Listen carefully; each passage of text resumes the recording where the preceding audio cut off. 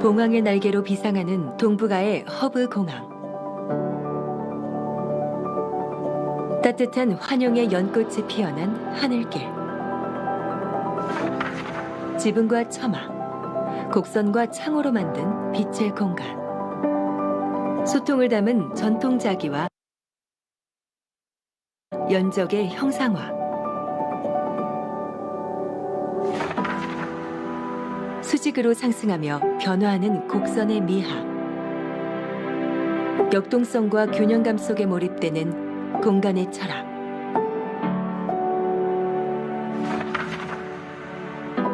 카스피해의 초승달로 떠오른 희망의 게이트. 경복궁과 청와대를 품은 장중한 아름다움. 메이든 타워와 쉐키칸 궁전의 독특한 형태와 패턴. 카타르 전통 모자 가피아 패턴을 담아낸 혁신적 창조. 물 위에 흐르는 베트남 전통배의 유유함. 미래지향적인 문화 엔터테인먼트의 결집. 히림 건축이 만들면 도시에 있는 랜드마크가 사람들의 마음엔 작품이 된다. 히림 건축, 작품으로 압도하다.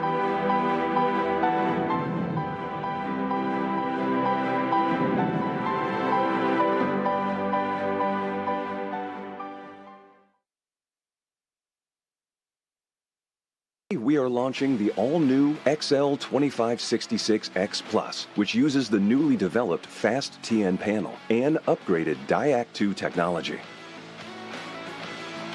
This monitor has inherited the XLX monitor stand design. It has incorporated industrial-grade bearings into the height adjustment mechanism, allowing easier and smoother adjustment to the exact desired height. The new monitor series continue to evolve, refining details to ensure players can perform their best consistently in games.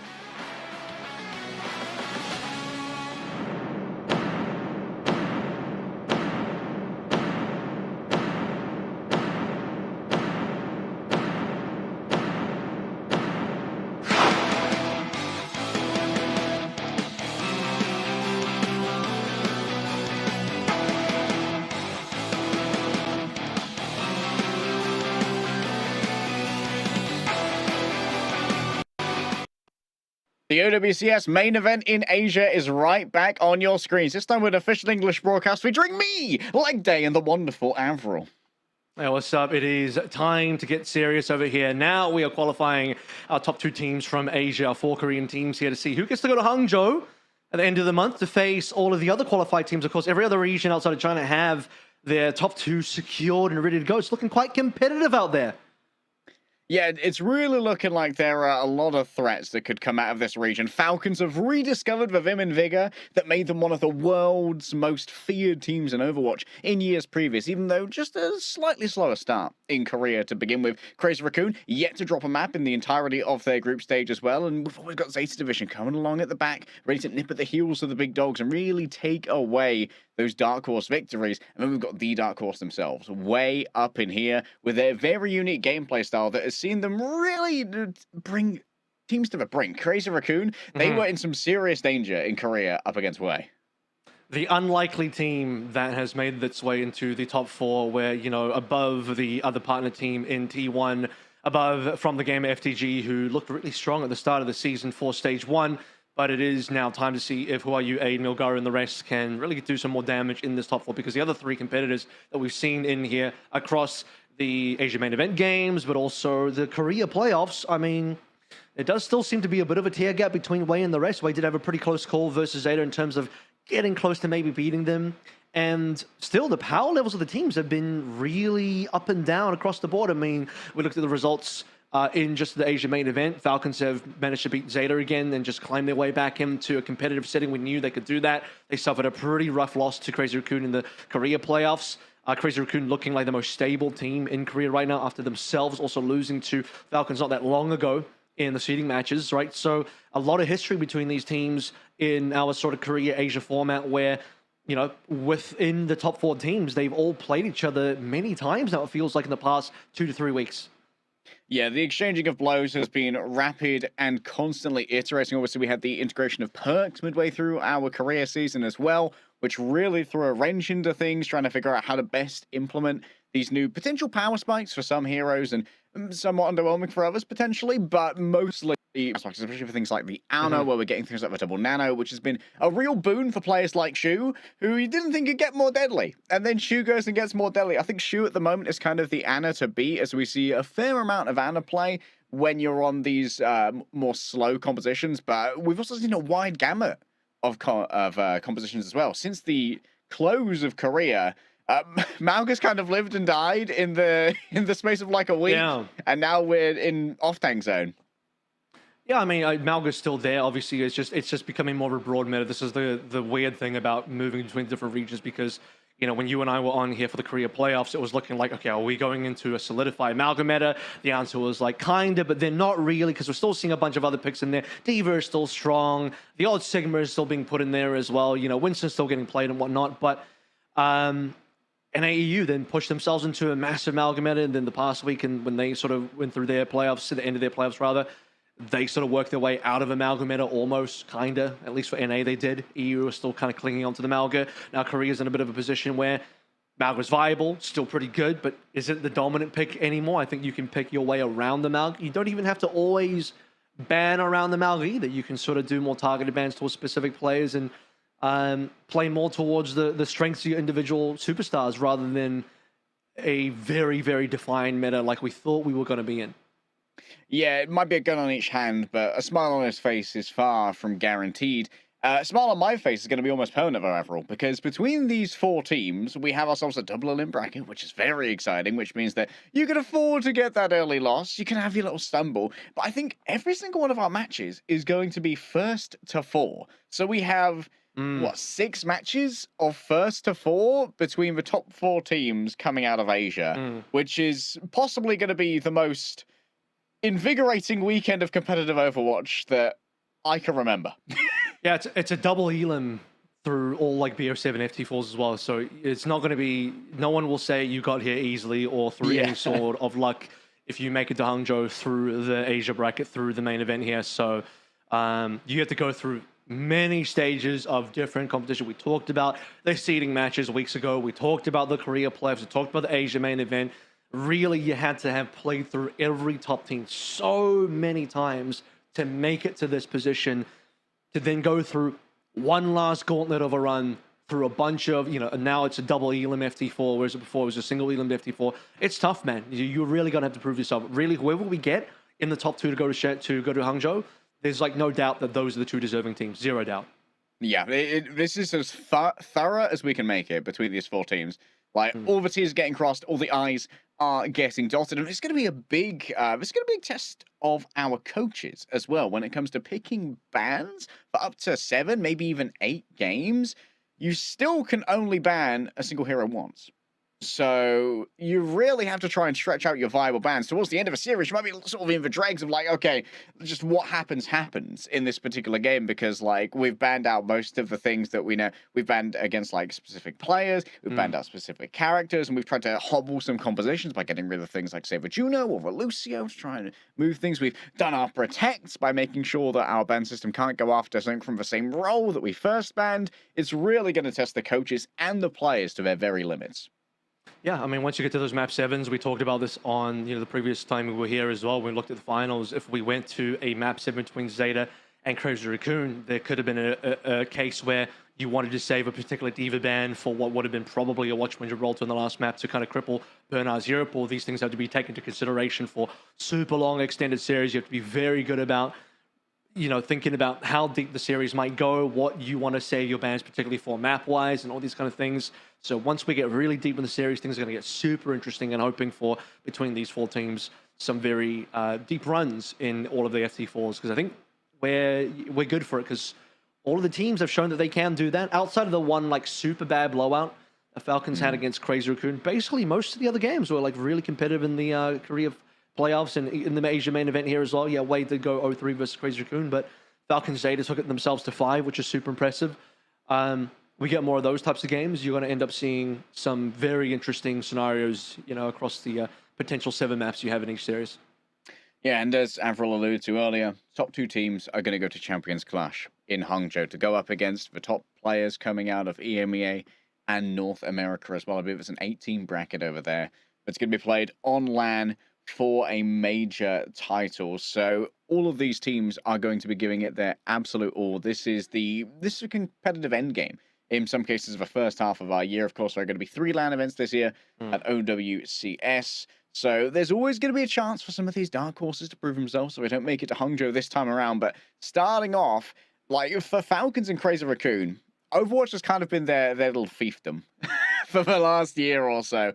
And extending their reign into a second year would be incredibly welcome for these teams to continue that dominance. We're expecting probably at least one of them to be going to Hangzhou unless there are some really strange occurrences. But honestly, this is anyone's bracket. Crazy Raccoon's the team to beat right now. If I had to put anyone at the top of the list for making it through to Hangzhou, I don't see Crazy Raccoon ending below top 2 here. That would be really crazy for them to not at least make a top 2. Although they have lost to Zeta and Falcons before in the same weekend. This is probably not the weekend where that happens. They might lose to one of them, possibly a lower bracket situation where, maybe the upper bracket final.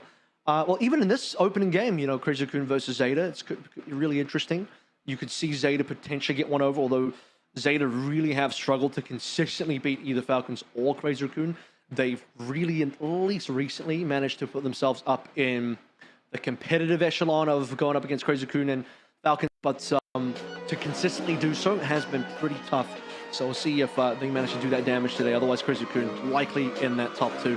As we looking through the schedule here and how we sort of managed to get here leg day. It's been a long run through the stage 1 for Korea, Japan, Pacific, into the Asia main event, and then finally, as we head now into the final weekend of the Asia main event, Champions Clash coming up. Yeah, of course, there are a lot of people who had to qualify over to our initial local series, our Champions Series of Korea, Japan, and Pacific. And of course, one thing that I've been chatting about with you, Avril, was I love how our font has been leveling up between different stages of the competition. Is look at how our standings played out. Of course, 99 Divine, Vortex Wolf, Varel, and MFC sent home. Unfortunately, they were representing Pacific and OCE, if I remember. Oh yeah, and Japan. I think Varel and Vortex Wolf both came from Japan. Big win for Varel, though, because this is one of the few times, I don't think it's the only time, I have to check the history on that one, but typically in the past between Japan and Pacific's their rivalry, Pacific has gotten over Japan. Particularly last year, I believe Pacific won every single time they faced off against Japan. This year, however, in Stage 1, Varel did end up beating MFC, which is very nice. Vortex Wolf, unfortunately, couldn't quite get as much done. But here we go. Asia bracket for the actual playoffs now. We're essentially doing a bit of a rerun of the Korea playoffs, but with a lower bracket this time. Yeah, it's going to be, with a lower bracket, everything can change. There is so much room to try and finagle your way into that final. So if you're not going to do the straight shot there, as you said, Crazy Raccoon definitely the team to beat right now. They're actually the team to take a map off right now, as they didn't lose any in our group stage, including 3-0ing Wei, which is a bit of a turnaround if I remember correctly. I think that they did drop 2 maps to Wei in our semis back in Korea, but I might be thinking of the Zeta division. Here's a look at our map pool as well. In particular, I'm going to be looking for Wei to go to New Queen Street, where they are the most untraceable, gaseous, nebulous team I have ever seen. They simply dissolve into the air itself. And of course, you can pick any game mode after our first control map if you are the loser. So you can definitely try and tailor a series towards your strengths. It will be a tough one for Wei, though, because they did lose their most recent New Queen Street. They had a really good performance on the map, as we remember, versus Zeta Division. Massive plays coming through from Maka on the Ana, but versus Crazy Raccoon just couldn't quite get any of that same success. They will be facing off Team Falcons in that second match, but it's the first one I want to zoom in here for Crazy Raccoon versus Zeta, where it's been a tough road for Zeta in their history versus Crazy Raccoon. They only ever kind of beat Crazy Raccoon for the first time this year, and it was only the one match as well, and that was in Crazy Raccoon's very rough weekend of the seeding matches, where they lost to both Falcons and Zeta in the same weekend. Since then, they've been back onto their winning ways. 4-0 FTG, 4-0 Falcons, 3-0 Vortex Wolf, 3-0-99 Divine, 3-0 away, and the only sort of hiccup there was the 4-2 win versus Zeta, and that was the grand final. Let's take a look at the interview though before we head in. 기존 작년에는 라쿤과 팔콘이 거의 확정적으로 메이저를 갔다고 생각했으면 이번에는 그래도 제타도 견줄만한 상대가 아닌가 생각해서 그냥 견제해야 될 팀이 하나 더 늘었다 말고는 뭐 딱히 달라진 건 없는 것 같아요. 견제되는 팀은 뭐 아무래도 팔콘이지 않을까 싶습니다. 팔콘 팀들이 제일 잘하기도 하고 만났을 때 제일 좀 쫄깃쫄깃한 경기력도 나오고 좀 재밌기도 하고 그래서 뽑게 됐습니다. 원래 팔콘 선수들은 잘하니까 뭐 딱히 별 생각 없고 웨이는 그냥 무시하면 될 것 같고 그리고 제타 같은 경우에는 뭐 최근에 들어서 폼이 좀 많이 올라오긴 했는데 다시 원래 알던 대로 딜러 폼들이 다시 돌아가는 것 같아가지고 딱히 기대는 안 되는 것 같아요. 진짜 이제 미친 생존력, 미꾸라지 같은 생존력을 보여드리겠습니다. 너네 슈초롱 잡고 싶어도 못 잡을걸? 이번 아시아 때는 좀 꾸준하게 잘할 수 있도록 많이 노력하겠습니다. 전승 우승으로 목표로 하겠습니다. 솔직히 저는 힘들게 이기는 게 더 재밌는 것 같아서 치열하게 우승하고 싶습니다. 저는. 수민이 형이랑 팀 생활을 해오면서 수민이 형이 되게 인성적으로 저보다 좋은 것 같고 이제 인게임에서도 좀 더 이제 약간 에임이 좋지 않나라고 생각합니다. 일단 저는 크레이지 라콘에서 일단 멘탈적으로 멘탈 코치 역할을 제일 많이 하고 있고 그리고 이제 저희 팀이 이제 힘들면 그때 다시 투입하는 느낌으로 하고 있습니다. 한 명 뽑자면 초롱 선수를 좀 약간 겉으로는 약간 멘탈 강한 척 하는데 속으로는 되게 열이거든요. 그래가지고 제가 그걸 캐치해가지고 케어해주고 있습니다. 맥스가 말로만 그렇게 하지 솔직히 도움은 하나도 안 되고요. 네. 솔직히 그 우승했을 때는 알고 봐서 재밌긴 했는데 그 팔콘이랑 경기하고 나서 뛰었을 때는 진짜 깜짝 놀라긴 했어요. 뭐 난입하는 사람인 줄 알았는데 알고 보니까 저희 감독님이셔서 되게 좋아하셨던 것 같습니다. 저희 팀이 힘들 상황은 없겠지만 아무래도 그런 위기가 있다면 이제 저로 인해 극복하는 그런 모습을 보여주고 싶습니다. 결승전에 가게 된다면 제가 다 부수겠습니다. 저번 연도에도 아시아 우승했듯이 똑같이 이번에도 아시아 꼭 우승하겠습니다. 너네 우리 못 이겨.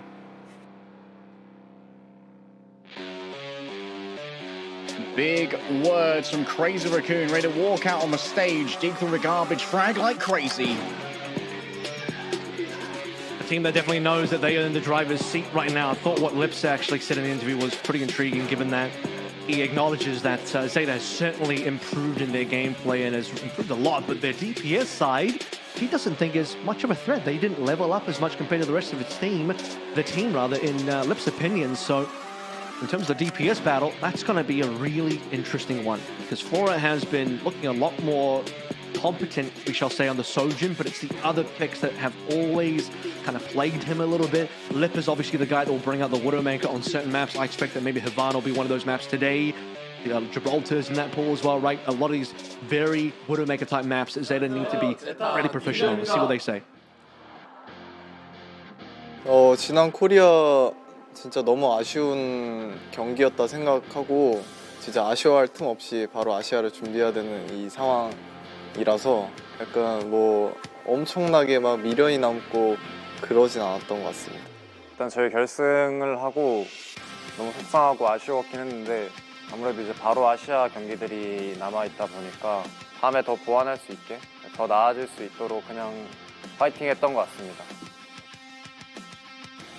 사실 제가 근데 그런 포지션은 사실 아니고 이 어머니라는 게 가끔 뭐 음식물 치우고 그런 거 해가지고 사실 어머니인 거지 제가 인게임에서 뭐 많은 걸 하진 않거든요. 그래서 약간 오해가 있는 것 같은데 제가 그런 역할은 아닙니다. 저희를 무서워하는구나 라는 생각을 했습니다. 자기들끼리 뭐 동맹하면 뭐 어쩌겠습니까? 저희가 무섭다는 걸 뭐 돌려서 말한 것 같아요. 마음처럼 되진 않을 거예요. 네, 저희가 올라갈 거니까. 일단 아무래도 이번 시즌에 이제 중국 리그가 새로 생기기도 했고 그래서 되게 항저우에서 하는 경기가 되게 좀 더 의미가 있다고 생각을 해요. 제가 또 항저우에서 경기를 해본 기억도 있고 그래서 좀 더 가고 싶은 욕심이랑 거기서 또 좋은 결과를 내고 싶다는 욕심이 큰 것 같습니다. 규시에 선수가 밥을 사준다 했기 때문에 그래서 대회를 뛰고 이제 이긴 후에 밥을 먹고 싶네요. 일단 저희 힐러 출신이 이제 O2라는 팀이라서 시너지를 이제 조금씩 이제 진짜 나오는 것 같아서 이제 또 O2 딜러들이거든요. 여기 둘이 또 그래서 출신지가 같은 이제 4명이기 때문에 시너지가 좀 많이 사는 것 같습니다. 요새 더. 저는 일단 개인적으로 그냥 자신감이 좀 많이 올라온 것 같고요. 뭐 많은 사람들이 딜러는 자신감이다 이렇게 얘기하는데 맞는 것 같고 그냥 뭐 자신감 많이 올라와서 그냥 쏠 거 쏘고 맞출 거 맞추고 해서 좀 그렇게 된 것 같습니다. 이번 아시아 때는 좀 진짜 후회 없이 재밌는 경기 할 수 있도록 많이 노력 중입니다. 이번 아시아는 저희가 다 이제 서열 정리해서 이제 결승까지 쭉 갈 수 있도록 하겠습니다. 제가 다 머리 맞춰서 다 죽여버리겠습니다.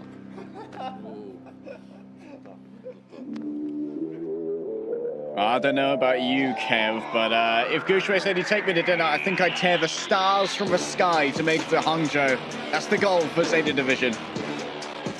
Two members that, as mentioned in the interview, used to be in the Hangzhou Spark, but more interestingly as well, you know, the O2 Blast was brought up, probably the most famous contenders team of all time, especially if you're a real Overwatch head. If you're a real Overwatch Esports head, you know O2 Blast was the team to beat, and many members actually across not just this team, but all three of our last partner teams. Wei is the only one that doesn't have an O2 alumni in the team, but all three between Falcon, Zeta, and Crazy Raccoon all have those O2 guys, and this is now an O2 backline between Finn and Violet versus an O2 tank line of Max and Junbin, plus also Heesang on that DPS side for Crazy Raccoon. But as mentioned, Harry, it has been a bit of a rough one for Zeta in their history against Crazy Raccoon. Have they leveled up in time to take down Crazy Raccoon? Because right now, yeah, I said it before, I think this is the team to beat. This is the team that is currently in the lead for me. I need to see a very competitive series out of Zeta Division. If they don't win, but if they do win, things are going to look amazing for them. They might just make it to Hangzhou if they actually win this match. Some might say best in Korea, best in the world. Crazy Raccoon. Definitely. Actually, it's a little boober on Shumbin's finger there in his picture. Poor lad. Oh, well, it's fine. I'm sure everything's okay over there. Zeta Division are going to be starting with Alfie and Flora in place of Pelican, but Bernard is going to be a real mainstay for this roster. And, well, the off-tank implications have continued to roll forward for this player. I think we start to get a bit more of an understanding of how the substitutions work between both of the teams. We already kind of understood that in terms of where Zeta's substitutions were. Okay, Alpha plays map 1. He'll play any map where fire is going to be super relevant, so the flashpoints and the controls. And then Pelican's going to come in for every other map. Over on the Crazy Raccoon side, Chumbin and Max have actually trading a little bit more play time than what we saw earlier in this stage. Before the playoffs of Korea, we didn't see like Max a single time. Now, I think he's the dedicated swap-in on Junbin for both King's Row and also Havana, and possibly a couple of other maps in there as well that we haven't seen yet. Rialto comes to mind. I think that would be a brilliant Max map for the same reasons that he would be brought into play on Havana. Sigma is the hero that I'm thinking of. That's going to be a real specialty for Max, but also, as we've seen in the Asia main event, he's expanded his hero pool. I'm not expecting Max to really perform well on super high-level Winston gameplay or ball gameplay, what you would expect out of Junbin. He has it in his back pocket if absolutely required. It'll just kind of have to do, I guess. If Harbin can make it work, then Max is going to have to make it work in very unique circumstances where he is in, but certain bans might affect his hero pool, or maybe, you know, we'll just see how the maps kind of play out and how the strengths and weaknesses work towards the different teams. Lijiang, Harry, is picked by Crazy Raccoon, which is a ball map, but also a fire map for Alpha E on the other side. Yeah, this is, I'd say, a standard pick for Crazy Raccoon. Very much universally lauded in our control pool. This is where ball's incredibly strong. Maybe trying to get that ball ban out of the way early as well, because you've got to think about how this is going to be implicated in terms of how bans work out. Maybe you go for a tank ban first to try and take that ball ban off the table here. And one other thing, while we're talking about Max, that he brought up in that interview is how he's kind of like, he's a bit of a mental backbone for the team. So a perhaps team psychologist. Yeah, so if the team is having a bit of a rough time of it, maybe we'll see Max come in. And that might be why we saw more of Max in our playoff bracket after Moon, kind of, according to our players, blew his top a bit after that disappointing week. They talked about how angry Moon was after the seeding week.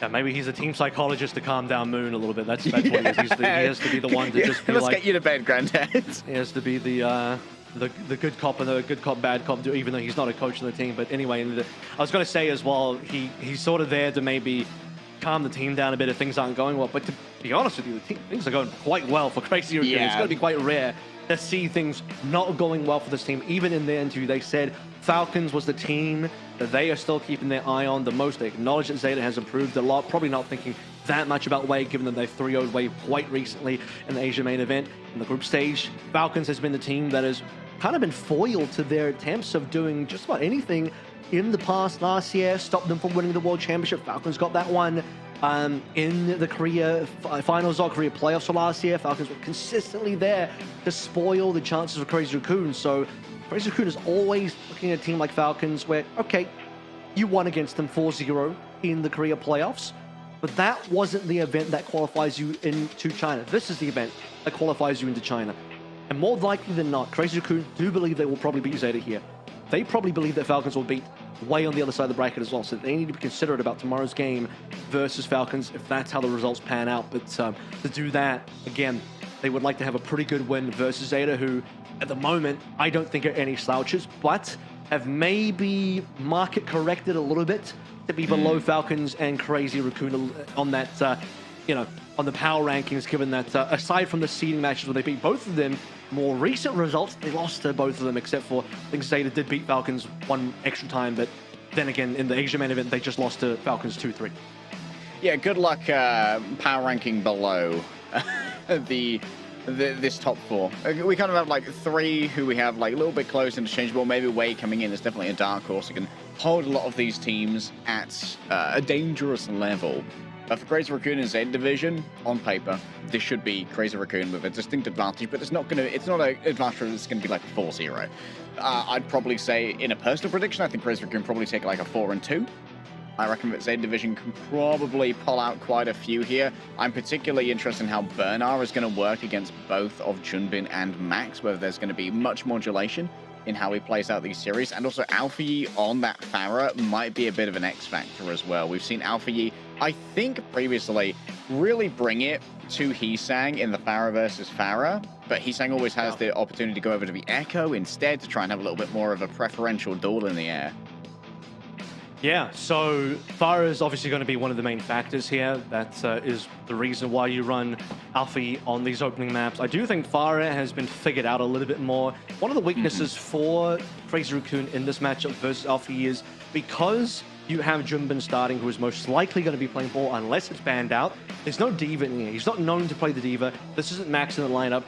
Mostly we have seen a lot of off tanks start for these teams outside of the control map where, Junbin's definitely going to be there. He's also the main starter for Crazy Raccoon on most other maps as well, outside of Kings Row and Havana and probably Rialto. But when you look at other teams, Hanbin's the only tank on Falcons. Bernard's the only tank on Zeta. You have Milgaru and Pepe on Wei, but Pepe is by and large the starter over Milgaru, except for maybe the map 1. Although that is maybe a little bit more contentious now because we did see Milgaru play a few more maps in the group stage.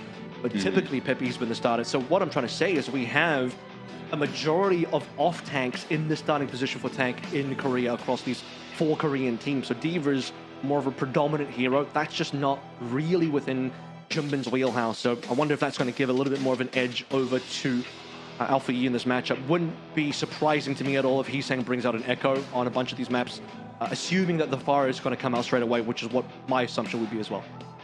Of course, we are live from the WDG Arena, so we are going to be seeing plenty of placards and art from our live studio audience. And also means we'll be able to see some of the things that the teams are distributing as well. There's a nice Crazy Raccoon's towel there. I think is that a stork or a heron? My ornithology is not caught up on cartoon birds, unfortunately. I haven't studied up for this one, after all. So I guess I'm going to have to talk about the teams some more. Flora, I think, has definitely had a resurgence this year. Guys, looking kind of crazy over on the Sojourn. But one thing that we're going to be definitely looking at here, in particular for this matchup, is Flora's willingness to go over to the Widowmaker. We've seen on Havana there's a consistent issue where Flora can often feel a little bit less comfortable going to the Widow, whereas Lip is always happy to go for that Widow duel. Flora more likely to head over something like an Ashe if they want a long range, more like pure hit scan option. I would challenge even the Ashe. I don't think he's even that comfortable going to the Ashe. I think he wants to play between a Soj and a Cass, and beyond that, his hero pool drops off pretty significantly. I've seen him go over towards the Ashe, but I've also seen him move to the Ashe and very quickly move off the Ashe after not being able to achieve too much on that particular hero. And that's a real weakness in the hit scan pool against every other player, basically, because you have a bunch of other hit scan players here, and even flex DPS players, as far as we're talking about Stalker, and probably mostly Stalker now because he's more filled that hit scan position as the flex DPS as well. These are all other players, Aid included, who are more than willing to play over towards the Ashes and the Widowmakers. Maybe less so Aid, but certainly more on the other side. We both Proper and Stalker happy to play Ashe, happy to play the Widowmaker. Lip obviously happy to play either of those picks. Flora, less so. Sojin is going to be, I think, a pretty high priority ban as we move forward. I think once you get towards maps, particularly maps where maybe the Widowmaker is going to be a little bit more sought after, if Krasu can pull out a Widowmaker, or rather a Sojin ban, that's going to really negatively impact Flora's hero pool, because I don't think Flora's going to be comfortable in the long range hit scan at all.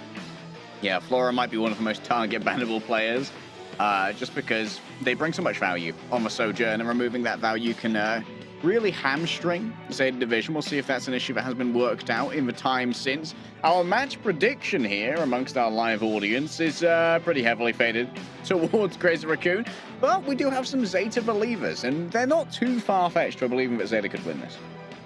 Zeta have come close. They've come not only close, but they have beaten Crazy Raccoon in the past. It just feels like that one game they beat Crazy Raccoon is just the one time you can cling on to if you're a big Zeta fan, if you're a big Zeta believer. And we just need a little bit more. We need a little bit more evidence. We need to see a little bit more result. And I do think they probably could have taken us to a map 7 in that grand final in Korea just a couple weeks before, Harry, where that Lijiang tower, really winnable by Zeta, and they just barely missed out. Now, look, do I think their chances of winning the entire grand final, even in the map 7, were extremely high? Still not that high, given that I think, you know, Gibraltar is still going to be a very Crazy Raccoon favored map, and that's where I predicted they would have gone to in that map 7. It's tough because Zeta, they are so close to being a team that is capable of consistently being at the level and maybe beating some of these other teams, but you're still barely missing out. It's just this tiny edge, maybe a couple of percent. In the racing world, they'd be missing out by, you know, tenths of a seconds in some of these laps, but that's all it takes.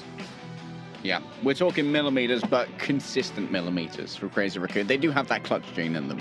That much is for certain. Like, when you need a miracle, Lip, he puts on his Jesus hat, you know? Bro is often ready. He's going to turn that water into wine. He's going to turn fish into food for thousands of people. But for Zeta Division, all you've got to do is make up those inches, those millimeters. You can win maps. You can win fights. So you can win the series. Just needs to be a little bit cleaner. And you've got to not let Crazy Raccoon find these like 3v4 situations where often their teamwork and their mechanical prowess will allow them to win out in places where maybe they're not as mathematically favored. Just remember as well, Zeta haven't been to an international event yet. I mean, outside of the Asia main event, I'm talking about the actual majors, any of the DreamHack events.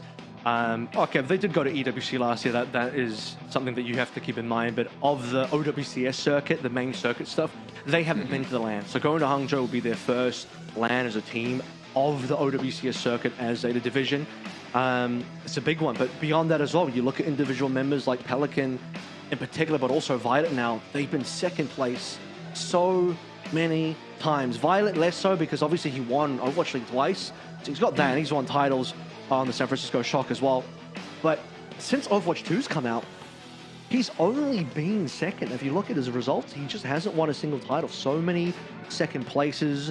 If I count them now, it's like, you know, second place Mitsu's Madness, second place Summer Showdown 2022, second place in Mitsu's Madness again in 2023, second place in the Grand Final in 2023 as well versus Florida Mayhem, then last year on Zeta, second place in Korea Stage 2, unfortunately, second place in Soup Cup Final as well, the Invitational, which isn't even in the OWC circuit, but still a second place once more in our Korea Final that we just looked at 2 weeks ago. And for Pelican, he's only got second places, unfortunately. He actually only has second place. He really now is like the new Carpe. Carpe is at least, you know, he's left Overwatch. He won a first place despite being on the bench in a separate game, in a separate esport, and that's fine. But Pelican now, he's stuck around. He's been around for quite a long time, and outside of being on O2 Blast and being contenders and being Proper's teammate all the way back when, he hasn't won a title in the tier 1 of Overwatch Esports. He's looking for that. He desperately wants it. Tried to become a new Carpe, unfortunately. The curse must fall on, and perhaps it fell upon Violet's shoulders. I mean, Bernard also, I believe, got second at the last ever Overwatch League Grand Finals with the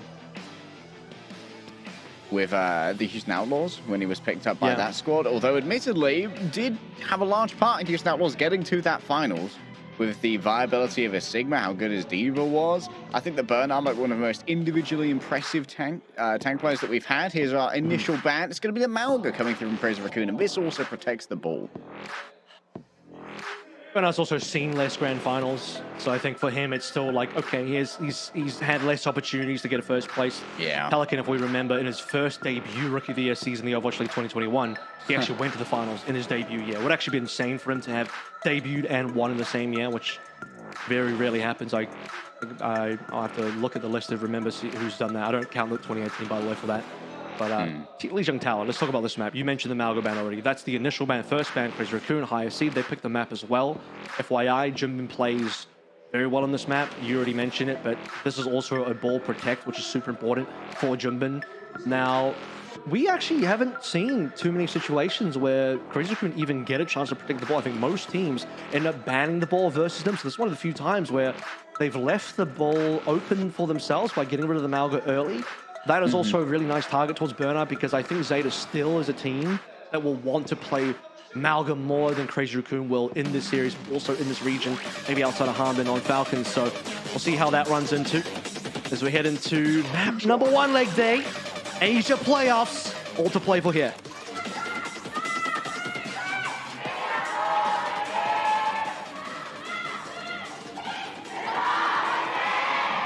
We lock into our first match. Our crowd is ready to go, and I hope that you guys watching along at home are feeling exactly the same. You know exactly why that Torb was banned. The double builder composition can often come out on these maps. It's going to be Bernard coming out with a hazard first, though.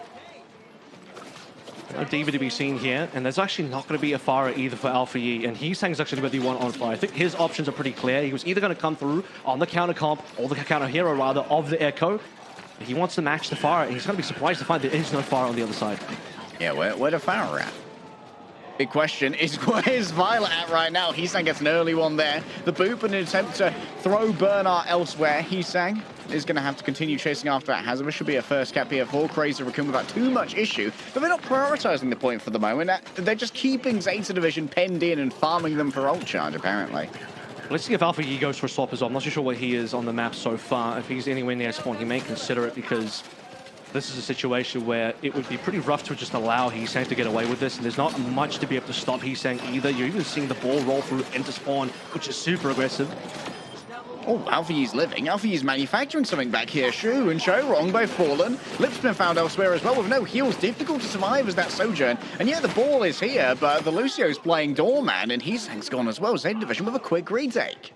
Yeah, it seems like maybe Crazy Raccoon just got a little bit too aggressive there. Decided to go all the way in towards spawn.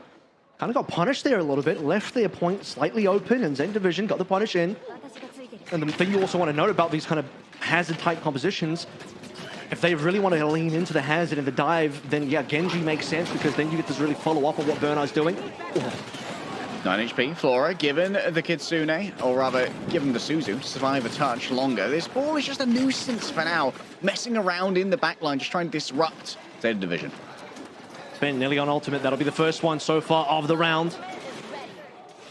Here we go. He's just holding it for now, because Crazy Raccoon still not in position to push.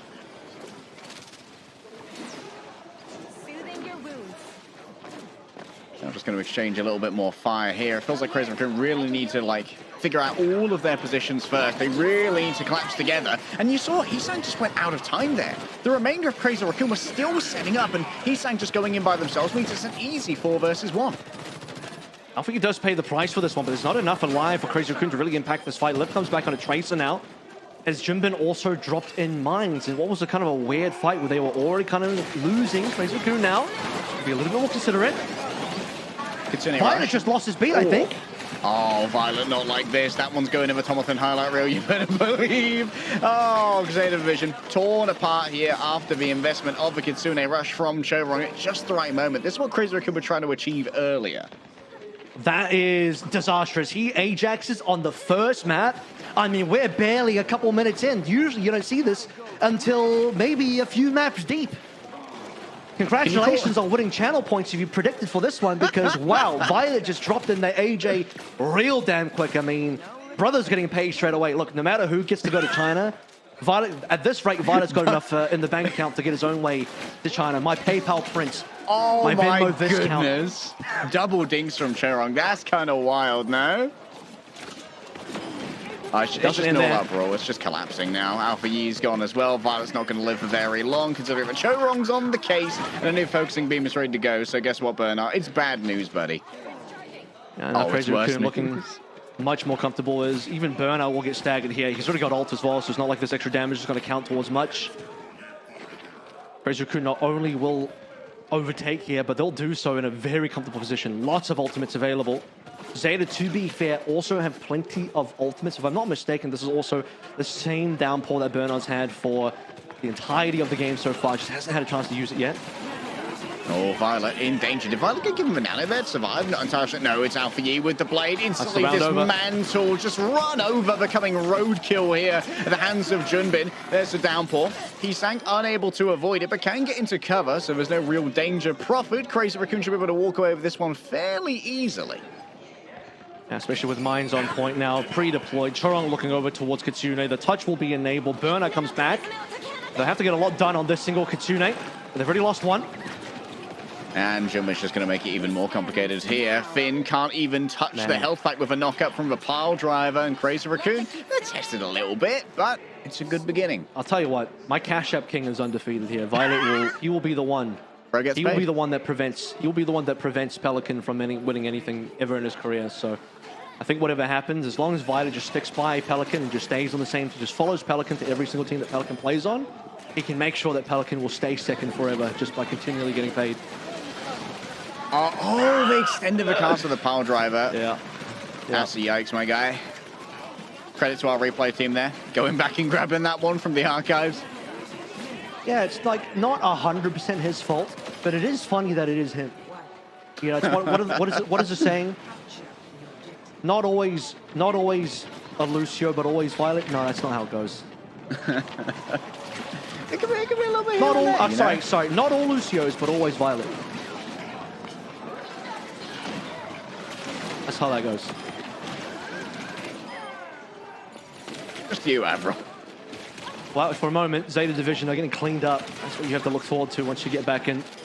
As Alpha E will start this round off on the Tracer as well. So will Lip for that matter. So we've got double Tracers both sides. No Genjis we've seen so far. Flora obviously not going to be giving up the Sojin. That's another key differential between Lip and everyone else is the Scam players. He's the one that's capable of playing over to the Tracer, being a little bit more flexible. Flora, Bernard, Finn, all eating pretty large. Bionays locked up in spawn for the most part here. The Shu is going to be the one first on ult if nothing changes as we move through for the rest of this round. It's looking comfortable, man, for Crazy Raccoon, because Zeta Division, you have to really even make it past the bridge. All right, I think I'm back now. Flora, big rail, ready to go. With Crazy Raccoon already in control, that could have been a big assassination boot right there. Heesang just tracking away with that focusing beam, getting Bernard low. It's going to require some tender loving care. Oh, he gets the beat down. That's our king right there. Only 4 players are given it, though. Finn actually misses out on the beat. Junbin's in a he might be off map. slightly troublesome situation, but it's okay. A little boost of verticality before being sent down to a briny depths by Flora with that fully charged rail. Crazy Raccoon, though, still have a little bit of point control here. It is going to be touched at, tickled at around the edges by Alpha Yi. There's just no resources left for this fight. They'd have to reset right now. Finn's still in. Okay, he's got a Kitsune. Does he have enough players? Because I don't think Bernard's here. Yeah, Bernard not being here means too little space to try and just grab arrived. on the point.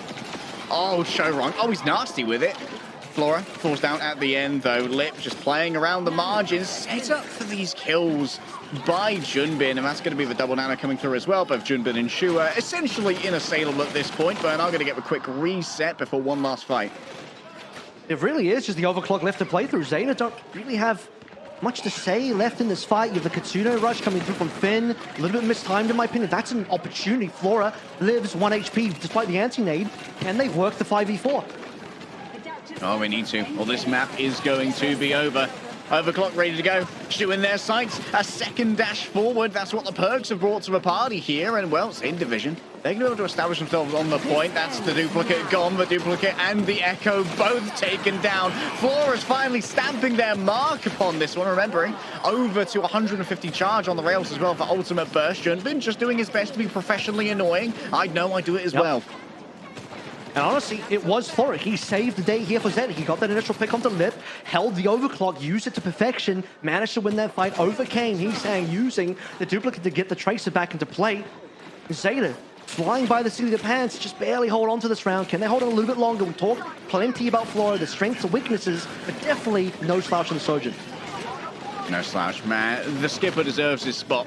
That much is for sure. Junbin eating a lot of damage here. Is going to be able to pick up 2 megas. This is, of course, a very mega-rich area. Alpha Yi playing a little bit further out here, just playing some peel for the back line. Chorong in so much danger. Surely they can finish him. Indeed, they can, but Shu makes them pay. Taken out in their own right. Wait, no! The self-nano for the damage reduction. It was good thinking from Shu, but in the end, the damage was too much to bear. It's Tracer versus Tracer with the help of the Kitsune rush. That faster rate of fire makes Alpha Yi so dangerous on this character. Lucio has come in. That's Chorong over there, a prince of Lucios. Still, Burnout doesn't respect royalty. This guy's a bit more of a federalist. The ult, yep, has to come through, surely. No Ajax this time, I do imagine, as Violet's just keeping all of their angles sorted. I wouldn't say it has to come through, but he's thinking about it for sure because things were getting a little bit dicey there. Note that it was a 3 versus 3 after Violet went down. Double backline traded. Chorong will shoot down. Now the tempo beat. Chorong has to live here. Just has to wait a little bit. He can counter with his own beat. Every time he beats, I shudder a little bit. This time came through well. Heesang chasing this one down. This is what's great about having 2 world-class Tracer players on your team. For the side of Crazy Raccoon, still Heesang at the moment pretty attentively covered by the D.Va. That defense mage is getting too much in the way. Bernard's lost their mech. Violet's gone as well. Down into the koi pond. That's not very environmentally friendly of Heesang, I've got to say. Finn brings out the Kitsune rush. Can it get much more than this, though? Flora's going to have to be the one and only to try and turn this one around. Oh, Lip gets the chase down there. Junbin flips it around, and now it's in control of Crazy Raccoon. A touch is going to be very difficult to come by, but Bernard gets it done. And that's plenty of HP to try and play with here to keep this one going. But Lucio in danger. Chorong comes in with the punch onto Violet. But guess what? Alfie's going to be coming back as well with a pulse bomb. You can put it onto a very vulnerable member if you can find someone in the backline like that Shu, who's currently playing on the bridge. For now, though, Alfie has to stick on the point. Keep this overtime ticking on over. Things are getting more and more stressful. Let's stick onto another Tracer. Is that Zest I see before me? Alfie doing his best cosplay. There's almost a full cap here for Zeta Division, but Crazy Raccoon is still just streaming back in. There's so much attention going over onto his backline, but Shu is well on top of it. That's going to be a nano coming through onto Heesang. Still far away from the EMP, but doing plenty of damage to that tank. Shu keeps it alive for the team right now. The nano's good. It's allowed Heesang to get the damage done and surviving. With no more remake available for Bernard, the final death knell rings. Zeta, they held on for so long. They tried so hard, but I'm not going to say it. In the end, okay, I'll say it. In the end, it didn't matter, did it? But as Crazy Raccoon had the nano there. Shu even posthumously on the final death, I want to say. So he respawns, comes back with the nano, but the final death, he even lands asleep onto Alpha Yi to allow a continued 5v4, a continued player advantage for Crazy Raccoon. Really, it was Alpha Yi's singular pulse bomb onto Lip that evened things up for Zeta Division ever so slightly, but they just still lacked the firepower at the end. They had no further ults coming online, couldn't quite secure kills. Flora did as much as he could on his overclock, and really, we rely on Flora sometimes on this team on Zeta Division when it comes to Sojourn play to get the job done. After Bernard gets demecked again, after Violet goes down again, after the overtime wick has been going for so long, you even get off for half a second, it disappears, and there's just nothing left in the tank. Nothing left in the tank right there. Crazy Raccoon take away our first map. We will see you after this break.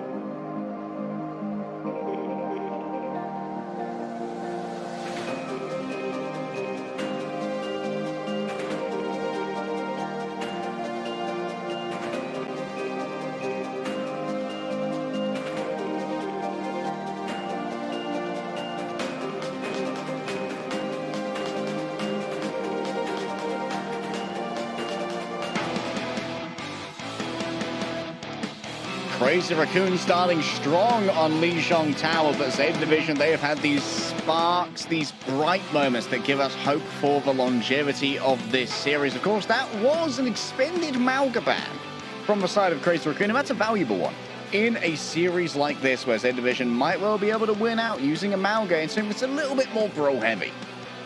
But Amalga is not going to be viable on every map here as well. And I think there's a deep enough map pool, as you can see on screen, that we can just see Crazy Raccoon take us to non-Amalga maps, although it is, of course, Zeta's map choice right now.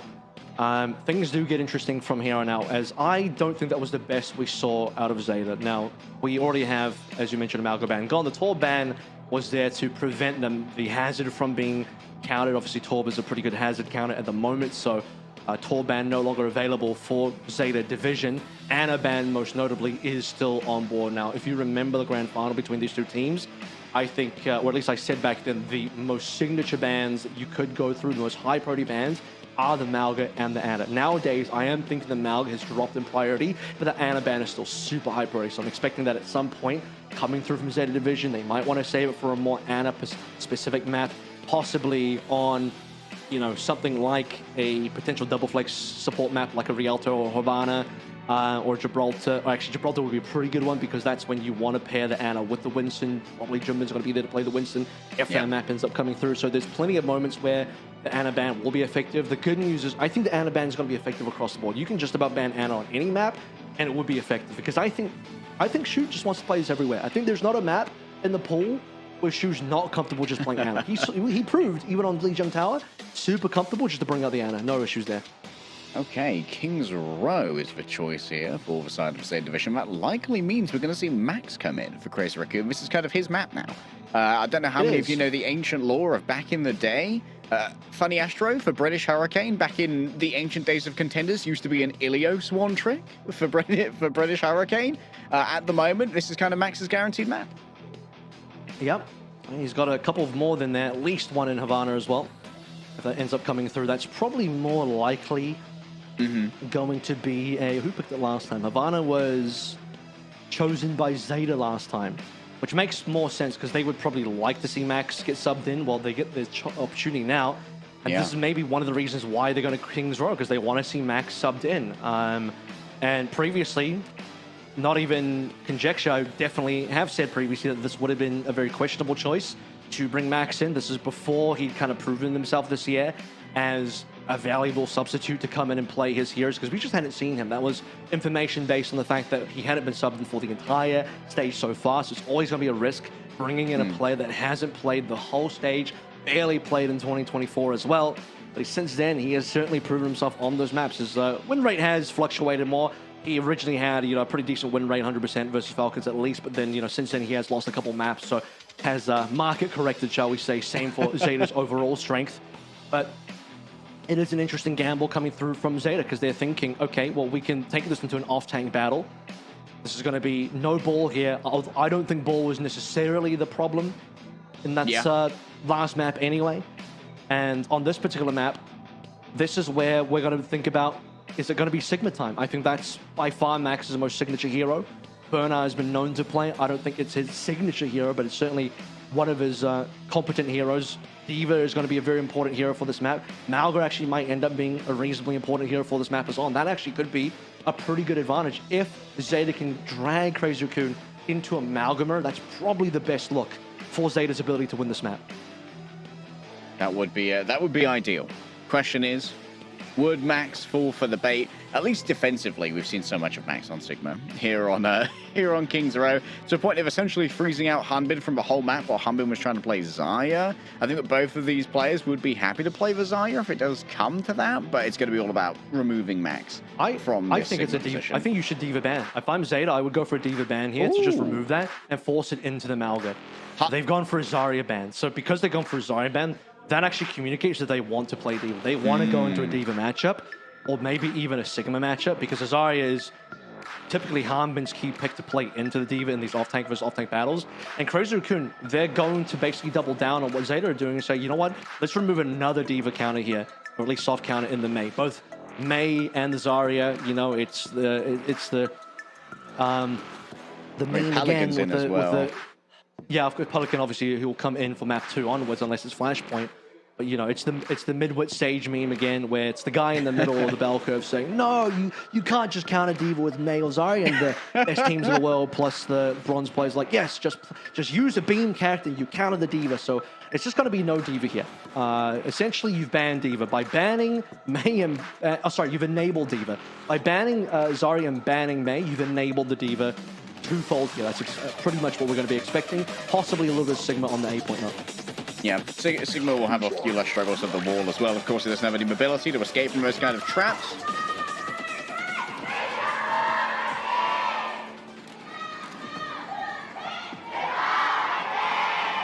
A defensive Ash here from Lip as well. That's interesting.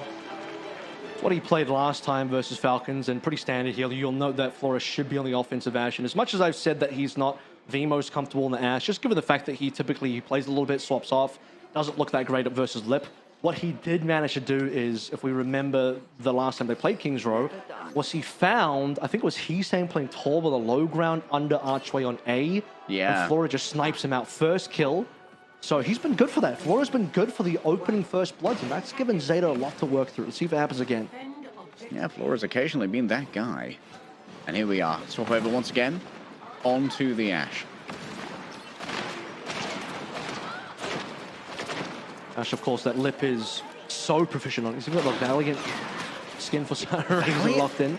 That's not one I've seen him. That's not one I've seen him locked in. The best part about that is with the Jade weapon skin, he's locked in the old Valiant colors with the new Valiant colors.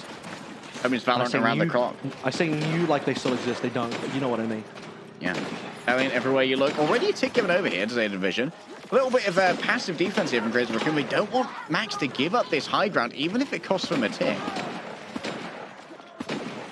Trying to force Crazy Raccoon down to give up that high ground. Pelican's going to go for the flank. Okay, this actually might be a kill. It is. And if you remember the Falcons Crazy Raccoon game, Proper tried to do the very same type of plays that Pelican did and was just shut down. Burnout, or rather, there was just no Max there. There was a follow-up by Burnout with the defensive matrix covering Lip. They are getting punished a little bit here. He seems to do so much damage.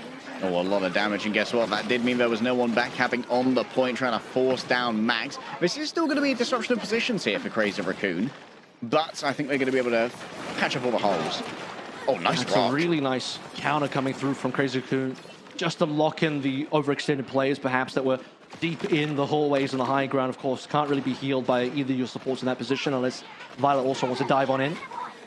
Speaking of which, ultimate's coming up. Violet is not that far off, but Shu is first up on the Ana. The copper death there.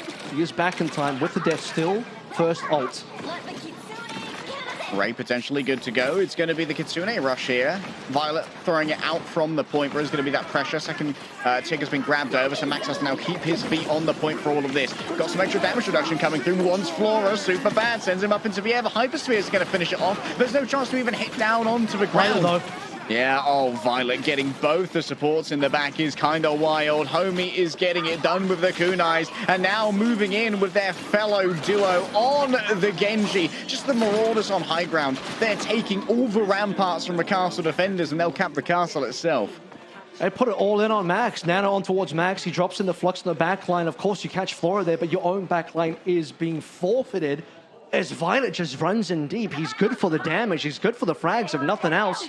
Kitsune Rush puts that one in there. Very hard to Ajax from that one, although it is possible. Violet killing both Shu and Strong. That's double supports down. So Shu, who was invincible on this 8-point defense versus Falcons, is bested a couple of times here, allowing Zeta Division now to push on through after dropping in double support ultimates. Of course, Chorong missed out on finding the rally in that fight.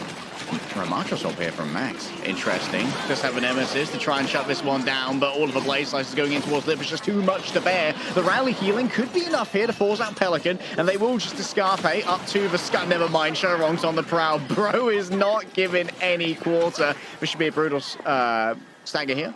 Onto the small Diva.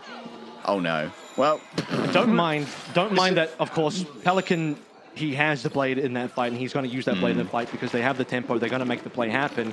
But you also have to read the fact that what was the support ultimate not played in the previous fight? It was Chorong. He didn't get a chance to use the rally, didn't have it built up. Zeta Division have to kind of know this. It's kind of the perfect ultimate just to counter the singular blade from Zeta Division. And obviously, you talked about the Max swap as well. The Ramatch is one of the few other heroes available, given the bans that we have between Zarya and Mei, that can punch through that defensive matrix to give Burner some issues on the Diva. Trying to minimize Bernard's value. Bob, though, it doesn't even reach the wall before Lips already opened up the fight by taking down Pelican. Finn down to a singular point of HP, and guess what? Crunched out here. Chorong goes a touch too far. Caught by a quick melee there from Flora. Hisang grabs the last, and well, that's curtains. Now they're just the ultimate spin cycle of Crazy Raccoons. They're just going to keep rotating on through. It's going to be Shu and Hisang next, and Max a little bit after that for the follow-up if needed. In the division, double support ultimate. So this is where things are strong. The double support ult between Kitsune and also the orbital ray at the same time is tough. Crazy Raccoon, likely, if the Zeta Division pull trigger too early here, just back on out. If they can just exit, disengage from the fight, they'll get a pretty nice advantage. Okay, one anti given over. That was onto Bylov. I might have actually been taken out early by a Suzu. Double Nano coming through. Nano Blade, it's an old classic. Is the TP ready to go? Violet doesn't have it. That's two frags coming through from Hisang. And once again, the spin cycle. Round and round we go, Kev. It's going to be harder, though, because Crazy Raccoon, they're kind of double ulting every single fight. They just have the rally now coming up online, which is Zeta Division. They still have that double support ultimates, but again, we're looking for distance here for the double support ultimates. If they are forced to use this too early, it's going to be terrible. They do not want to see a situation where Zeta have to ult out a spawn. Lip's going to check them, dropping in some very considerable damage, actually. Needs to be shut down here. Zeta have to do a better job of pushing Lip out. And another situation as well, you see Flora off the Ashe onto the Sojin, as I've previously mentioned, doesn't want to stick on the Ashe for very long. I mean, the second that they don't have two ultimates up, Crazy Raccoon just make it so that every single inch is an absolute battle in the neutral, with Lip just throwing down so much damage from long away. And that's kind of what you need to do when you're down on ultimates. You know you're down on ultimates, the other team has been banking, so you get a little bit aggressive, you want to make it costly for the other team, you make it super costly here, and Vin just says, Violet just says we're going to go anyway. Oh no, Violet's already gone. He's so managed to find that one. Yeah, it's been traded out for Chorong, but Pelican can't survive. The healing's simply not there anymore. He's just tracking down all of his targets right now. Flora's making that a touch more difficult. And we've got the big old Ramatra Bug A pose here from Burnout. It's distracting, you know? It's a sideshow. And this is the thing for Flora. He goes back to the soldiers, just tried and true. This is the horse he rode on all the way through stage one. It's the horse who's going to take it through all the way to the grand finals, if possible, to beat Crazy Raccoon. And that's the key factor. Even without the overclock, he shows up big. No supports, no problem for Flora. As long as he's at least a little bit protected with Burner on the front line now onto the Ram, Flora got it done. Bob sent in. It's on a corner. It's going to do a lot of damage here. Finn's beam is already leaving behind the remainder of Z Division. It's go forward or go home. Chorong taken down by the focusing beam. Out comes the blade, a nice iframe there instantly into the Ramatra, and then using that form as well to get that damage reduction. It's going to be difficult. It's going to be brutal actually to try and go up against this double Ramatra and Nemesis form. Even with the annihilation on top of all of that, it's unbearable pressure. In overtime, Zeta camp. Yeah, they just pushed down Shu as well, making sure that the Nano wasn't going to come through on this fight to keep Maxim up. And now Zeta, limited time to get through here. It's all about max distance now. Not expecting a map finish at all. If it is, it's going to end up being in the OT, and would probably require rather a Crazy make a couple mistakes. But if anyone's going to do it, I'm actually looking mostly at Flora now. He's been the savior for the team in very rough situations. He might be able to do it again. A preemptive Suzu was all that was needed to try and mitigate that flanking Ana pressure, but in the end, she was already managed to find one third party onto Pelican. He's going to be walking away here without too much off the back of the Nano, but still a 1-5 for Crazy Raccoon. But still a reset, right? The reset's important. All you do is force a reset onto Zeta. Time is just going to run out. Flora's going to pop the overclock. Can he find something here? Maximum burst potentially off that Purg. 150 charge in the rails can be real Chorong should have died. Oh. Chorong should have died. Oh. I mean, you look at where the pixel was placed and he was off by the slimmest margin. That is a tough shot that is going to be playing in Flora's mind. Crazy Raccoon, by the way, you see how much they respect Flora's rail now. They all spread like a flashlight in the night, walk into the kitchen, you turn the lights on and, you know, all the bugs just scatter across the floor. Everyone is scared of the floor rail, the 150 rail here. And honestly, Chorong probably should have been tapped in the head there, and Flora would have gotten the one he needed. Just a singular kill allows Zeta to then be able to snowball through potentially to the end. Even if they don't cap out the map, if they can just push the payload to the end of the map, that may be enough for them to set up a good defense on their own defensive side once we swap sides here. But not getting towards the end is going to be a little bit costly, because as we unpause, the situation is as follows. Violet has a Kitsune Rush. No other ultimates coming online in any short order for Zeta until maybe Finn in the OT, and I'm talking probably deep in the OT, finds a orbital ray. Not before Chorong gets it though. Crazy Raccoon will have their turn very soon. Chorong's not that far up, about 21% off the orbital rate, which is, by the way, another reason why if Flora gets that kill in particular, slowing down the orbital rate charge would have been very significant for Zeta's opportunity to win this map. And I don't think he's got a secondary rail then. No, he's basically out of the ult. I think he's mostly done. He's basically out of the ult. He might now. have one left. But I think Chorong is going to be able to hide behind the corner before the next shot comes through, even if Flora gets a shot, and he's not going to find an angle. So yeah. Chorong very lucky there, but also Flora probably kicking himself a little bit for missing what would have been the critical shot to allow Zeta to cap out the map. It would have been quite the boon for Zeta Division. Maybe Crazy Raccoon counting their lucky stars. A bit of a straight strafe as well coming through from Chorong. Not the most evasive of Juno maneuvers, but sometimes just want to get into cover as soon as possible. Ideally heal up for Violet to get value out of his Kitsune Rush. Would love to see it go down towards the goal after that second corner, but maybe forced to be put in a position where it just goes down that kind of like that first thoroughfare, and you can't fight into it as long as you can. Here's our pause. Resolved. Yep, overclock is over. Well called. Shoes managed to grab Finn. Oh, well, this fight could be chalked already, but he's actually gone too far. Loses the LOS, and now it's going to be the go time. Hit over from the side of Violet. Lots of healing can come through from this as well. And Flora's going to be able to build up quite a bit of rail charges bursting through these shields, and thereafter the Ramatra as well. Shu under pressure, and now lit in the sight lines of Flora. A well-placed headshot could get them cowed away for a moment. Relieve some of that pressure on the remainder of the team, but that's going to be the beam coming on through. That's Chorong striking first. This forces a disengage from Z Division, and now we're going to have to walk on through again to actually try and get the touch, but Pelican! Oh, Pelican was left behind. The assigned last man hunted down by Shu. That's the touch. That would have been the touch. Pelican had to go for it, but this is, like I said, without that one kill coming through from Flora, they don't deny the orbital ray. They themselves have a single Kitsune Rush to play through, and then nothing after that. As we saw as well, Finn just slightly too far away. He needed more time. It would have been deep into the OT for him to get it, and it requires him to continue the touch. With Pelican going down, certainly not possible. They don't have a Tracer. They don't have a dive tank. It's Burner on a Ram. and not enough left from the tank to be able to push on through. I don't know if this is enough distance for Zeta. Really, they rounded the payload around the final corner, but that entire straight stretch on King's Row is super important, man. Like, you need all that distance, especially versus a team like Crazy Raccoon. And I think the only real shot now for Zeta is they kind of need to force this into an OT cap for B, so that Crazy Raccoon have minimal time on C. So you want to put Crazy Raccoon under the same circumstances. This is assuming they don't just full hold A or hold B somewhere. This is assuming that Crazy Raccoon are definitely going to push to the end, which I expect them to. But if Crazy Raccoon push to C, they can't have any good time left. It has to be 1:30, which is the minimum time. And then Zeta just need a couple of good resets there, and they can still win this map. It's winnable, but not nearly as winnable as they would have liked to have had it, and not nearly as winnable as it probably should have been. Yeah, we're looking for a repeat performance here of that B hold, which we saw drain so much time away from a side of Zeta Division. Like, they had to cap second in overtime after getting like 1 or 2 good fights.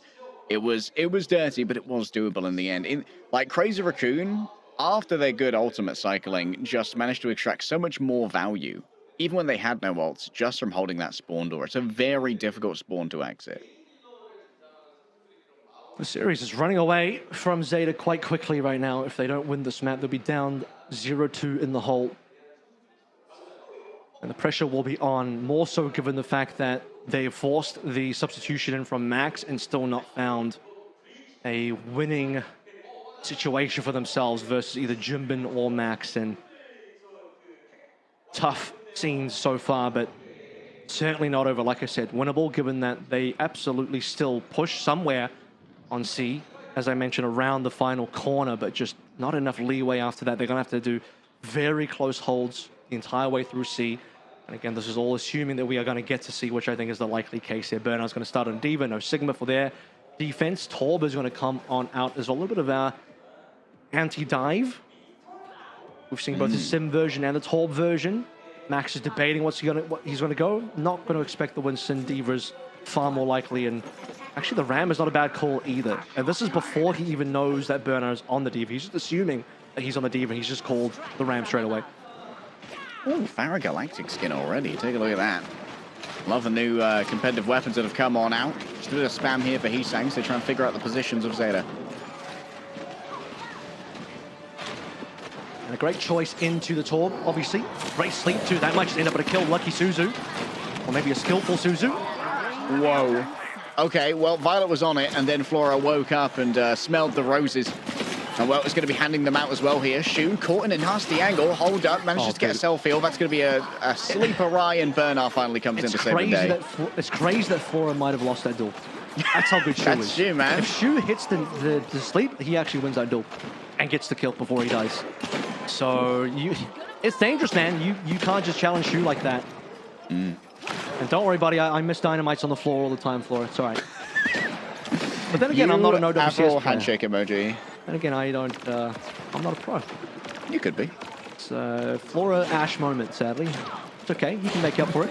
You killed Heesan. That was pretty good. That was pretty nice. Make up for a little later. That's my classic Kev U-turn right there. He's saying, ready with some sticky bombs. The question is, where do you want to try and make your tactical incision? Look where Shu's playing right now. They're actually trying to bait in the Torb. Could have been, oh, they've got the sleep onto Pelican. Is the heal going to be there? I think I heard a Suzu go off as well as Chorong needs a touch of tender loving care. An attempt to try and keep the D.Va at bay as well. The anti might keep everyone away, and a Stry. It's going to be Finn moving in now. Gives over that nano. It's an all-out brawl in the hotel, and it's brutally going the way of Zeta Division. Slightly more costly for Zeta, but the good news is because they didn't give up a tick, it is still retakeable even if they lose a fight. Assuming the right players respawn in the right order, pushing Bernard for that retake. Ooh. And the reason I talk about that is because Crazy Raccoon are actually going to be ahead now. Shu has nano timing. He died in that last fight. Didn't get a chance to build it up and use it. And now Bob is available as well. Flora's Bob also going to be quite important here. Send it down the back lane. If that's what you want, it's going to be hitting the corner. Going to be an exchange of bombs right now, actually. His lip fell low. Bernard on the chase. May not want to over-chase onto this one. There could actually be a tick coming through from the Bob. Seems like he's left in time, but that's not going to be an issue. A well-delivered sleep and back to the drawing board. Zeta need these. They need these one-for-one ultimate trades or even more favorable ultimate trades where they come out on top. Can they win this trade, though? Bernard slept. Oh, that's going to be some sticky bombs. A lot Lijiang of has the ult. pressure. Oh, Lijiang doesn't have that ult. Almost there, though.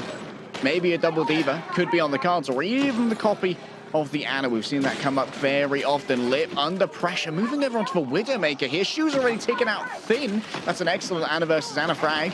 Lijiang wrapping around the back, eyes on the Ash, just coach guns back into even more sticky bombs, trying to escape the danger, but simply finding more. Zeta division off the back of an Ana versus Ana duel may well be crumbling here. It's questionable how that duel even took place, because there's no way Finn shouldn't really be dying to shoot in any position on the map, and you can just see the resources were spread a little thin there for Burner and the rest of Zeta division. Burner is trying to pressure out Lip. You could argue he maybe overextended onto Lip, given that he wasn't there to support the rest of his team, wasn't there to mark Shu. No one was there apparently to mark Shu aside from Finn, and as we've sort of noted there, I definitely trust Shu in a lot of these 1v1s, whether that's versus a support or a DPS, and sometimes maybe even versus a tank. But Zeta division, yeah, all these players from different angles taking down. Flora solo killed by Lijiang as well, and Burner just couldn't keep up.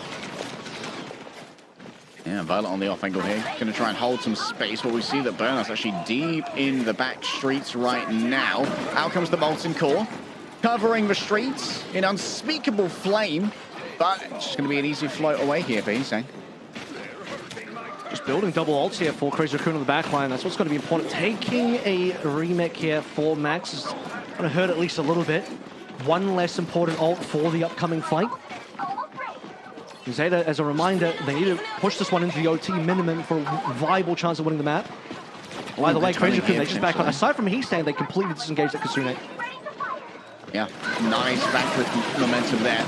And there's going to be the double nano coming through. Shu and Max both given damage reduction and additional resources to push on forward. The beam was used as well here from Chobron. This is kind of an all-in from Crazy Raccoon with the exception of that duplicate. And Finn's going to be falling down. Was that a nano onto Violet? What?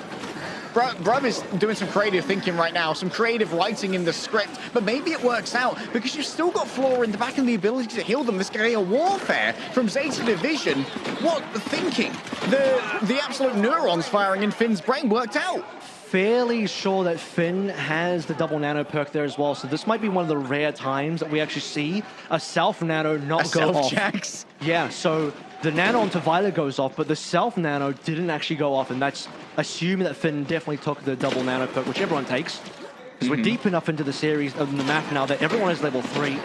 So that'll be a first. Very disappointing for Finn, but they win the fight, so it can't be that bad. Now Bob is going to be up. Lip is actually going to be one over the cast. I don't really like that. I'm not too sure if that's the right move for Crazy Raccoon. And Ash would probably be a little bit preferred, maybe even a Sojin, to try and repeat what Flora did on his own attack on the Soj. Coming in from the top, Lijiang good. Sticky's there. Does not want to dive too deep in though. Knows the hit scan from all sides. Can tear them apart. Pelicans lost for turret. Now Violet reinforcing with the Kitsune rush. Not a great area of effect, if I'm honest, right here. It's pretty narrow in that street, but still Violet going to try and get it done with the help of Burner. That air-to-air interception goes crazy. Yeah, the time is so low because it took so long to take first. I think this is now minimal viable product of enable for Zeta Division. Even if they don't win here and lose B, they push this into OT, but actually they could hold on the point. Now, I don't really like that extra Molten Core coming through from Pelican. Maybe a little bit greedy, should have held that for the final fight in the OT. The OT is what's important now for Ultimate's Crazy Raccoon. We are expecting Crazy Raccoon to win this fight now, but the answer is, how much can Zeta get out of them? How expensive can Zeta make this? Misses the dynamite, sad. Yeah, once again, Flora just unable to hit those dynamites, even if he can hit the heads. Nice sleep up close from Lijiang. There's Max with that last little bit of reinforcement as well. Another nano good to go here. Lijiang to give away just as they lose the dynamite. I don't think they can touch. Yeah, good primitive Suzu. This is probably going to be one and done. So with OT spawns enabled, Burner's going to take too long. With no Burner, they can't touch, and that's the problem here. They had to, they being Zeta, have a situation where they could go back in the fight with Burner remaking, but because too many players were still respawning, it's just not possible. Split might be... are they going to go for this? The mistake? That's a bad trade. Not a big fan of what Violet was trying to do there. Unless... Well, maybe they can make something happen to try and turn this into a spawn hold. Already forcing out that self-destruct, so at least going to make sure that Max has less longevity later on in this defense. And, well, while it may be close spawns now for the attacking team, they are going to have to try and get through this high ground hold that Burner has above them. I don't know if I'm a huge fan of training Kitsune for just a Diva self-destruct there for the remake, but that's a trade that you're going to have to live with. You say that Nano's coming through now, both teams. 4 players now, no plenty of damage sent on out, but it's 2 players who are not afflicted but actually go up in a duel. Flora finding a headshot onto Lijiang and sending him back to the Shadow Realm for a touch longer. Playing around these corners, super important right now for Zeta Division. Still winnable. Zeta Division have an opportunity to bank up a bit more. We did say it was going to be expensive for Crazy Raccoon, and that has been the case. They don't have a lot to play through right now. Deadeye is not a particularly impactful ultimate. Lip has not swapped. I thought he might have gone for the swap. Not going to happen. Here comes the bomb. That's going to be a lot of pressure going over onto Chorong. Should be healed up by the beam as the Deadeye comes through as well. Molten Core not going to be mostly eaten here. Instead, it's just going to keep that Diva at bay. Oh, they want to fight. They want to fight. Found by Violet. Yeah, this fight win is going to make stuff desperate for Crazy Raccoon. Yeah, especially because Max has been staggered here as well. The turret actually ends up doing significant damage, so they're going to get the kill. If it wasn't for the turret, they actually could have staggered that for a little while longer. But note this, Violet has Kitsune. They have the win condition now. If there's one thing Violet does, he builds faster ultimates than any support you see. And that might just be able to give Zeta Division the advantage now to win this map. Kitsune Rush could be everything that you need. Extra fire rate, and that's going to make Burnout very difficult to deal with. Lijiang going forth with the blade. Flora's the first. Next up is the Torb. Can you get through the Dwarven Flesh? You bet that you can, but you're going to pay for it with your very own. Finn sends out Banana. It's actually onto Violet as well. The longevity of these supports could be too much to match for Crazy Raccoon. They're wiped off the cart. Zeta Division's defensive prowess gets it done.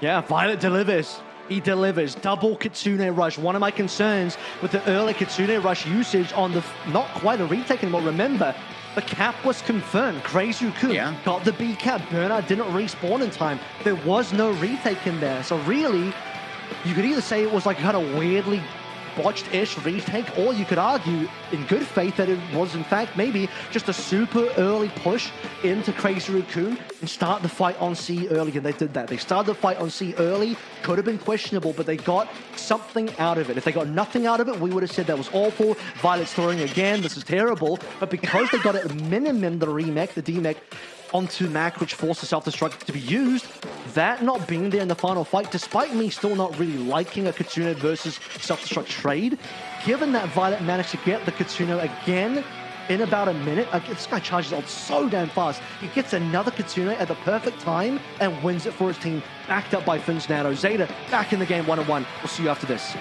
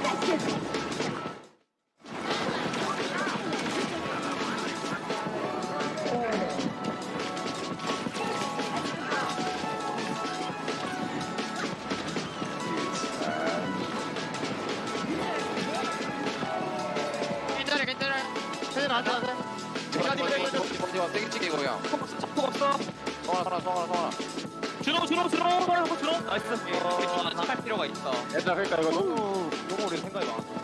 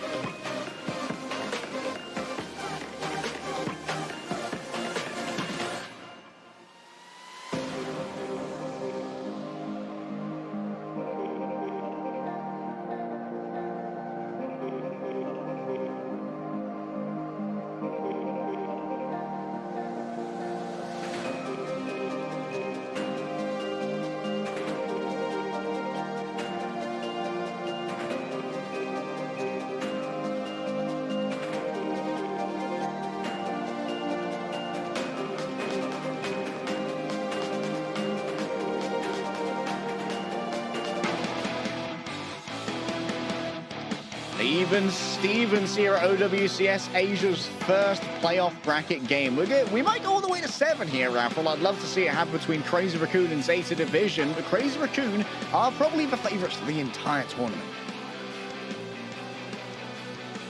We have a situation now as well where Zeta have kind of proven themselves in a pretty tough situation as well, where it didn't look like a very good ending for them on Kings Row on their own attack. They didn't quite get to finish the map. The payload distance was fine, but they would have liked just a little bit more.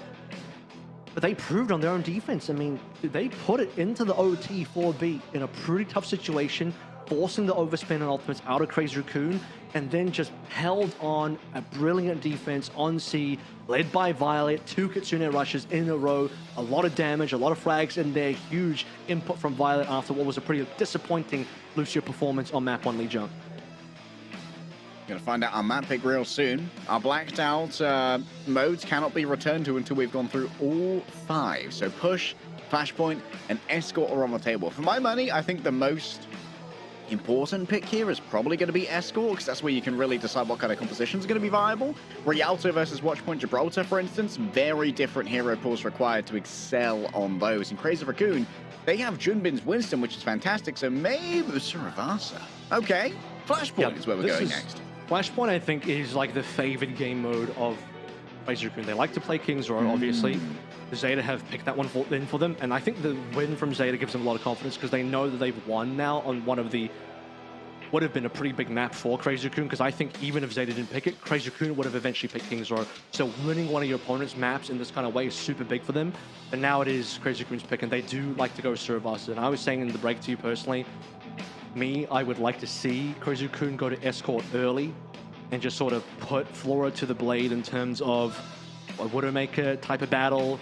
You could either protect the Widowmaker or, better yet, you know, go to like a very dive-heavy escort like Gibraltar and then ban the Diva. And then that's going to put a lot of pressure onto Bernard, right? That's a really tough situation for Bernard to be in, because then his choices like Winston, Ball, and Hazard, of which he only plays the Hazard, and Hazard that's the worst of the 3 options. does not have the height required on the jump to really scale some of the height requirements, particularly on that B shuttle phase, so that's an important one. Given that we're in Suravasa now and Jumbin's back in, and it is Crazy Raccoon's pick, so they could protect the ball again. If they tank ban first, they get to protect the ball. Otherwise, I think there's a high likelihood that the ball is gone. Now, they're banning Juno, which is a cost, so here's the cost analysis you have to go through. Okay. If you ban a tank, you protect your ball, but the other team, Zeta, can play the Malga. If you want to ban the Malga, you can't, because you already banned the Malga on map 1. That's the best ban, because banning Malga allows you to protect the ball at the same time. Given that you can't do that, the next best thing you can do is either ban the Brig or Juno, of which the Juno is the next highest priority. But if you ban the Juno, you leave the ball up for a ban. So now it ends up exactly how we see this.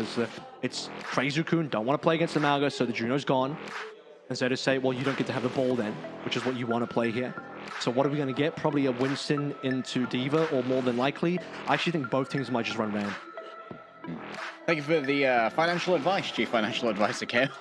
the cost-benefit analysis complete, and I think that it is a smart ban to get rid of that ball when it was going to so clearly be the composition du jour for Crazy Raccoon. Remember, that ball ban is now off the table. That might come up later if we go back to another control map in our series, which, looking at the scoreline right now, is probably quite likely. Crazy Raccoon versus Zeta Division gets started here and now as Bernard shows us just how manly his hands are.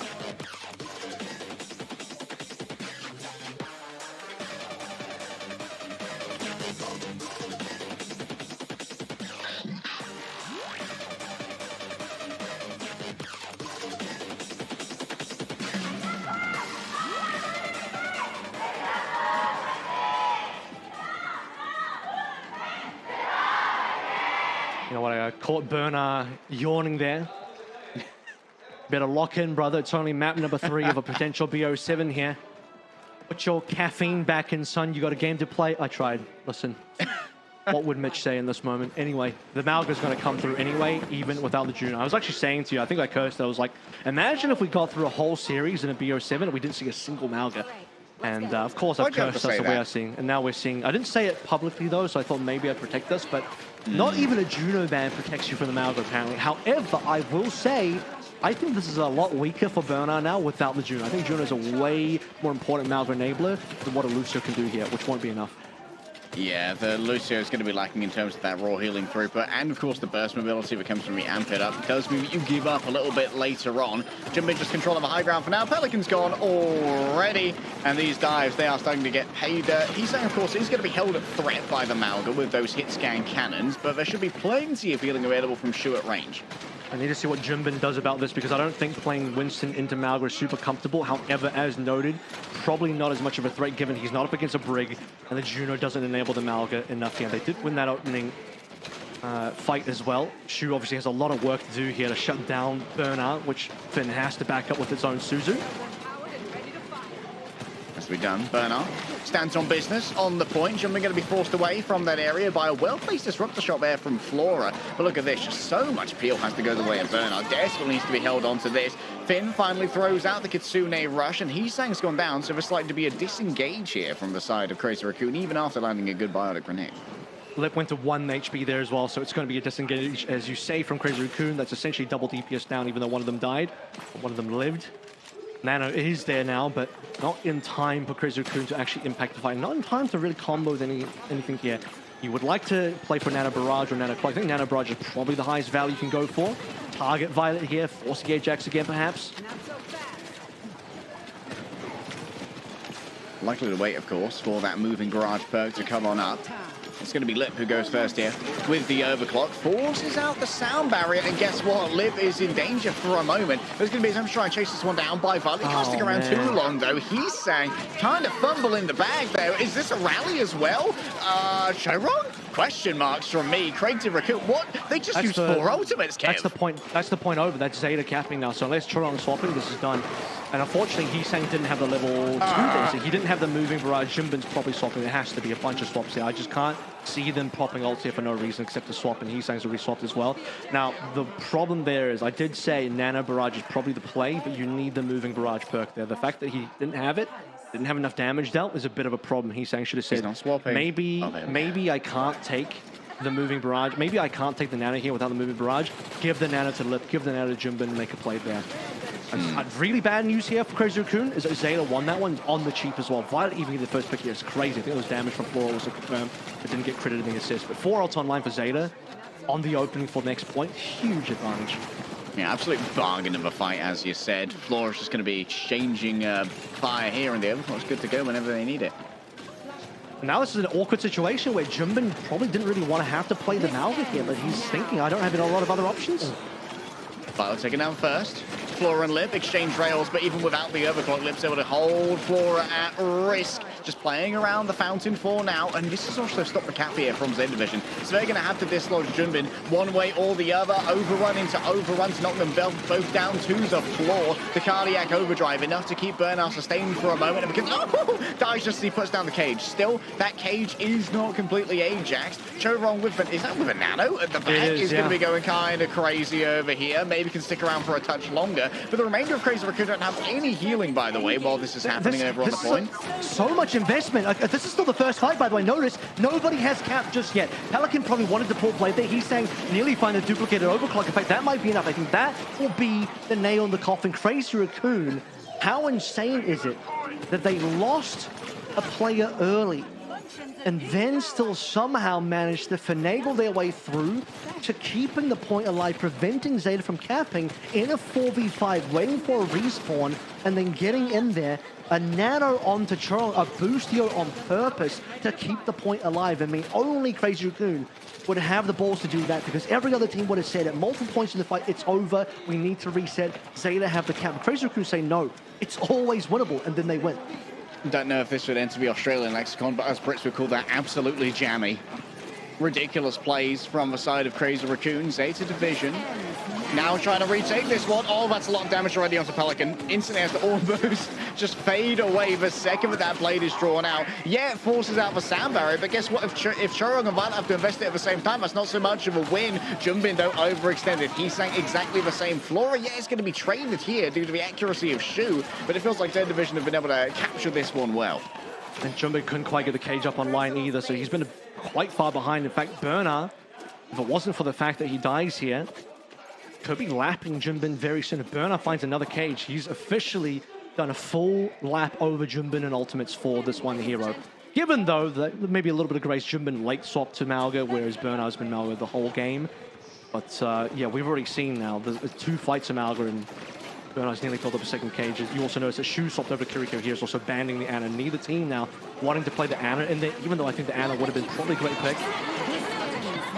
Kitsune Rush, good to go, and that's going to allow a lot of damage here from Jumbin. Pelican, though, going mental in the back, 2 already. And guess what? Flora's getting involved too. Maybe a touch too involved. Heesang managed to take that one down. Heesang's actually copied out their own Kiriko for a moment.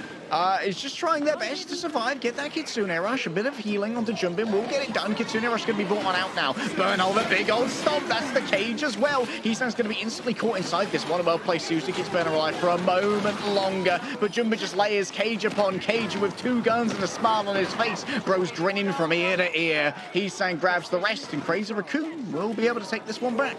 Yeah, I mean, it just doesn't matter how low Crazy Raccoon can get. You have double supports down, and it's just like it doesn't matter. Heesang gets the copy over, and it just keeps on going and going. He finds a Kitsune Rush. He'll find the extra support when his team is down. Full supports. Jumbin gets to come back and use the cage finally. It's so big from Crazy Raccoon that they get to continually clutch out these fights. And now look at this. Aggressive. And it's worked out. Running interference was everything. Lip grabs 2 with the overclock here. Zeta Division, thankfully for them, didn't invest too much. We actually saw Burner swap over onto the Diva and just get intercepted instantly. Crazy Raccoon did not let them even get near that point. That's a humongous round for Crazy Raccoon at that point. Multiple times, Crazy Raccoon probably on paper should have lost that point. But they continually clutch on out in just these crazy situations. Burner, obviously, he went to the Diva for a little bit of speed, wants the faster recontest in there. Now back to the Malga. Jumbin thought we were going to have an honest dive mode. He's having to rethink that one now. Nope, that was just Burner coming back very quickly. Jumbin's going to have to go back to his own Malga pretty soon. Don't think you really want to play Winston into that. Yeah, this is unlikely to be on the cards for long. That's going to be a first scope down the way of Zeta Division. No jamminess this time from the Raccoons. You could just see the difference here. I mean, last time Crazy Raccoon just wouldn't let that first point go at all in the neutral. This time they just have to give it up. Jumbin jumps out, doesn't have the HP to contest, and they're gone. Violet nearly Ajaxed again. He landed. Nearly. Landed. It's okay. They got the Susu. They got the Susu. It's okay, bud. You can wake up. Finn in the Kitsune Rush. Able to throw out plenty, but there goes Violet in the back. Chorong taking him out this time. Big old stomp. That's going to be a blade coming through instantly from Pelican. Plenty of HP to play with. Chorong thinks that it's winnable, so drops the beat on top of this as well. Heesang's getting involved with a focusing beam transfer between 2 players. Nice aim, bro. It cost everyone every single ultimate. Good news for Zeta is they managed to push that to 54. Not quite a winnable state just yet, but reasonable advantage. Pelican really going to come through. Yeah, he is going to come through in the Reaper. They're going to double down on just destroying Jumbin and ruining his life here.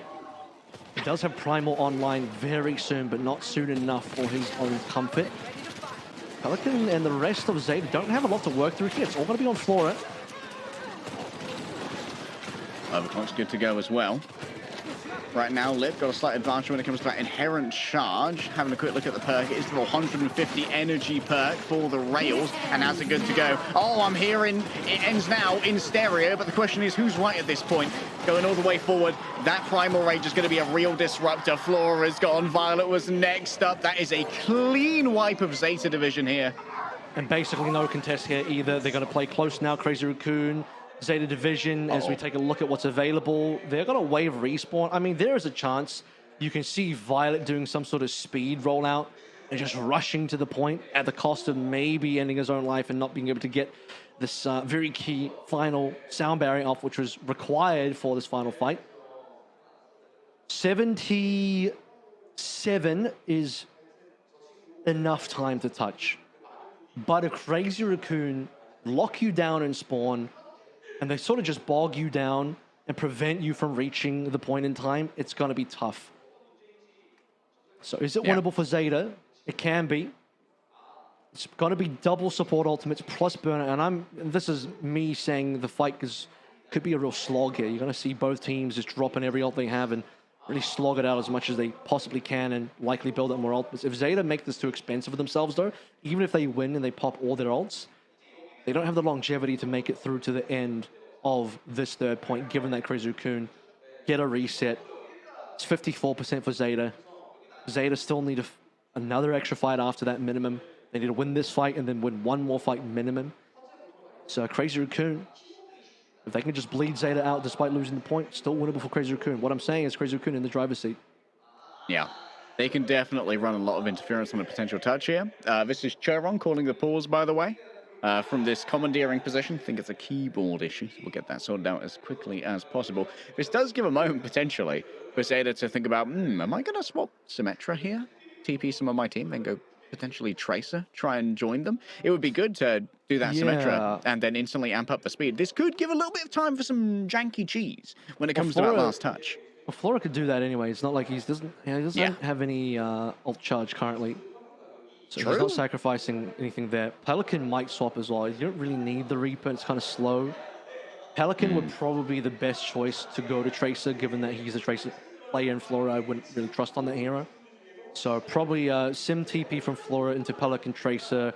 That would allow Violet to not be the one to sacrifice his own life going for the touch. And you really need to make sure Violet is safe to drop the sound barrier in the fight. If you don't get the sound barrier off, I don't think you can really win this one as Zeta. So, yeah. All right. The prescription's been handed out. Let's see if it's going to be the case as the spawns are going to come out. It's Pelican over to the Genji. Well, they still have, from 77, remember, so they have roughly enough time, but it's just going to come down to who actually gets the touch. And it's going to have to come in basically now. Okay, they got a tempo beat in for it. Okay, they are going to be meeting the Kitsune Rush though. Shu, the doorman, ever happy to try and meet this one. Lots of damage coming out between these Maugas. Heesang actually in the copy though is going to be able to come in with a very quick cage. Might be unexpected. He's going to come down on top of an already weary Zeta division. Lip got plenty done before that cage had arrived, and that's going to be a cap going the way of Crazy Raccoon. Yeah, my only problem with that play from Zeta is that it just all feels a bit too rushed, given that they have to tempo beat in. They don't get to have maybe a higher value beat by even slight margins.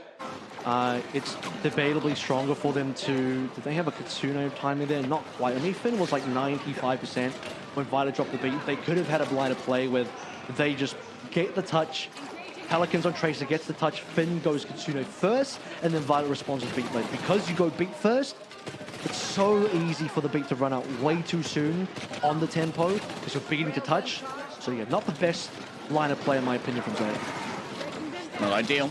Already, Cardiac Overdrive, Pots, Junbin going to be in trouble. Actually gets for Soundbarrier there, due to some well-placed timing from Shorong. Still inside the cage, though. Too difficult to survive. It's a one and done here for Zeta Division, getting just the cage. It's a fairly cheap fight to get the cap. Zeta, not bad. Shorong even beated that fight too. So, this is the opportunity now for Junbin to think about what his hero is going to be, even he does have Primal online. I think Cage was the big difference maker there. Yeah. Really huge advantage for Zeta that nothing really crazy you can do about it. It's not like you have any really strong cage breaking abilities. You don't have Barrage, you don't have a Fara, you don't have a Kitsune Rush available, which would have been another cage breaker.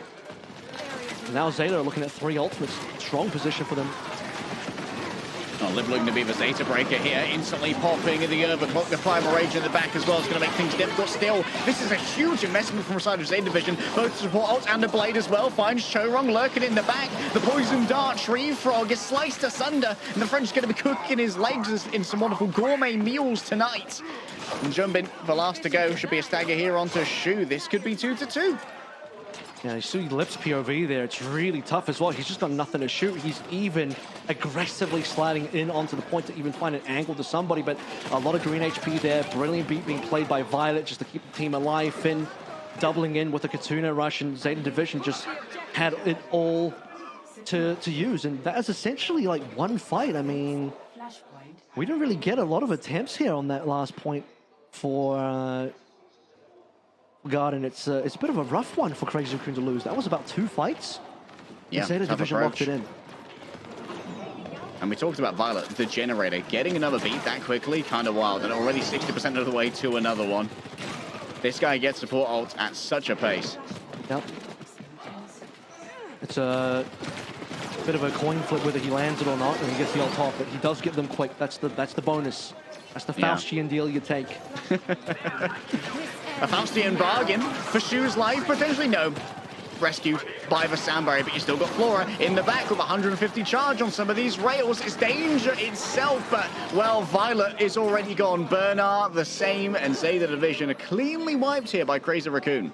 It's insane to think that Violet was like 90% or so when Bernard dies. If you consider if that fight goes a little bit longer, Bernard doesn't just take the stomp from Jimbin, it's a different fight.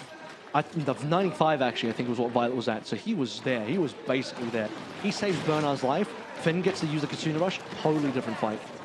And you're at the point now where, okay, maybe they don't even have to ult. Just a single kill. That's a huge pick. That's going to be a copy coming through as well. Heesang copying over onto Amaga, instantly dismembered, evaporated. Bro's been defenestrated. Any other verb you want, exsanguinated, he's gone. Finn taken out as well, though, but the Kitsune Rush is still here. So guess what? All the cooldowns are accelerating. Zeta Division with quite a speedy retake. Yeah, good Kitsune Rush there, given the DPS just to take down Heesang. Extra cage there from Heesang, which may have even turned into a double cage from Jimbin. Would have been really tough for Zeta to get past, so brilliant line of play. And Finn even dropping in the valley before he dies. He is the one player from Zeta that did go down that fight, but doesn't matter. The Kitsune was more than enough. Contribution made. Good avoidance here of that overclock. Cage on cage action, and Lip just dives right in. Happy to try and join the rough and tumble. Goodbye, Bernard. It's a little bit too late to save Bernard. Violet's ultimate. Maybe was waiting for that cage to go down rather than diving in themselves. Wrong from the back. That's plenty of staying power here for the side of Crazy Raccoon, and with Violet down, the healing's going to be hard to come by. Finn's trying to hide away with only 1 HP. For him, I think it's winnable though. 150 charge and a dream, but for now is going astray. Wrong under so much pressure. He sang up close. The Rocketess brings in the Fists of Fury to try and strike down Divine Fury upon Zeta Division. Still Pelican can work the margins. Bernard's down again. The Blaze not going to get too much. 36 HP remains. The healing certainly can't be there. Just dives into a Shukunai, and Crazy Raccoon are in control. It just couldn't stay alive. Pelican just didn't have the HP. They needed to pocket him a little bit harder. Zeta Division now got to try and run it back to the point. This is it. This is final fight for the map. Zeta have come so close to winning. In fact, I really believe that this should have been their map, but it's getting tough for them. They don't have ultimates either. Shu's got an ultimate. Shu has the one ult available. Pelican can make it happen. Overtime. OC9ing today. Flora on the off angle, just keeping Heesang at arm's length and trying to lay down that pressure. Heesang might try and come in here and make something happen, but it's Shu who's actually got their finger on the driver's pedal right now. Brings out the Kitsune Rush. Violet's already down. They desperately want Pelican, but Flora's first to fall. Pelican soon to join them in the dark depths of Tartarus as they ride a train to Hades. And there goes Bernard. Despite their best efforts and a valiant attempt, it is going to be the map going the way of Crazy Raccoon. Just backbreaking. I mean, you look at the Palace round a little bit earlier on with Crazy Raccoon just hold on for dear life and prevent the cap from Zeta in that neutral when it was really dead to rights in Zeta's hands. And I said this at the time, but any other team in Crazy Raccoon's shoes probably would have said, we're giving this one up. We have to reset. We're too far down. It's not worth dropping in a boost here on purpose on Charon to keep this one alive, but Crazy Raccoon are that team. That's why they're the best team in the world. They're considered the best team in the world because they know where their margins are. And they just squeeze out victory in situations that you just think, really, that shouldn't be possible for Crazy Raccoon. Always winnable. 2-1 now. See you after the break.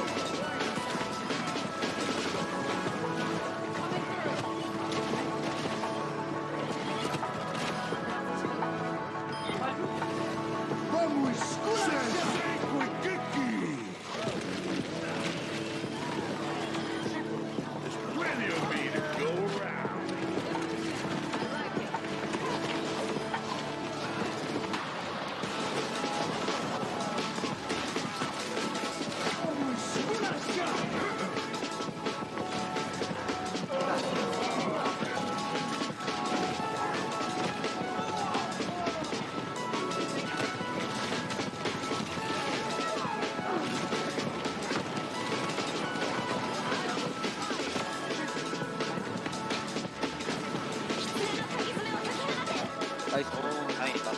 저 못할 뻔했네. 아, 이게 윈스턴 줄 알자.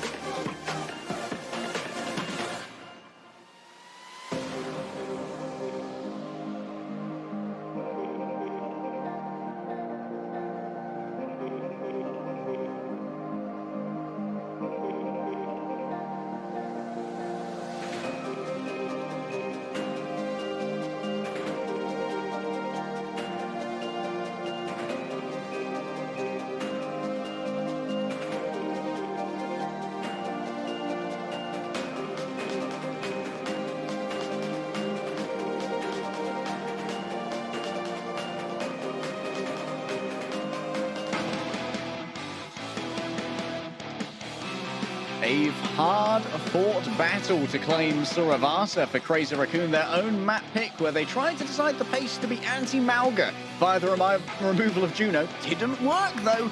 The Zeta Division forced that mirror, but Crazy Raccoon still managed to walk away. And that's a really interesting storyline with Zeta. First of all, you expect to be the better Malga team. Second of all, they looked like they were the better Malga team on that map outside of a few critical moments, but those are the critical moments that will cost you a map when it counts. I mean, right at the end there as well, a critical beat from Violet where, yes, he landed it, he got 4 members, but he only got 4 members. Didn't quite catch Burnout, with Burnout being the sole player down. It was a 4 versus 4. And Crazy Raccoon still had Jumbin up. In that 4v4 with Jumbin still alive, it's a huge difference. And that fight goes on for a long time. But the catalyst is that Burnout goes down way too early. Probably shouldn't have gone down. Should have been saved by Violet. Had it been a 5-man beat, I think it's a very winnable last fight and a very winnable map for Zeta Division. And you'd be looking at 2-1 for Zeta right now with confidence that they are the better Malga team. Can they feel confident about being the better Malga team now that they've lost versus the Jumbin Malga? That really now impacts Zeta's ability to win the series. Yeah, that could really be a true issue. Still, this series has some legs. It isn't match point for Crazy Raccoon just yet. This is going to be a first to 4. Previously, the domain of only grand finals at majors for Overwatch, but now we have it every single map from here to the end of Asia. Push and Escort remain. It's going to be Zeta Division's map pick. And they choose Esperança. This is interesting because now they allow Crazy Raccoon, if they win this, to have the pick of Escort map. Yeah, it's another Malga map. If you really want to force the Malga, it's time. I also think, like you, that maybe Havana would have been the better choice. just get rid of Gibraltar from the pool. You don't want to be in a situation where Crazy Raccoon pulls Gibraltar on it. I've been talking about this Gibraltar for a long time, and we just never see it because Crazy Raccoon don't prioritize it. They prioritize other maps like Lijiang and Suravasa. They like to go to the flashpoints. They like to go to the King's Rows. They will go to all these maps before we even look at an escort. But I'm telling you, it's there. It's in the back pocket. It's right there. And you should be a little bit scared if you're Zeta of that particular map. And you know, Havana could have been a good choice here. We're going to go to Esperança. I think Malga has to be the game plan once again for Zeta. They have to believe that they are the better Malga team. They beat both Crazy Raccoon and Falcons in that seeding match, playing the Malga. They were better than both teams. If they can't win on that matchup, I don't know if there are a lot of other great matchups available. And I also talked about this, but the Ana ban, super high priority. Now is the map that they want to bring it up because they do not want to allow Crazy Raccoon to lock in a match point 3-1 situation. They're saying we're going to remove one of the best heroes from Crazy Raccoon immediately to give us a 2-2. Yeah, this is possibly the most valuable ban available to Zeta Division's entire run against Crazy Raccoon. Of course, Shu is far from a one-trick, but often is able to get the biggest diffs, to say the least, on the Ana. On the other side, removing the other Amari, it's going to be Farah off the table, which is kind of important when your main, like, Farah controller in Ana is gone, because Shu's a bit of a multitasker when it comes to that hero. Yeah, I don't even know if the Farah is really that useful here, but note this, Pelican is still in. They didn't even sub Alpha Yi in. So you've banned the Farah away from a player that's not even in. Very curious. We'll see if it works out.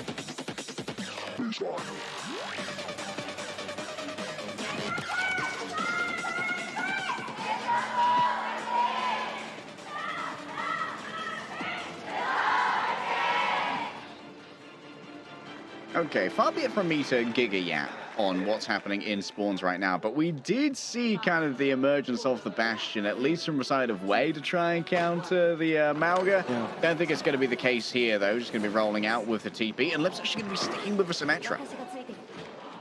Honestly, Symmetra in the Malga mirror can be pretty good.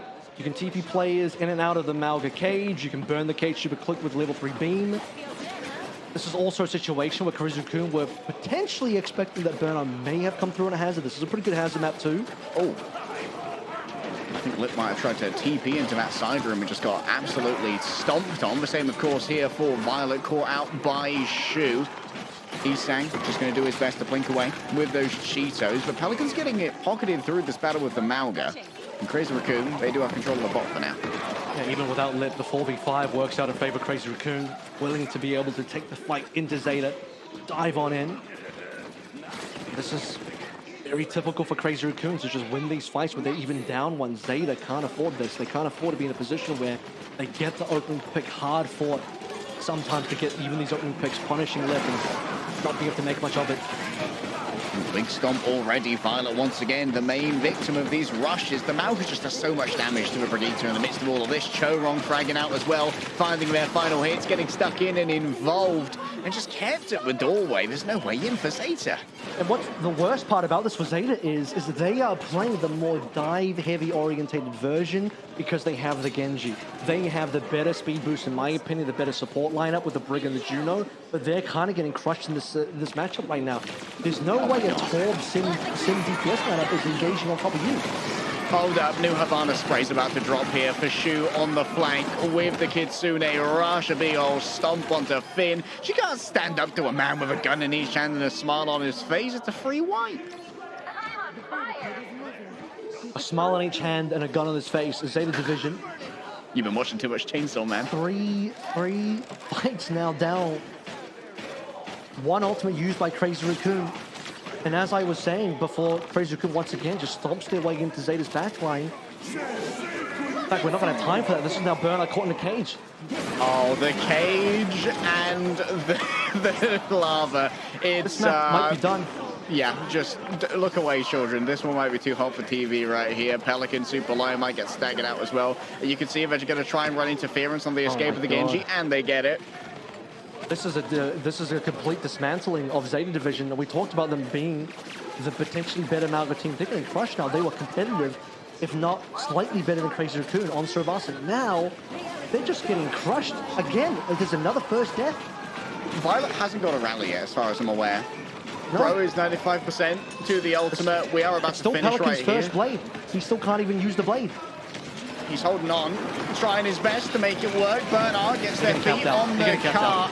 Oh, yeah. Here's the rally. Smile. Hey, lips down. That could be big. Pelican stunned out here, yet to draw the blades still. And finally, Zeta Division going to be able to win a fight. You don't want to get... It's winnable. Sell me, Kev. Sell me. If I could sell you on this, I could also sell you on a bridge. 140 to 0. Of Crazy Raccoon would have to fall asleep at the computers right now. You have to turn off every single monitor on Crazy Raccoon for this to be winnable for Zeta right now. Given how this game has gone so far, you have, again, a composition from Crazy Raccoon that is not even the optimal Mauga comp, and it's just beating Zeta Division, and beyond that, somehow a previously a Sim Torb Mauga lineup is doing better engages than the Genji version. Oh wait, the cage blocked out the Molten Chorus that came in. Perfect usage there from Bernard, but guess what? The card's getting away from them. Lips grabbed Bernard. Junbin is just facing down the Genji. Violet somehow tripped and fell in a puddle. Well, Lip went down. Silver linings. Bernard closed the toilet bowl lid as he sank. Never mind. Anyway, Zeta Division. They tried that one. That was their attempt at trying to get the fight in. Cage blade combo. Notice that Violet still died at Heesang. We wanted to continue the analogy a little bit to make it funny because it's Violet, haha. Is 5 minutes of this now. 5 minutes of watching Zeta Division scramble to get anything done. 5 minutes of this. Top tier Overwatch. Baby, Bernard's already dead. Well, this might actually be a cap right here. Finn's going to try and answer it here with the beam. Could it be an unmirrored ray loss? You better believe it. Already, Zeta Division down on 2. Lip going to retake the corner now. The beam has expired. Leading the way is the dwarf himself, Torbjorn, just muddling on up, looking to try and land some of these Shidos. Up onto the side goes the spider turret. Oh man, that stickiness is so much to deal with. Speaking of stickiness, Flora trying to stick him back in the grave, but it seems like they can't really find the end of this. The cage is drawn up by Junbin, keeping all of those rays at bay. It's a defensive cage at the moment, and that's going to allow Junbin to go on in afterwards onto this backline. Violet pops the rally. That's going to get some big value out of a shield bash stun. And when you all come into this nasty little area, that's when you're in real danger. I think Violet was just body blocked into the discharge on the ground, and Bernard's going to do their best to keep this car contested. Yep. Problem here is payload's back in Zeta spawn.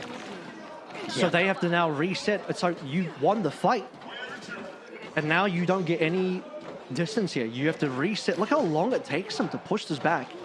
Even with the bot running at max speed, and this is literally the fastest the bot can run in the game. Blizzard can't make the bot run faster, just to be clear. I've asked them. So it takes them so long to reset that this is going to be another fight before Zeta can even find themselves a single meterage. Zeta have to win this fight to get a meter. Good timing off for Suzu. The beat does land here from Cherong. Afflicts all 5 members. Still might not be enough to survive against Pelican and this well-timed blade. Those turrets are so much to deal with when you're just a little flanker who doesn't have too much HP to try and make it happen. Out comes the cage. Many players caught within, and Flora. Oh, that was a big rail right there. Maybe multiple final blows. Nasty collapse. Here we go. 3 minutes of non-stop push now required for Zeta. They have to push all the way to catch 141. Junbin curiously going on board. Don't think he should have probably done that. This is a little bit of a bait. Going on board now. I think probably believe they won anyway, and they have, which is true, but still ill-advised to be balling right now, especially into the cage. Well, Lip's certainly not balling. He's saying an entirely different story. Primary fire at range, gets rid of Flora, and Junbin just, you know, evacuates players from this fight and is going to call it there. We've got a cap now. Here it comes. This is the opportunity because Crazy Raccoon have kind of swapped into a bit more of a weird comp. This is a great opportunity for Zeta Division to make something happen. Oh, he's saying get as big as well. Oh, that is huge. Minefield almost available, using that Kitsune rush to take out the opposing spider turret. This wall is complicating matters, though. That is going to cut off the Mauga from healing for a moment, and Mauga's then going to cut himself off from healing by diving all the way into the enemy's backline, which you might consider your backline. 3-person beat from Choron. This is what we talk about when it comes to Crazy Raccoon, calling every fight winnable. We're actually going to heavily invest in this, but lose Shu and Choron, so not a fan, not a fan. And now we watch Zeta for the last 2 minutes push into Crazy Raccoon territory basically for the first time. They got like a few meters before, but now they're going to try and at least get this cap going. And then eventually we hit the OT, maybe in Crazy Raccoon territory where they have significant respawn advantage, distance. And then it's over. Jumbin goes back to the Malgus. That's how you know Crazy Raccoon are taking it more seriously now. Instead of trying to ball on this map a little bit, they're gonna actually just try and win right here. The quirky times are over. The blading times are now. Pelican looking desperately for a target. Finds Heesang, but not before all of the lava has hit the floor. Choron goes down as well. A little bit of homework to be done, getting rid of these turrets. Bernard super low. Finished off by Junbin. But now this backline held in danger. Shu. Oh, that's a sad reload. That's such a sad reload. Lips here with the beam. And at the last moment, it gets turned around. There should have been a cap, though, so I think forward spawn for Zeta. They got it. They did get it, yeah. So they should have forward spawns here, minus Flora, perhaps. He is missed it. Barely. Flora did not get the forward spawn. He didn't. Look at him on the left. He is silhouette on the left. He is all the way back in spawn, which is very sad for Zeta Division because they would have liked to have regrouped Flora. But back into the Zeta Division territory now, and they're going to have to reset the block all over again. All that hard-fought meterage entirely lost. Welcome to push. The Sisyphean task. Someone's got to do it. It used to be Choice A1, now it's the entirety of Zeta Division. Violet is doing his best to try and heal through. This one abandons Bernard, and Bernard simply can't take the heat. The pressure's too much. Could this be a full so now Zeta have to use ults out of spawn to prevent themselves from being fully capped out, and because and there's a late death, and because they're going to have ult out of spawn, they're not going to have resources left for the OT to push the entire difference and close the 90-meter gap required. Okay, instant cage right here, and we TP out. Lovely play right there from Crazy Raccoon. And here comes the bounce back, the elastic attack. It's getting everything it needs done and a touch more. This is just going to be a little bit of icing on top of the cake. This was already a foregone conclusion, but still a completion from the side of Crazy Raccoons, claiming the map pick once again of Zeta. A gun in each hand and a gun on my face. Crazy Raccoon. A smile in each hand and a smile on my face. Crazy Raccoon. Allowed us to have roughly 7 minutes of torturous push where we knew Zeta was going to lose. Or at least I did. If you know push, you knew that Zeta had lost that map too. When you see, guys, 140 minutes with 7 minutes left, I'm sorry, it's not winnable. It really is not winnable. Zeta, we just got to beat them and bat them around for about 7 minutes straight, watching them get reset back to spawn time and time again. Oh, they got a little bit of distance. No, now they're back to spawn. And now they have to win 10 fights in a row to even get 1 meter. Unlucky. It is match point now. Zeta have a lot of work to do. We'll see what happens after the break.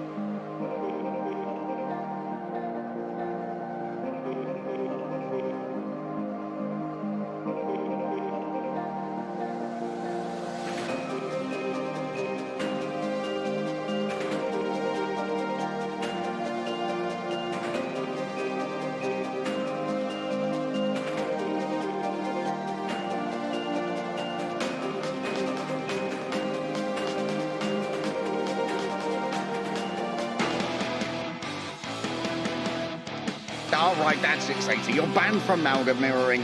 I've made up my mind. They are going to get our last pick here, so they do get to eventually pick the escort map. I thought they were going to do this 2 maps ago, Avril, but now they have to do it. It's getting tough now, and even if Zeta win this map, it'll be all map choices for Crazy Raccoon for the rest of the series. So I think it's time for the Havana or Rialto. Just remove Watchpoint Gibraltar. The good news here is actually there's no good news, because I was going to say they could just dodge Watchpoint Gibraltar by picking another map, but because we reset the map pool after this, if Zeta can bring it back, it'd be really funny if Crazy could just pick Gibraltar right after. But actually, they probably won't, because they prefer to play Junk City. Samoa's in there as well. Actually, I don't know if they really want to play another control. Their favorite control is Samoa. Kings Row's been played. Actually, not a lot of amazing Crazy Raccoon favorites left in there. You could also argue that any map could be their favorite. The win rate is pretty decent across the board. We actually have never seen either of these two teams play Rialto. In fact, I don't really know if teams in Korea have actually played Rialto this stage. I feel like that map has been dodged from the map pool the entire way through. They picked Watchpoint Gibraltar? This is a decision. But I will say this. In their defense, I think they want to just get rid of this.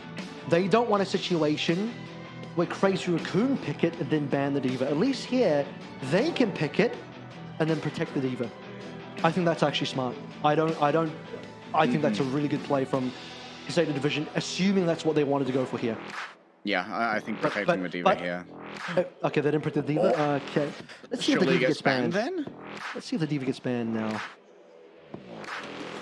I mean, the break ban. Could this be another classic Zeta Division drafting fumble?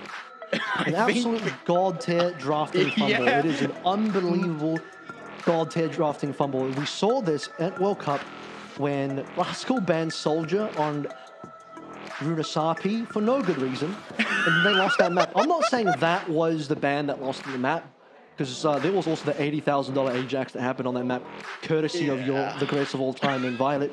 However, it was a useless ban.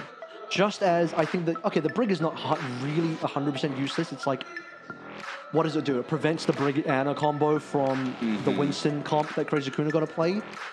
But now you have your Diva ban. So it's like, you tee up this very nine-head play. It's like, wow, Zeta's so smart. They're going to go to Watchpoint Gibraltar on their terms, and they're going to protect the Diva, so they're not going to run into a situation where Crazy Raccoon pick Gibraltar and ban the Diva. Wow, so good from Zeta Division, and then they just don't do the critical part where they're supposed to protect the Diva. I don't know what to say. I don't know what to say about that. The Goon and Rascal, they on fraud alert. Goon and Rascal on fraud alert for that ban. Yeah, this could be disastrous. Please don't be. And now Burn. Sorry. I'll wait for the chance, sorry.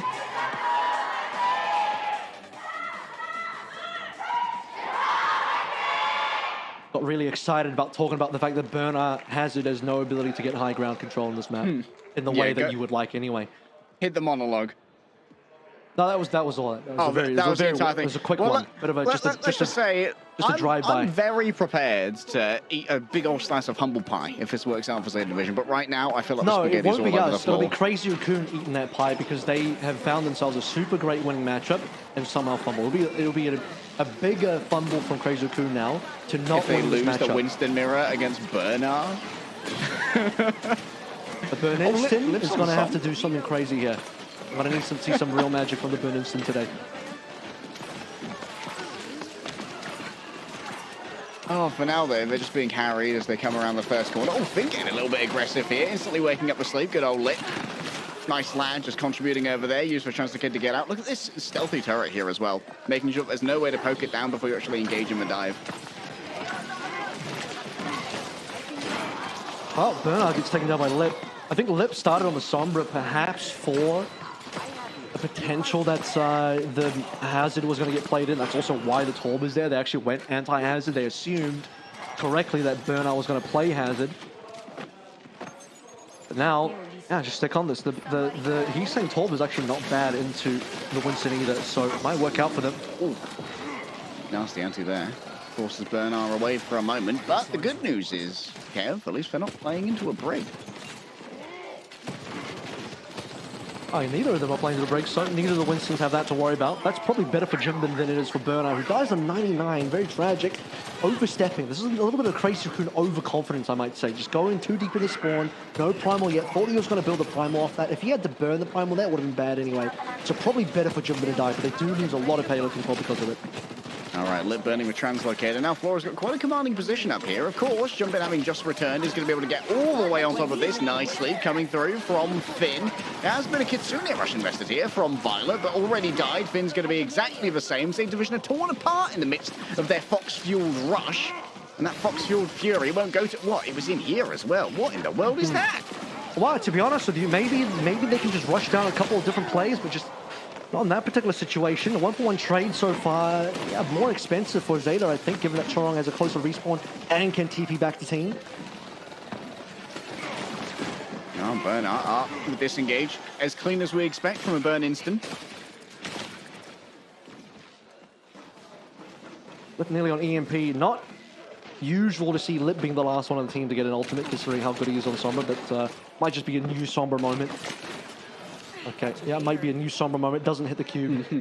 Don't worry. Overwatch 1 Lip would have killed that guy already. Finn would have been dead, surely. Oh, Finn surrounded here. Coming in from both ends. Oh, the Junbin right clicks. The big old snipes. It's going to be a troublesome time here for the remainder of Zeta Division without the healing that Finn was bringing to the table. Bernard just about saved at the last moment. Primal? Slightly lost there by Junbin, shaking his head in resignation. No, I cannot take down my fellow guerrilla soldier. You ask too much of me, Master. That is a sad-looking Primal. Unfortunately, a losing fight. It does mitigate the losses, but they still lose the fight anyway. Still have to reset. Less than a minute to go through now. Play into an EMP, plus the potential of a Nano. Of course, the Junbin Primal Rage always existent to just stall out ever so longer, and definitely Junbin's going to get a lot more done in the Primal than what we saw at a Burner. All right, for now, he's saying marking these players ready potentially for an EMP. Of course, can't follow up without any verticality on the Tracer, but Finn's just dropping into a Hornet's Nest here. Yeah, they're going to hit with one sleep. It's going to force out even more here. Junbin going to be propping up that Primal. Wants the Ana super bad. Self-Nano comes out, also afflicted onto Pelican. And I think Lip actually fell midway through their own EMP here. This is going to be an opening for Zeta Division. It's going to be hard won, though. It's coming off the cost of the Nano. Winston on the other side, just about denying the mega health pack. You've got to touch this in overtime. Pelican up against the world. Nice right click. Pelican even more. He sank even again. Pelican, the one and only. And now there's reinforcements here. They've made down to the bridge, after all. Yeah, Pelican does not want to lose in this situation. He knows he's up against a wall, and for Zeta Division, likely could have and probably will not cap here unless they can pull out more magic. Flora's up next. Has to be a brilliant overclock. Pelican delivered the possibility of still continuing the fight. Flora now has to deliver the rest. Okay, sure, the tactical peek here. Flora's already got it. No, Junbin managed to find him at the end of this, but I don't think they've got the bulk to make it work. Pelican finds Shu on the tail end of this one. And while Lip is going to be messing around on the outside here, at 1 HP is going to be able to get away. Junbin gives over the cap. And a sigh of relief for the Zeta fans as 2.5 minutes get added to the clock. I mean, it was a rough Nano play from Pelican. Notice that Finn had to use his Nano under duress. Still ends up going down to Junbin. Junbin made the perfect play as the Winston, knowing that the Nano was next up, knowing that Nano Blade was going to be the win condition, takes out the Ana, minimum, puts Pelican in an awful situation where he has to sort of just 1v5 Blade Crazy Raccoon. Burner, actually, by the way, also died at the top of the fight, and still Pelican clutches up. Unheard of. Unreal. Chorong invests the Kitsune rush now, desperately wanting Pelican. No more clutches from you, big man, they say. Oh, sending the support down the stairs, and Junbin is just going to be absolutely farming in there. They are absolutely in a blender. But the question is, will they blend? They certainly can't get out. Oh, this is actually a Junbin is kind of finding it hard to find a good knockback angle on this. On the grapple, but tell you what, how about we just add a few Taro balls in the little bubble tea mix that we have here. Jim, some explosive bubbles in the bubble tea. Yeah, that's going to be $17.20. Junbin just going to try and chase down Pelican. Yeah, before tax. Oh, God, I hate that. Hey, look, there's moving. Zeta. Okay, decent EMP. Damn, that's going to cost Zeta a lot. Yeah, that's going to be difficult to recover from here. Burner probably has to get out, even with Lit temptingly low. And you know what? He's having the time of his life up here. Bro is unbothered. It's not over for Zeta. Unlikely to finish the map, but can they get a little bit more done on B? If they can just finish B after what was a fairly disastrous A before they capped off course, they can get a finish on B with the time that they have. That would be very, very well played by them indeed. Kitsune Rush on top of a ship. Fast Fists of Fury here from the Winston, but that's another self-peeling Nano. Gives it over onto Heesang. The Nano Torb. It's a rare recurrence, but you're going to need more than shield damage to get away from this one, buddy. The right click's just too strong against the Winston. Antied already, popping the blade. Pelican is a man of wit and of skill and of vigor, but unfortunately, Shu's a touch more vigorous. Pelican falls on down. It's down to Flora to try and make it work now with 3 seconds remaining. The Kitsune Rush in the way. Violet's already fallen over. A desperate attempt at a nade on a teammate who was already antied. Bernard's turned up on the Doomfist, but I think you're going to need slightly more than that, love. 73 meters is where Zeta will finish. That is probably more than you would have expected out of Zeta on this push, given again how rough that A was. And the entire pretext to all of this, as a reminder, is the fact that Bernard can't play D.Va on this map because Zeta failed to protect the D.Va in the drafting phase with the bans. This play was huge. Junbin locking out Finn, putting Pelican into an awkward spot, basically nano-blading into the entire team, minus Junbin, for Crazy Raccoon. But he makes it out and does a lot. You get to see the entire nano-blade here. It's a tough one, honestly, and Junbin, through all of this, is getting huge kills. It's the 3v2, and Pelican just clutches up in that 3v2 and delivers massively. Junbin did everything correct there. And if it wasn't for Pelican getting what he did done on that blade, plus then, by the way, Flora coming through a little bit later on at the bottom end of the A push with the overclock to get 2 more kills before going down himself. 2 back-to-back decent hero plays, more than decent hero plays from Zeta Division, gives them A, not enough to get them any further on B. They had limited time on B, the minimum time 2:30, which is still doable. Look at how far they push. They push all the way to the end. The push comes to shove. Too much time spent, locked in the bottom spawn area, which is a super strange place for any fight to take place. You almost never see a fight there at all. And they're losing too much time. Bernard, Winston still yet to give any sort of inspiration here. This is why you don't like to see off tanks on Winston. It's just not good, man. Yeah, I need access to the Changun Cave to figure out where the whiteboard is, where they game theoried out this ban. Kind of crazy. At least it has allowed better access to Shu. Heesang's already down, though. That's a big pickup for Flora. Of course, on the attack, the opening pick doesn't matter quite so much. But this is a good start. We will see how much they get done with the ball. Okay, not much. I was going to say, I think the longer they stay on ball, the better it is for Zeta. Zeta have a good way to play against the ball. I think the ball is risky on this map. Winston is way more stable. It's the correct pick for Crazy Raccoon. Interestingly enough, I don't think Lip has done that much on Sombra so far. I don't think he's been able to really navigate and use Sombra with the virus. So as good as he has been as he dies here, as good as he has been on old Sombra, especially Overwatch 1 Sombra, and the Overwatch 2 Sombra during, you know, the first rework, current Sombra with virus has just not been it. And he agrees, he's gone to the Surge. Ooh, shades of Lee zoom in from Cherong right now. Not in the accuracy, but in the positioning at least. Managing to find access to this backline now. Just announces their presence and is joined by Heesang, which makes playing in that room very dangerous for any members of Zeta Division. An attempt to try and chase down the Sojourn here and claim the high ground. This is a big bit of real estate for Crazy Raccoon to play for. And guess what? Yeah, there goes Bernard. A touch too far out of LOS of the supports. Now you have to be considerate of further converting kills. If that happens, might be point over. Zeta right now can't afford to lose anybody else. They lose Flora, and before they can get ultimates as well, the cap might just come in now. They're gonna cap. The cap. Yeah, my go. Was that Violet's? That was Violet's Kitsune Rush going in on this. I don't actually see where the Kitsune Rush is. It might actually have hit the doorway on the way out. I think it's in the doorway where. It very soon. Yeah, we got possibly. It is possible here. to Ajax it, so we'll see. But either case,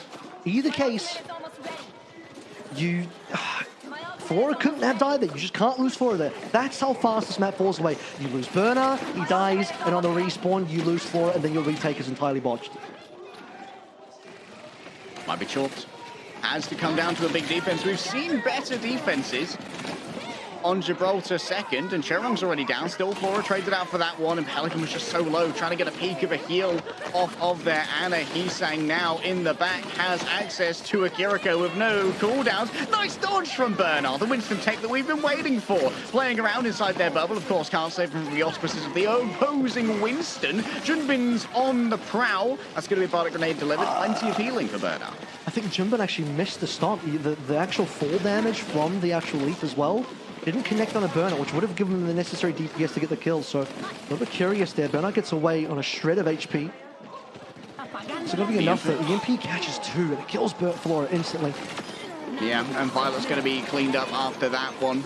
Couldn't use anything to try and get away. Double nano incoming, of course. Bernard finding Shu in a nasty area. Still has what Gushue might have taught him over on the Hangzhou Spark, but unfortunately hasn't taught you how to win against Lip, has he? Crazy Raccoon will walk away with the series in commanding fashion as Z Division are forced to ponder their loss and some questions about how their draft goes.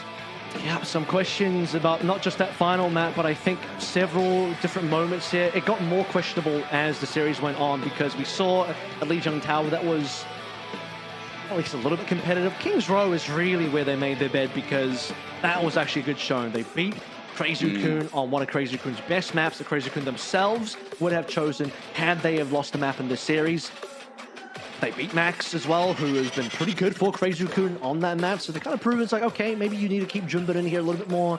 Baiting the Max substitution certainly worked out for Zeta Division. But as we got further in, Suravasa was probably the ugliest map in that entire series. That's the one that to me is even more questionable than Esperança, as we award now Junbin player of the match. And it was a real toss-up because I think a lot of different players could have been player of the match for this series. Everyone was super stable. They only lost one map, but the one map they lost, Junbin didn't play. So Junbin went flawless in the series. 100% win rate, baby. Sometimes the maths just does the work for you. And of course, Junbin having that Winston in his pool did not hurt at all on Watchpoint Gibraltar. It's hard not to get hung up on the choices that Zeta made here, just because I feel like we were denied a far better series than the one that we got. But you can't deny that Crazy Raccoon, amongst all the craziness, are an island of stability and competence. And no one is more stable and competent than Junbin himself. Didn't get as much done on the ball outside of Lijiang as we saw today, but really it's the stability on the Winston. It's the fact that he won the Amalgama. I think that was the most impressive part. If you can beat Bernard and you can beat Zeta on the Amalgama, really now, you're in position to win the entire Asia main event, which is basically what my prediction was coming into this. You know, we talked about that Crazy Raccoon, for me, was the team to beat for this event. They looked like the most stable team. They looked like the scariest team. They have been for basically their entire journey professionally as a team in OWCS so far, last year included. And right now, they have all of these winning matchups. They're still obviously the best ball team. Ball's not that important, but where they're really winning is they can't be beat on the Winston. There's not a Winston left remaining that's going to do that to them. Ilgaru on the ball is not going to be better than Junbin on the ball. So really, where do you find this victory? Maybe on the off tanks, if you can force Junbin to a weird spot where like Winston and Ball aren't viable, maybe Ball's not very good, Alga can't be played, you have to, you know, let's say for example, it's a Winston ban on Gibraltar versus Falcons and Hardman gets to play a Diva, which by the way, take notes Rascal and Changun, a Winston ban would both deny Crazy Raccoon while protecting your Diva, if you get the ban first, of course, that is. Which they did. Which by the way they did. Just as a reminder, did they have first ban? I'm pretty sure they had first ban. They did. It was their choice. So yeah, ban the Winston. That denies Junbin, forces, and then allows, and then sets up your Diva at the same time. And then you can't play Malga on that map. That would be your chance to kind of ruin Junbin's day a little bit. So until that happens, Junbin is the clear best tank because he's got, generally speaking, now with Malga locked in as looking like the best Malga team, even above both Falcons and Zeta Division. What can they be beat on? Very little. All right, we're going to have ourselves an interview with Junbin as our player of the match. Check out those sick leather jackets, by the way, custom and a banger. 인터뷰를 나눠보도록 하겠습니다. 승리 축하드립니다. 감사합니다. 먼저 승리 소감부터 좀 부탁드릴게요. 오늘 일단 제타랑 경기하게 됐는데 이번에 좀 더 쉽게 이긴 것 같아서 좋은 것 같아요. 지난번 코리아 결승전 때와 좀 All right, 비교를 Junbin, 해보면 please 오늘이 좀더 share your 수월했었나요? thoughts on the victory is the first question. Junbin responds, I got to play against Zeta, and it was easier than last time. Certainly seemed like it. 그래서 좀 더 쉽게 한 것 같아요. 얻은 정보가 그냥 스크림 하면서 이제 어떻게 하면 Continues that after practicing for 1 to 2 weeks, I became better prepared. That might have been on Malga. Who knows?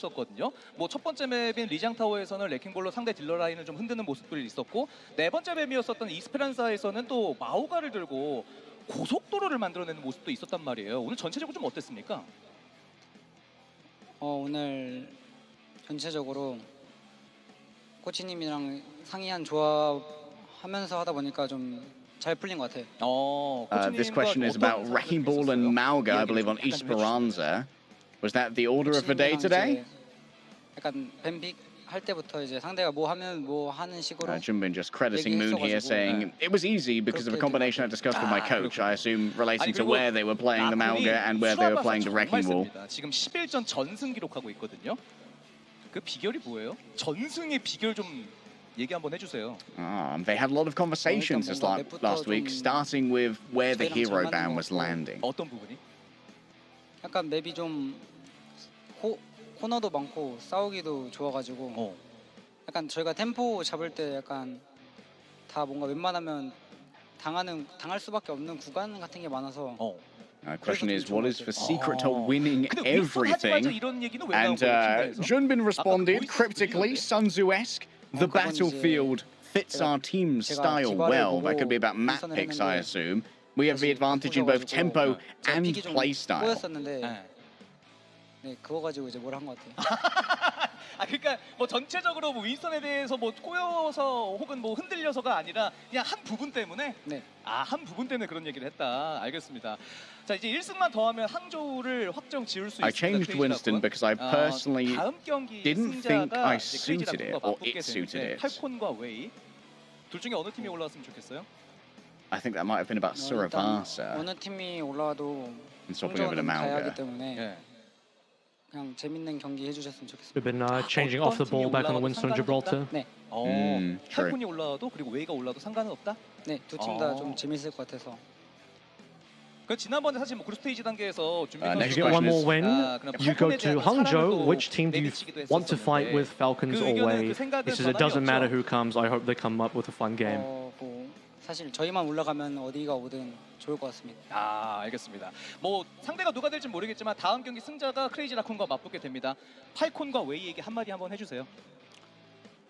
일단 재밌는 경기 해주셨으면 좋겠고 화이팅! 어떻게든 뽑아내려고 했는데 준빈 선수는 정말 A 수비가 word to Falcons away. 자, I hope you have a fun game. Good luck. 여기 느낌이 다르구나 진짜. 처음 올라와가지고 저는 좀 달라요. 많이 다르네요. 네, 팬분들께. 일단 저번 주에 온라인으로 경기에서 되게 오랜만에 오는 느낌을 받았는데 오늘 오랜만에 다시 그 오프라인 경기에서 되게 좋고 내일 경기도 응원해 주시면 감사하겠습니다. 감사합니다. 준빈 선수에게 큰 박수 Finally, a word to the 부탁드리겠습니다. fans. Please 자, support. 이렇게 오늘 경기 승리를 거둔 경기 크레이지 tomorrow. 라쿤 그리고 준빈 선수의 POTM 인터뷰까지 함께 했습니다. 저희는 경기 is 잠시 a 쉬었다가 place in 돌아와서 오늘 Korea. 두 번째 경기로 Yeah, is that 돌아오도록 like 하겠습니다. a soccer club or something? I don't know. Well, we're going to come back soon with another best of 7. First of 4 between Falcons and Wei. We'll see right after this. Do not go anywhere.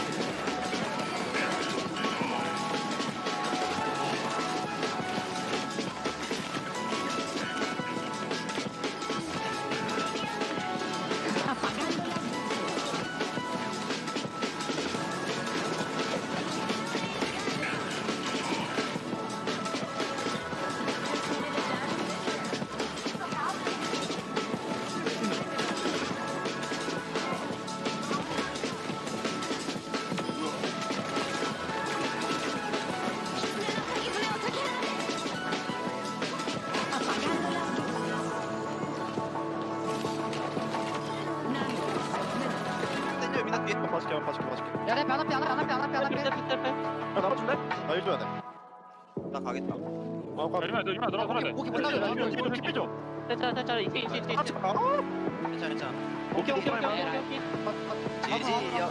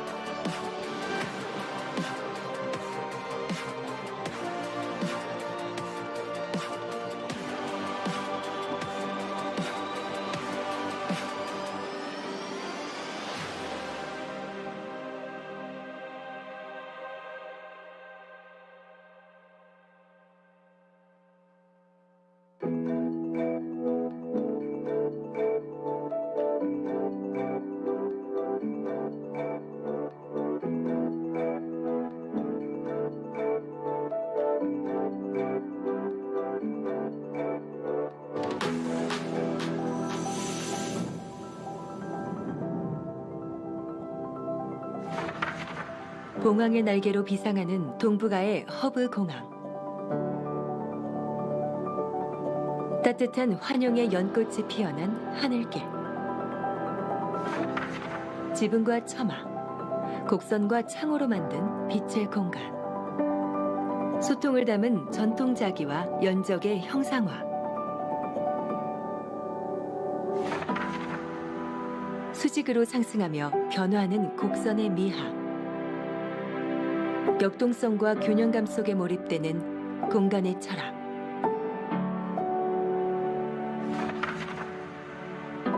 카스피해의 초승달로 떠오른 희망의 게이트. 경복궁과 청와대를 품은 장중한 아름다움.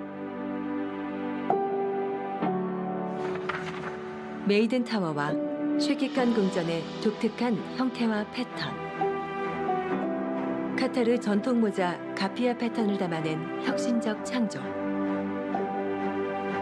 물 위에 흐르는 베트남 전통배의 유유함. 미래지향적인 문화 엔터테인먼트의 결집. 히림 건축이 만들면 도시에 있는 랜드마크가 사람들의 마음엔 작품이 된다. 히림 건축, 작품으로 압도하다.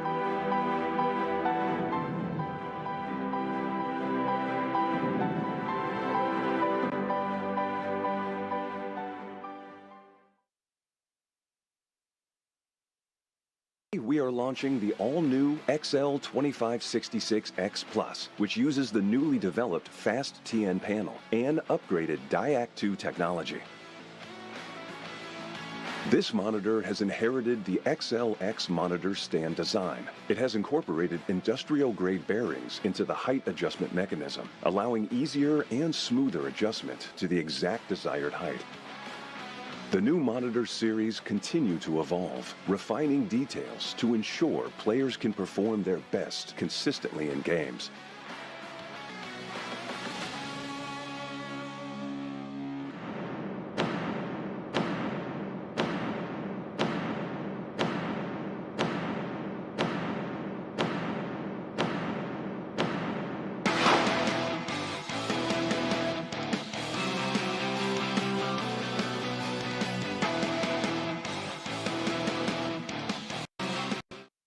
Our first series started and ended a touch quicker than I was expecting, Avril, but we've got series number 2 coming up, and on paper, this one should be a bit more of the same. Falcons are looking a lot stronger coming into this Asia main event, and Wei, well, they are a dark horse, but they shouldn't be able to stand up to this team for too long. Yeah, Wei have had some good moments. Definitely, they had a really good series versus Zeta, took them to 6 maps, possibly could have taken them to 7. Wei have even beaten Falcons at some point during the past. I don't remember exactly when that happened, but I do remember there was a really nice Wei win. But unfortunately, Wei, they had an extremely tough loss to Crazy Raccoon, 0-3 in the group stage. So that was not what you want to see. They beat Falcons 3-1 in the regular season. So that was a few weeks ago now, but it was probably the best win so far for Wei. That was their career peak. Yeah. Now, see if they can do it again because they face Falcons once more. But Falcons, as you said, do look a bit better since we last saw them. Yeah, Falcons had a fairly disastrous career playoffs run. They still qualified to Asia, but that was kind of expected of this team. However, in Asia so far, it's been a pretty good run, including, I believe you said, beating Zeta, which is a big scalp to take, considering the form that Zeta were in. Not so much of that last game, but here I'm particularly excited to cast Wei, because while they may not be the favorite team going into this, they're one of my favorites to cast. These guys play a very strange style of, like, Marker is an absolute beast on the Ana, kind of like Shu 2. Or like a proto Shu. If like Shu were to retire, Mark would be stepping into that spot as like the Ana guy. Shu 0.5. He's getting there. He's halfway there. Yeah. Which is a good. This is like compliment by the way. It was a really good performance. If he can keep that performance up, this will be a really good series for Marco, especially given the chance that I think Falcons are a little bit lacking in the support line. Let's see how they feel about this match though. 저희가 준비해온 거 상대의 전략에 맞춰서 좀 변경했어야 됐는데 그냥 그러지 못하고 그냥 준비한 것만 신경 쓰다 보니까 그거에 매몰된 것 같습니다. 코리아 때는 이제 저희가 준비를 잘 했는데 이제 저희가 그 준비한 거를 못 보여줘가지고 아시아는 이제 그거를 최대한 많이 보여줄 수 있도록 거기에 포커스를 두고 열심히 했던 것 같아요. 다른 팀 힐러보다는 이제 아마 러쉬 쪽 운영에서는 저희가 제일 잘하는 것 같아요. 딜러로서 일단은 팀을 가장 받쳐주기 위해서 안 보이는 곳에서 이제 좀 필요한 역할을 많이 해낼 거고 눈에 안 보이는 차이를 최대한 내보도록 하겠습니다. 우선 제타가 잘하는 팀은 틀림없고 지금 특히 더 잘하는 것 같긴 하지만 결국에 이런 해외 가는 메이저 대회에서는 매번 마지막에 미끄러지기 때문에 결단력이 없다? 3등일 것 같습니다. 다들 열심히 하시는 건 알겠는데 더 열심히 하셔야 될 것 같습니다.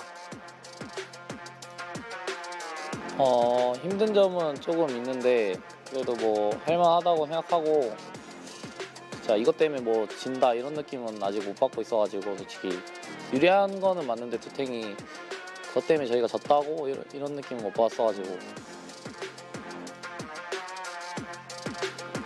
처음 프로를 시작했을 때부터 항상 잘한 모습만 보여줬다 생각해가지고 이제 그게 당연하게 팬분들한테는 뭔가 당연하다는 이미지가 되지 않았나 싶어요.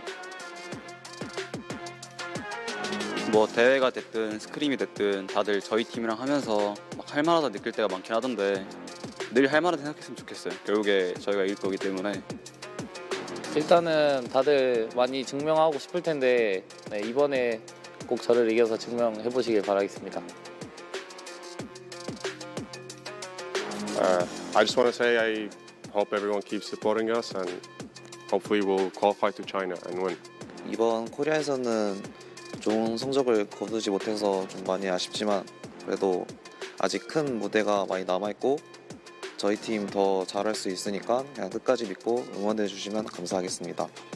저희 팀이 늘 휘청거리고 성적이 압도적으로 늘 좋은 건 아니었지만 결국에 어딜 가든 괜찮은 성적을 내기도 했고 그리고 우승도 가장 많이 했으니까 이번 대회도 저희가 흔들리더라 하더라도 믿고 다들 응원 부탁드리겠습니다.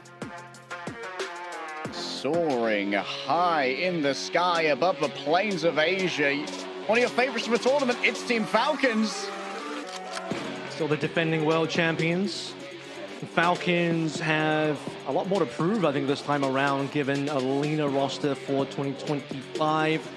Losing Happy, more importantly, losing Smurf. Notably, one of the questions in that interview was towards Harbin of how he's been managing to deal with being the only tank on the team. It has been a challenge. He says the one tank situation is not the reason that they're losing.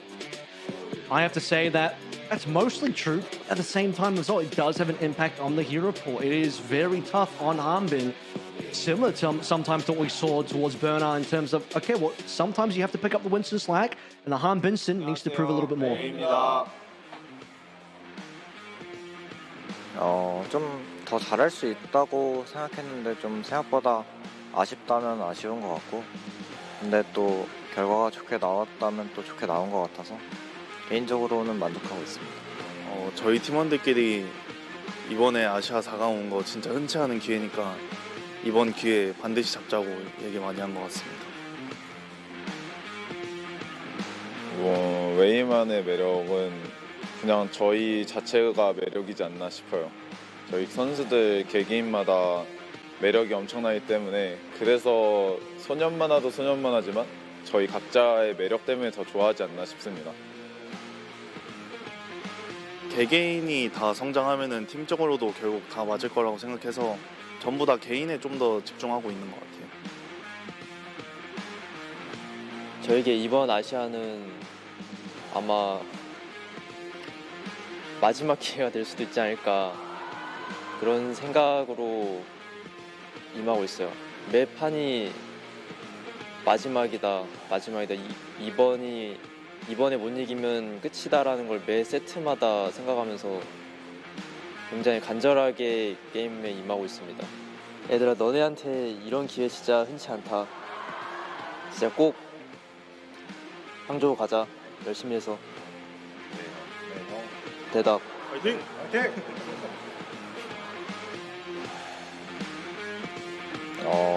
장점이라고 하면 아무래도 일단 서로 영웅폭이 다른 게 장점인 것 같고요. 어떤 메타가 와든 서로 이제 하나씩은 다룰 줄 아니까 메타가 바뀌었을 때 뭔가 위험이나 부담감 그런 거는 좀 적은 것 같아요. 그 페피 형이 이제 잘 못하는 탱커들, 메인 탱커들 그런 거를 이제 잘하려고 열심히 깎는 게 노력하는 것 같아요. 저 무시했다가 이제 머리 맞고 죽을 수도 있으니까 조심하세요. 탱커 차이 내겠습니다. 저희 돈도 안 받고 이 정도 하는데 돈 받으면 더 잘하니까 꼭 스폰서 붙여주세요. 저희 웨이 항상 지켜봐 주셔서 감사합니다. 저희 이번에 플레이오프 결과가 어떻게 되든 저희 선수들 항상 끝까지 어떤 길을 가든 지켜봐 주셨으면 좋겠고요. 이번에 결과로 한번 만들어 보겠습니다. 또 증명하자. Like tears streaming down my face as I realized this actually might be who I used last tournament. What was he saying? This might be the final, Asia. What is going on? Who are you? No, not my Genji goat. This can't be where the career ends. Surely he's going to finish out the year. Surely there'll be more opportunities for who are you to continue, but this is it for Wei in terms of the stakes being on the table. He said it himself, opportunities like this don't come through all the time. Round one potentially. Who are you has seen the top and the bottom of competitive Overwatch, and sometimes he's seen the top from far away. Has ridden the bench for many victories, but also been integral in so many, including, I believe it was what, a Summer Showdown run with the Shanghai Dragons? With during that Junker Queen meta with Void on Junker Queen and being able to really excel on the Genji. We have seen Genji being able to eke its way into the meta occasionally, and who we use always picking that up when it's available, but also having access to things like the Tracer and the Echo is important. But Team Falcons can match on all of those. Team Falcons are still the team to beat in this particular matchup. Obviously, Crazy Raccoon, the team to beat for the tournament. And in terms of a favorite to still go to Hangzhou, you can't really doubt Falcons' ability to be a top 2 team, to the dismay of probably Zeta Division, who themselves are looking like they're in a good position. But given Falcons' recent win, despite it being a close one versus Zeta in the group stage Asia main event, so that was even just last week, given that Wei also kind of got dismantled by Crazy Raccoon, but then again, it is Crazy Raccoon, but it just wasn't a great look for Wei. Doesn't fill you with a lot of confidence, but it is still a team that can do a lot when it really counts, and a team that you can't count out, and a team that you can't underestimate either. There are certain advantages, as discussed in the interview, given the hero pools between the 2 tanks. Can they use that to their advantage against Hanbin's solo tanking in this matchup?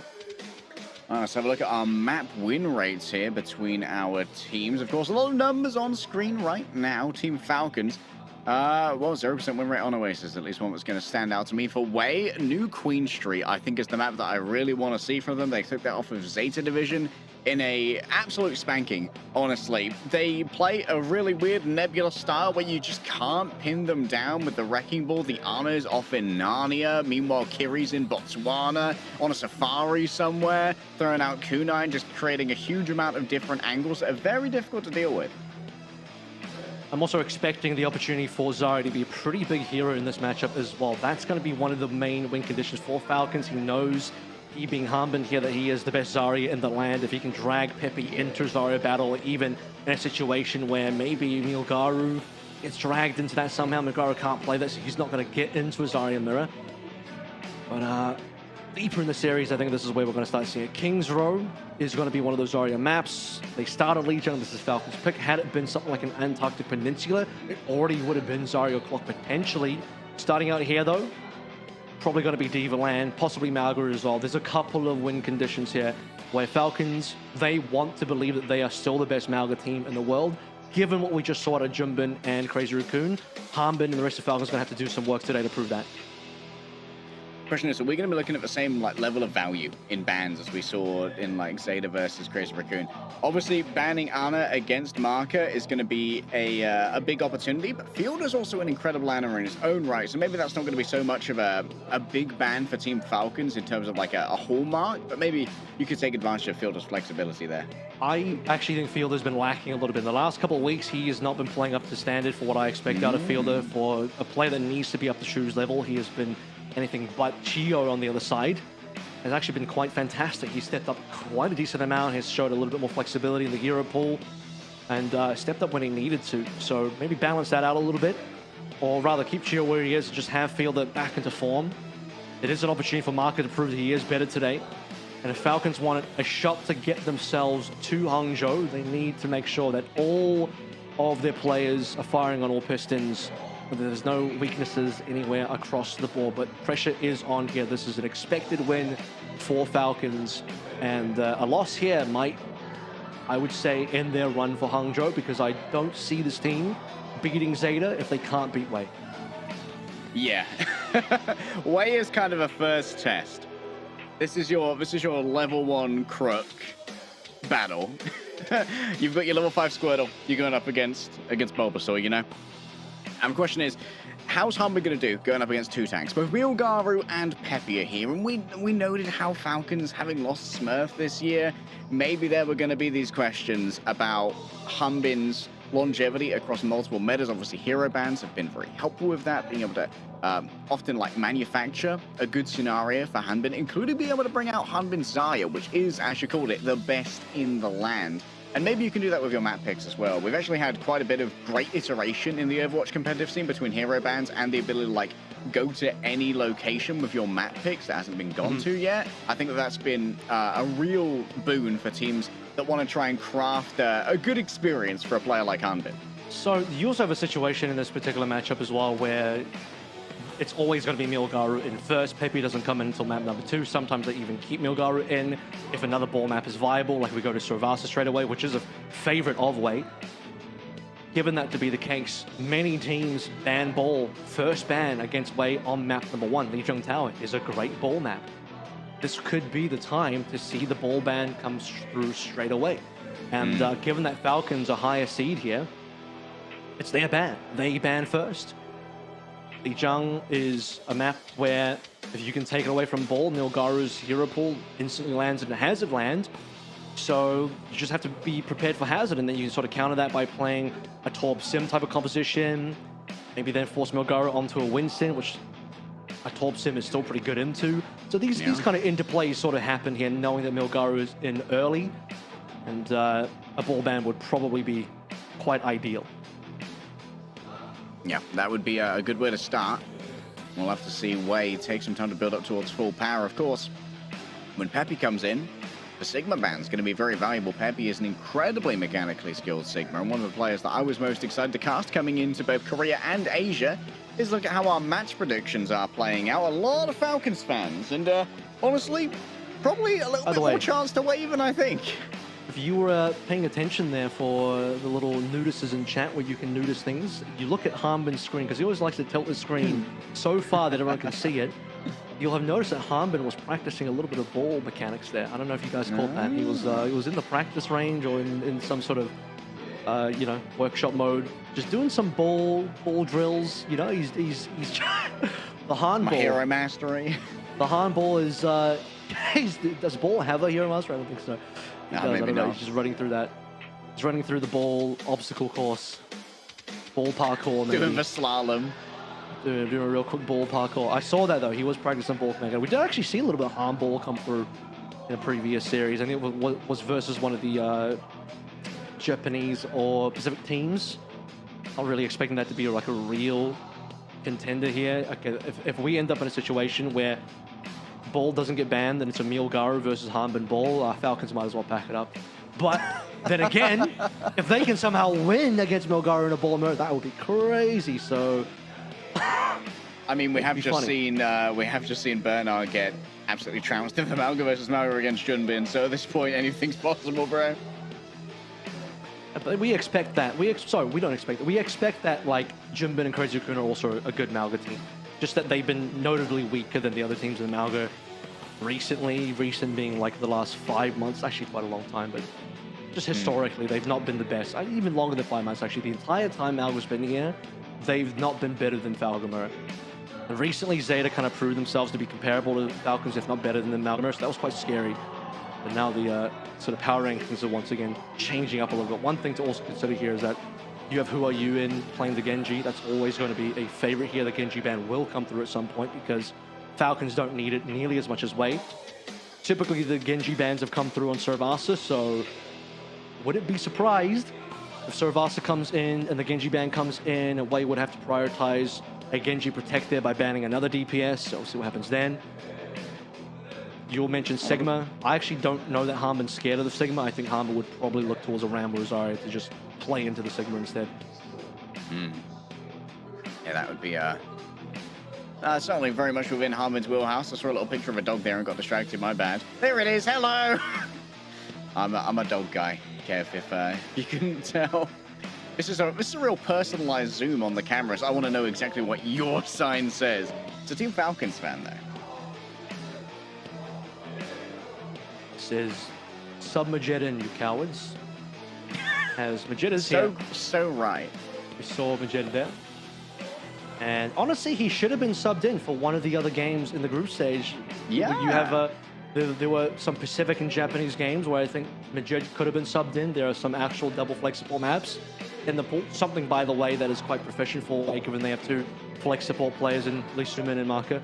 So that's another reason why Havana is another one of their favorite picks, although Falcons that scared of Havana? Probably not. Havana's also another Zarya map that can be played by Hanbin. Definitely a Malga map that can be played by Hanbin. That'll be the real test to see how we go for the Malga stuff. Although Pepe's Malga wasn't too bad last year, I remember. Yeah, I'd love to see some Marjeds get subbed in, especially in some of those earlier games in Asia. Make him own that Jedi, you know? Make him own that Jedi. We've got a couple of Wei supporters in the back right here. And honestly, I think that while Havana's not something that you need to be scared of for Team Falcons, I think Havana was the site of probably one of Wei's most impressive maps, with a second point hold for about, I believe it was about 20 meters after the initial cart entry that they managed to pull off of Aid drawing a lot of time bank down with a very impressive first point weather performance, and then Who Are You doing his usual Who Are You things on the Genji. Falcons also full held Zeta on Havana recently, just last week in the group stage, to close out their 3 versus 2 series, as where you look for the second hairpin in power up. Okay. All right, has he done the eye drops though? Another question. We've gone through the itemized list thus far of all of the stages of lock-in. Oh, here we go. Yes, stage 2. And what's the third stage, Kev? He's got to roll up the sleeves. At this point, he's just walking with a tank top, just to no sleeves. I can get rid of the third stage. Like he overpoured in his eyes there. He's too much liquid in the eyes now. Oh But, no, this might be a disaster. Can we get some support ults here? Sound barrier maybe? Meanwhile, proper weak eyes require rubbing. That might make all the difference. Please don't make me do a ball mirror. Please, God. So again, this is double elimination.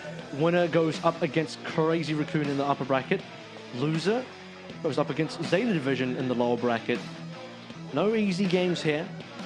Unless, of course, Falcons are on point today in a way, just can't quite catch up, in which case this would be the quote-unquote easy game. But I could believe in Wei a little bit. I want to believe that they can come back strong after their loss versus Crazy Raccoon and show up just a little bit here. Okay, here we go. We talked about Ball being a priority ban. It's going to be a hazard ban. So those are the 2 picks likely played by Milgar. If he doesn't play Ball, he was going to play the hazard. If you ban the hazard, then he's probably going to play the Ball.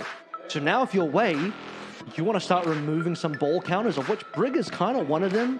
Torben Sim would have been another one. Those are all viable bans that would enable your Ball a bit more. Ana would be a decent ban, but do you want to remove Ana this early? Ana is a very high priority ban. Sombra actually wouldn't be a bad ban here. If you go a Sombra ban, that's like a guarantee you're going to play Ball. But it's a very specific ban, whereas Brig probably applies a little bit further, more overarching that affects Falcons comp a little bit more. So Brig is a safer ban, Sombra is a more direct ban to enable the ball. And that's assuming Milgara is definitely locking in the ball. Because he can't play Hazard now, so it's either ball or Winston for him. Possibly a Ram or Control Center. The Brig also, with the rally, can be a little bit of a complication towards something like, say, a Blade from Who Are You, so it might help out Genji a little bit if Who Are You decides to lock that one in, but we might also see ourselves some early Pharahs. I'm excited as we get into match number 2.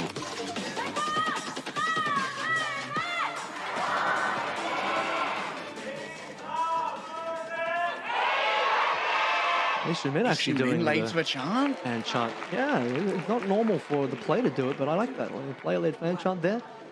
So ball, no surprises, locked in. Genji as well, no surprises there. Stalker's going to start on the Echo. I would have actually expected the Pharah start here. Would have been pretty strong for Stalker. But given that he expects Who Are You to start on Genji, I think the Echo into the Genji might feel a little bit better than the Pharah into Genji. Maybe so.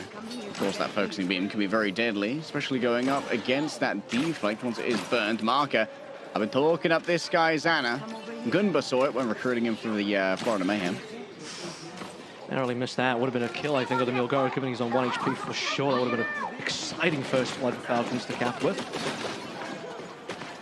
Humbin just putting their toes on the point. Stalker going to be taking a little bit of damage here. There's a boop as well. Everyone turns towards Milgara. The distraction was not there. Booping an Echo off is a little bit ambitious, but Aid just takes their head off instead. Why let Gravity do the work when Aid can do it all himself? What a nice recovery from Wade, losing Milgara, who was already quite low in a previous engagement, rolling through the map and spawn.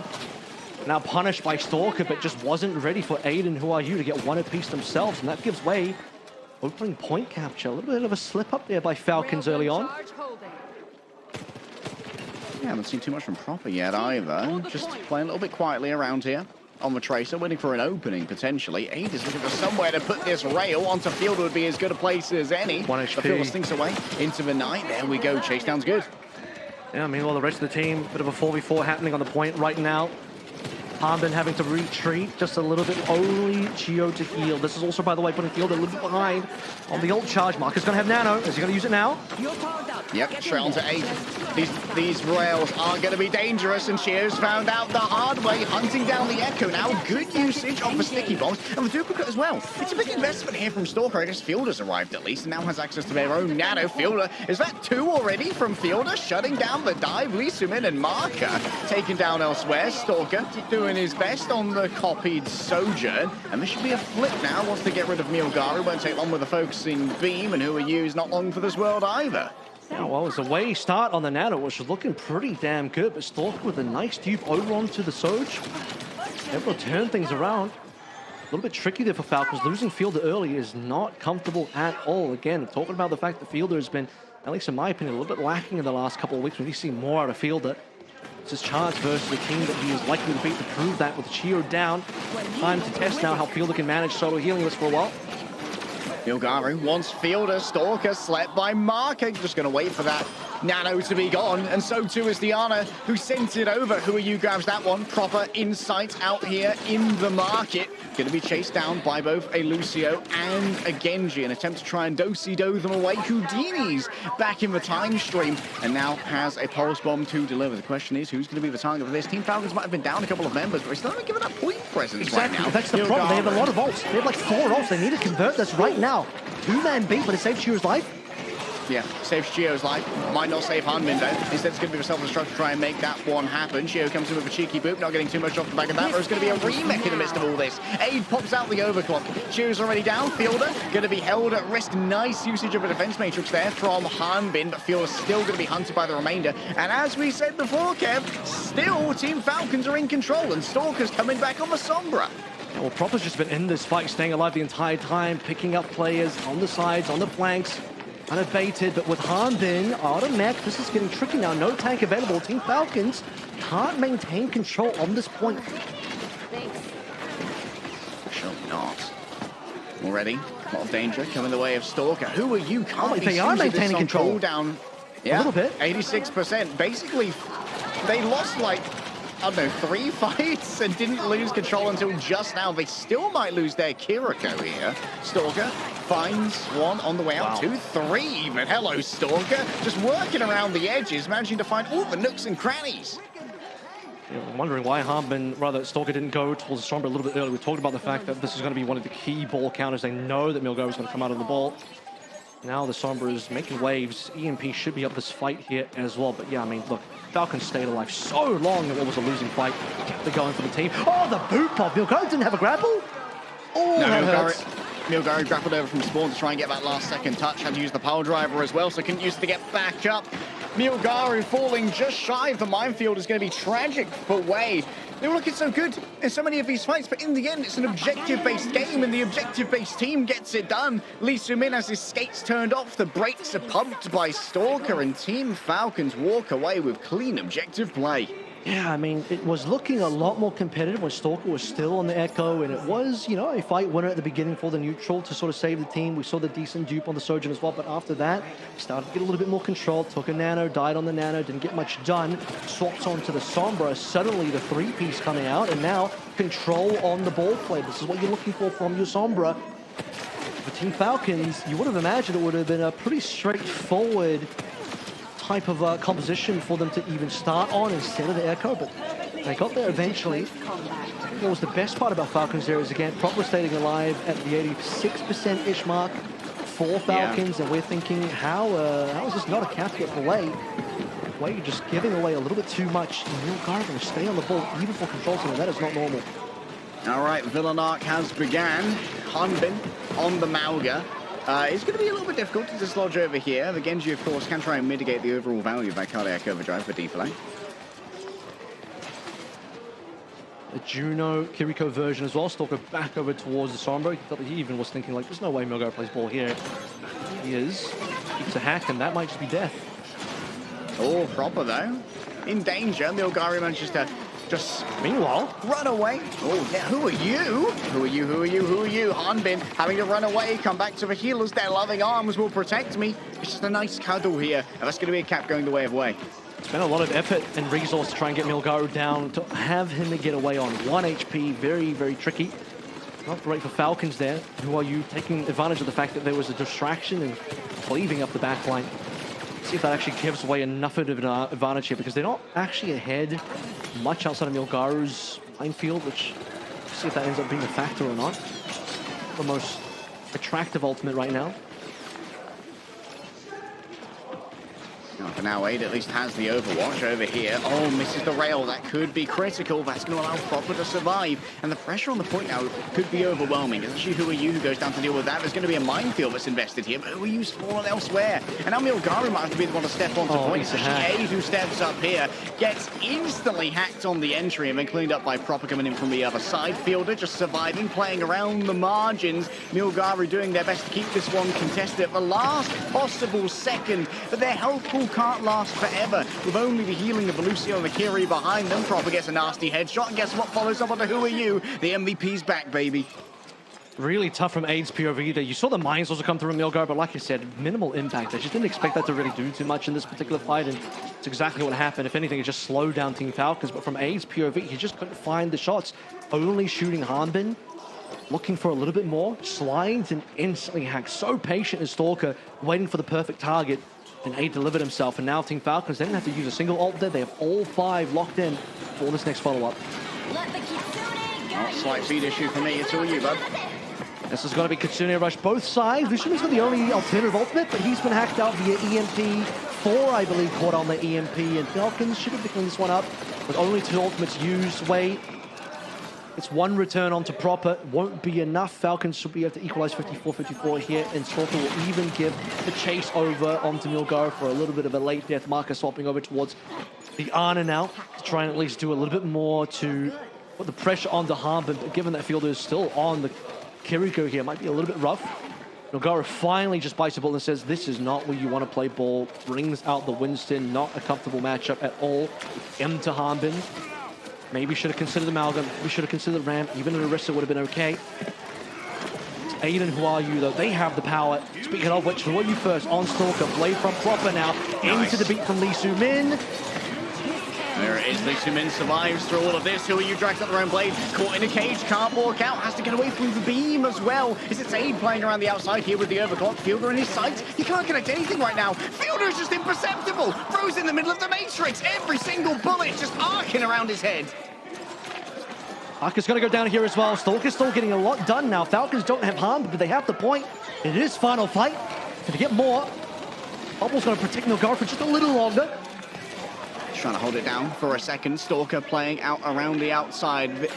Virus in hand, right onto Milgaru, forced for disengagement. Now someone else has to try and get this overtime going. Lijiang is down, so everyone else has to try and get their bodies on point right now. Comes down to the Winston to try and make it happen. No ult to turn this one around. It's raw aim only, and who are you? An attempt at an edge guard there from Chio. It's a little bit of tech is coming through from a young man on Juno. And while it is a valiant attempt from A to keep this one going, it's too far gone. Team Falcons take Lijiang Tower 2-0. The Falcons zero fair playing into the ball. In fact, you might have argued that Milgar stayed on the ball a little bit too long, didn't do anything for them on control center, was at least competitive on night market until the Sombra came on through. It really was the Sombra swap from Stalker that did the most there to allow Falcons to remove any threat of ball being the defining factor. You left ball open, you banned away the hazard, knowing that it was going to be between hazard and ball, the choices for Milgaru. You baited him into the ball and you said, let him play the ball. When you've got the counters ready to go, we might have started on the Echo, but we'll end on the Sombra and we'll end the first map of the series 1-0. See what happens on the next map here like that.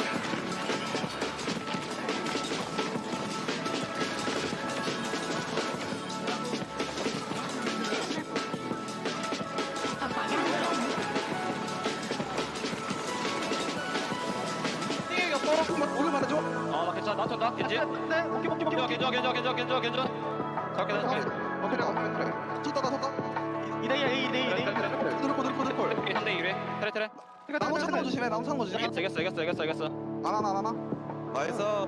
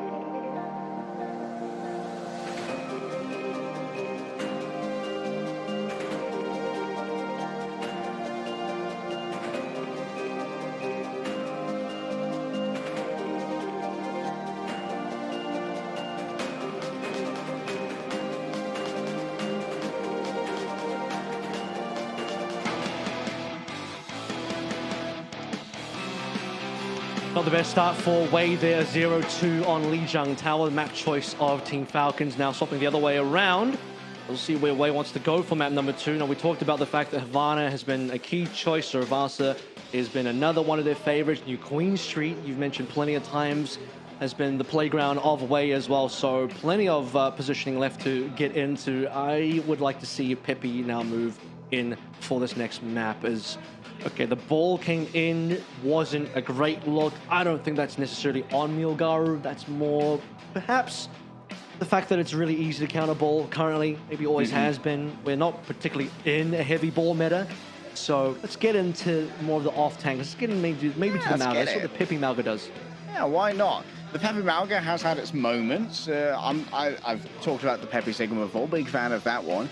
Question is, where are we going next? Because I don't think I saw things swapping around in terms of like players going on stage to try and turn things around. It's going to be New Queen Street next, which wouldn't surprise me as being more Milgaru flavored here. And this also means we're likely to see a tank ban to protect the Wrecking Ball. So New Queen Street, famously, this is where Wei got an incredibly good win versus Zeta Division.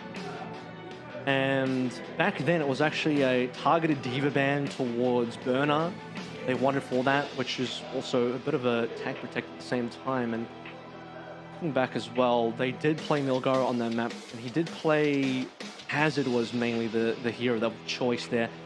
Of course, they also brought in a little bit of the Bastion to counter the Burner Amalga. I don't know if we're enough into Amalga meta that it's a guarantee that Harbin instantly comes out on that. He might decide to just come out on, say, the Diva to begin with. But expecting that Ana will be a pretty important choice here for Marcus. So honestly, if you're Falcons, you might even just target ban the Ana here.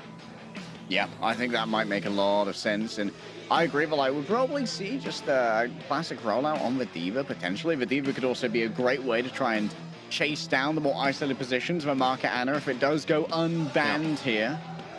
Of course, Diva does have a very preferential matchup, just due to both health pool and how well Defense Matrix messes with all the things that Ana wants to do. So here's the thing, Hazard's already been banned away by Falcons, and that's one of the key heroes here for Milgaru on New Queen Street. He did play the last, the New Queen Street versus Zeta. You have a situation now where Ball could be played here, but I'm just not convinced that Ball is going to be valuable at all. I'm just not of the opinion that Ball is going to have any real impact, given what we've already seen. So not a Ball either.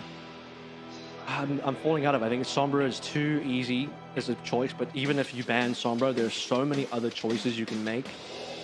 You know, just even having a Brig is something. Have the Ana there is super important. You don't really want to ban away your own Ana, so that's a problem as well. So, yeah, then you also just have Torb and Sim. And now you have a situation where Hazard is available. If Ball is banned, you're going to play Hazard, in which case I think Falcons are just going to end up going Torb and Sim to just shut down that Hazard. So what is Milgaru going to do?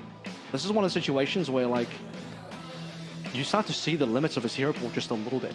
Maybe it ends up being the Winston. But the Winston, is that going to play well into the Sim and Torb? This is assuming the Sim and Torb come through. Rob has definitely played a lot of Torb. He's not scared of that at all. Okay, going to be away with first ban. They've actually gone for a support ban, getting Lucia out of the way. That means that now Wrecking Ball is going to be bannable, but as you were saying, Kev, maybe it's not so much going to be an incredibly useful thing here. This does protect the Ana, though, by banning Lucio. Exactly. I think it's definitely an Ana protect. I think they prioritized keeping Ana in here. They don't want to be in a situation where the Ana gets banned out. Lucio removes the Lucio Kiriko composition, but again, I think it's more of the Ana protect than anything else. It's going to mean that Brig Ana is more likely a choice for the teams. Kiriko Juno, I mean, there's all these options. You can play Brig Juno as well. Brig Juno being there for Malga is going to be super important. I think the ball ban is going to necessitate the Malga now. So if you are Falcon, the most basic comp choice now is just going to be Brig Juno Malga into Symmetra Torb if you just really want to shut down the Hazard. It actually plays pretty good into Winston too, so I wouldn't be surprised if that's the opening comp coming through from Falcons.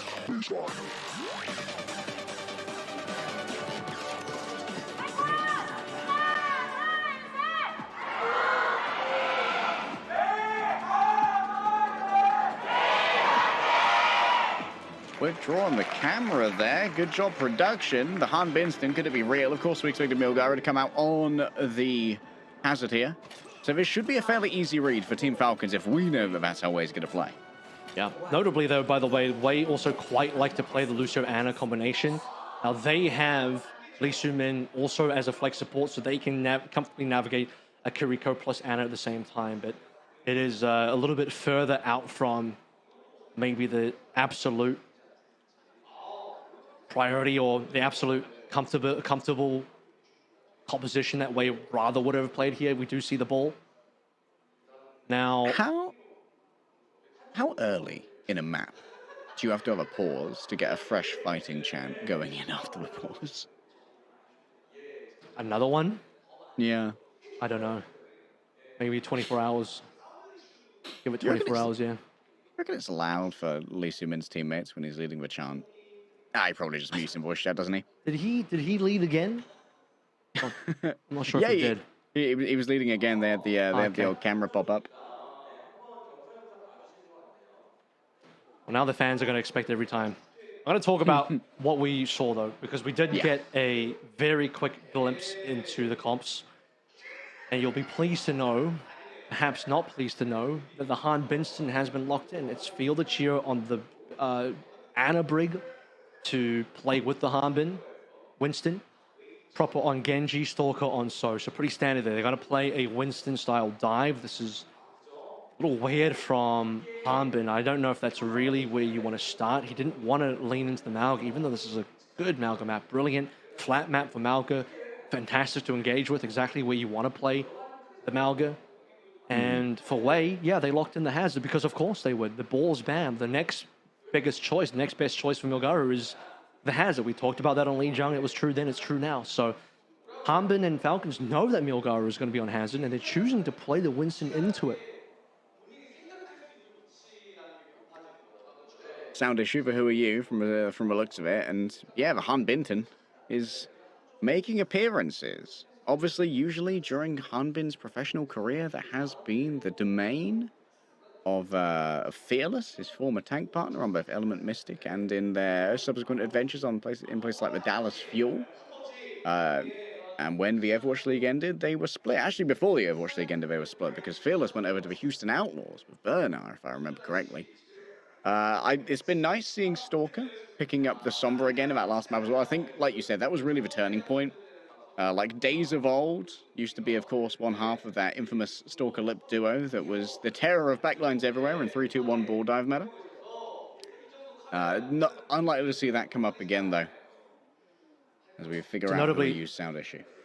Notably, Falcons didn't choose any hazard counters to start with. And this is information based on them actually rolling out. So this is 9:57, right? They've rolled out. This is not like, oh, they're still in spawn. Maybe they're still choosing. No, they've rolled out on this comp. No hazard counters, and they should have expected it to be a hazard matchup. See if Proper and Stalker end up making some swaps here. At least one of them might consider a swap. Torb wouldn't be too bad here. Torb would be a pretty nice pick. All right, long range anti there. Onto Hanbin, just going to keep him cowling for a while longer.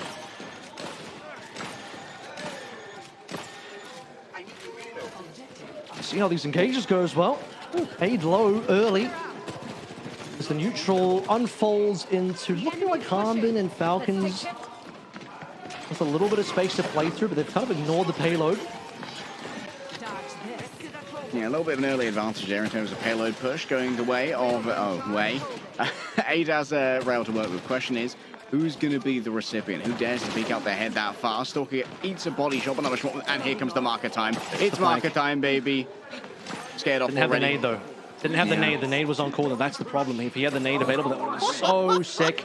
He had an angle onto a triple nade. Imagine Milgara dumps his entire kit into that three-man bio nade, drops in the wall as well. It would have sick.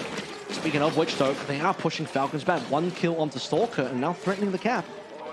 Yeah, that pressure just demands so much attention. We saw Proper eat an entire face full of nade. Wait, is Aid waiting for a respawn right now? Oh, okay, and they respawn, guess what? On the Sombra. Stalker knew that Aid was there, chases them off, demands some resources to survive, yes, but very close to the cap here are going to be Wei. Scared off for a moment by the Trista. This is a big engage here from Lee Soo-min. Invests the Kitsune rush. Both the flankers have found Marker. This might be how you have to deal with Marker on the flank. Just try and out-firepower him in a 2v1.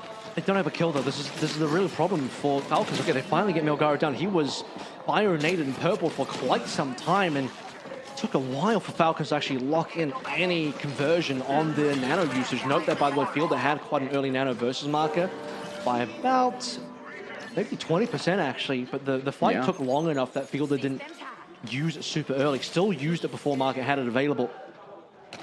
Falcons now will be able to finally get some distance on. Decent fight coming out through for Falcons. Milgara's had a swap as well. Everyone's for Winston now too.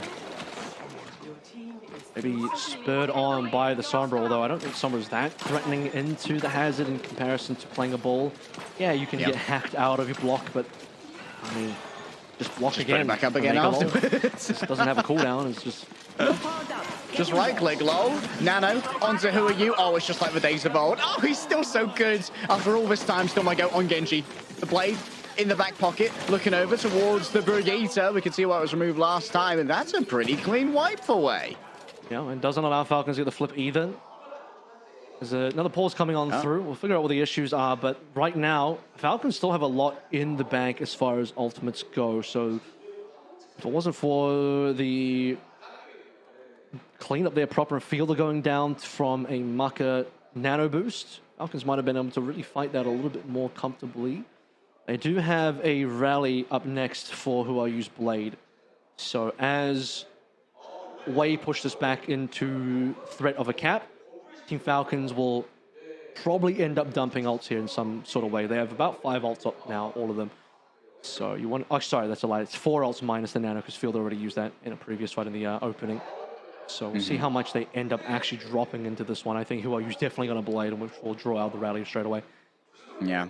Might see Rally, maybe EMP to shut it down as well. But I imagine EMP is going to be more of like an Alpha Strike ultimate, trying to get the most you can off of that first 2 seconds.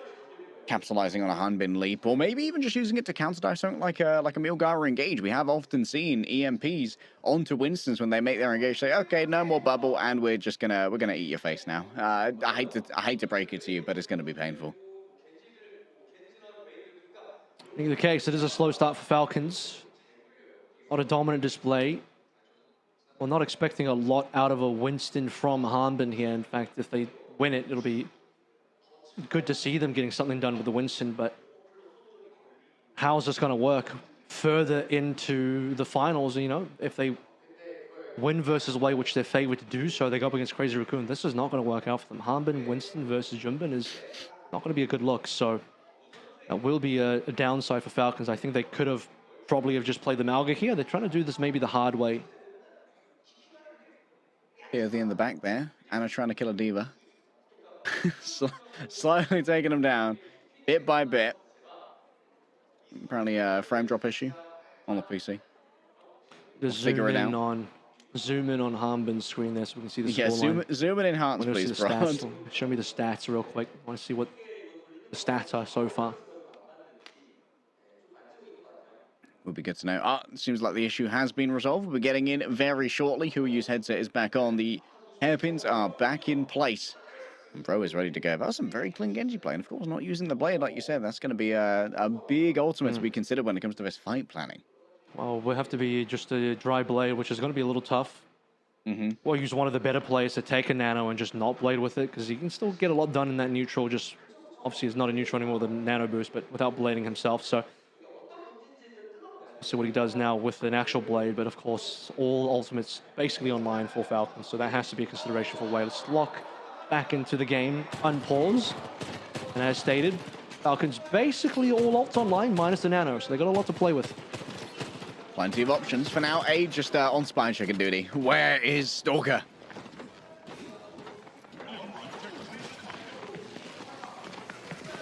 Not anywhere close that we can see so far. Backline's playing super far away. Who are you wanted to look for? Maybe a flanking blade there, but just catches a ton of utility. Just working his margins. Yep, there it is. Solo EMP onto McWinton. Oh, nice. Good on the rails. Pops the overclock right after that. Just try and keep the pressure up. Chio all the way down here. Almost turned into a pair of pants, my bad. And Age just Who are you gets a free play now? This is a free play now. There's no more rally. He had to use that rally to keep the team up. Harbin goes down. Nilgaru should have gone down, lived on one. Where's who are you? Oh, they're together! So they'll just share out a blade slice. But I'm afraid that everyone takes the same damage still on the other side. All of Huayu's team has just disintegrated. What a dive coming through from Team Falcons. Huayu still alive in the back, by the way. Stalk is nasty. Yeah, huge by the rest of Falcons. They lose their support line, but Proper shows up big time. Stalker with the finishing kill onto Huayu to reset way. And once again, denying the cap as well. So important they didn't allow the cap to come on through. That would have been dangerous. Proper, by the way, managed to do all of that with no blade, and now he is able to use it, I think, really to defend against it on the other side as well. Sunin Rush is going to be pretty powerful ultimate for Wei. Oh, difficult times right now. That's going to be Proper, given over Nano. Oh, Milgaru! He had the Primal! That was so much HP! Where did he got turned into chicken nuggets, maybe? There's no other way to put it! Oh, rejoining the backline of Team Falcons, though. There is no healing remaining, but Team Falcons do crowd themselves for checkpoint that entire time. They kept playing the objective. Yeah, they'll be able to squeeze in a few more meters here as they wait for Field and Cheer to respawn on the front spawn, the forward spawn there. Hucker's nade gets blocked by Huayu, sadly, now swapping over towards the Tracer. Proper probably didn't need to blade that. They actually already won with the Nano on itself. And with Huayu freshly down, Falcons are right back in the driver's seat to push this a little bit further. All right, pressure still mounting. Stalker with a fully charged rail, just waiting for that Winston shield to go away. Lee Su-min trying to make the most of his aim, but there's nowhere to go when you TP to a Winston in the middle of the street. Marker on the off angle took their sweet time getting here, and now Milgaru doesn't really have an angle to get healed on. Jumps over towards Diana, who's also feeling low in their own right, and guess what? The boundary's being pushed. Can't get pushed too much further though. Again, waiting for Fielder and Shio. All of these fights so far, Wei have at least done their due diligence of taking down the support line, or at least doing something. Even taking down one play gives them respawn advantage in the follow-up. So this is why Falcons have not really been able to breach too much further than the initial cap itself. 72 is nice, but they want more than that. No. Stalker might give it to them. Oh, Stalker, what a performance so far from him. These right clicks looking nasty. 150 charge means full HP to 0 in a record time. Team Falcons absolutely dismantle Wei. They know Ada's around somewhere, so they're going to look for this guy. And if Ada gets down late, that could be a real problem for Wei. Curious where Ada is standing. Maybe he got out. Maybe he's actually back with the team. But in either case, you'll notice that this time around, Falcons able to win that cleanly. All 5 alive. There he is. All the way back in the middle. But that means that Falcons don't have to reset themselves. They don't have to wait for respawns. They can just keep pushing them. They're on 100 now. Well, they are cleared out from this space. You can see that Hum is actually keeping the bot over here for a moment longer. Like, the amount of trolling that Team Falcons do on the objective is kind of Hangzhou-esque of what Leave used to do with Tracer on Push. Falcons, again, have the driver's control here. 3 ultimates online, including double supports and soon-to-be Nano Blade. This time around, I think Nano Blade would be the play to make. Huo's already dead. They might even just be able to save this a little bit. Palmbin being forced to plan was not good, though. It's not what we want to see out of Palmbin. Ooh, Milgaru slept Proper, super low. One hit from Rihanna would do it, but well out of range, and Marker, they've just been taken down already. This actually could be a touch of a stagger onto Wade. Stalker mercifully puts him out of his misery, and Wave, they're just routing. Yeah, this is looking disastrous now. Wei having to do a lot here. Milgaru now swapping over towards the Malga, but I think the game is probably done at this stage. 120 plus at this stage. Team Falcons have just too much of a lead for Wei to catch up. Milgaru avoids getting slept, but that means Proper doesn't have too much to worry about right now. Once in, onto aid. Venano's enough, though, to take out Stalker. A big old stomp on top of Proper's head, but we are so far deep into Team Falcon's run. Yeah, you can keep your Malga alive, but at this point, the objective might already be too far out of your hands. Yeah, I mean, 7 minutes wouldn't even really be enough. That's a reference to the last match. For Team Falcons here, 125 versus 55 is a big enough lead that with 2 minutes left to go, it's not likely to be flipped at all for Wei. Falcons would have to kind of drop the spaghetti extremely hard at this stage to allow that to happen, especially given that Wei a burning ultimate to even get out of spawn. The further ults will have to be burnt now just to maintain any sort of semblance of control and payload. Note that Falcons haven't even lost the forward spawn yet. Oh, using both for disengage overrun here alongside Vasus, who has a lot of resources that are now missing as Wei give away even more space. A lot of damage coming through onto Milgaru. Stalker's just choosing to farm up for this overclock, which of course is still going to be enabled by that perk proper around the back. By the way, Wei are just wasting time here. They need to be the ones engaging. They constantly have to disengage Milgaru low again. Kitsune Rush probably has to come on through. Team Falcons can just chill. Leave the timer down.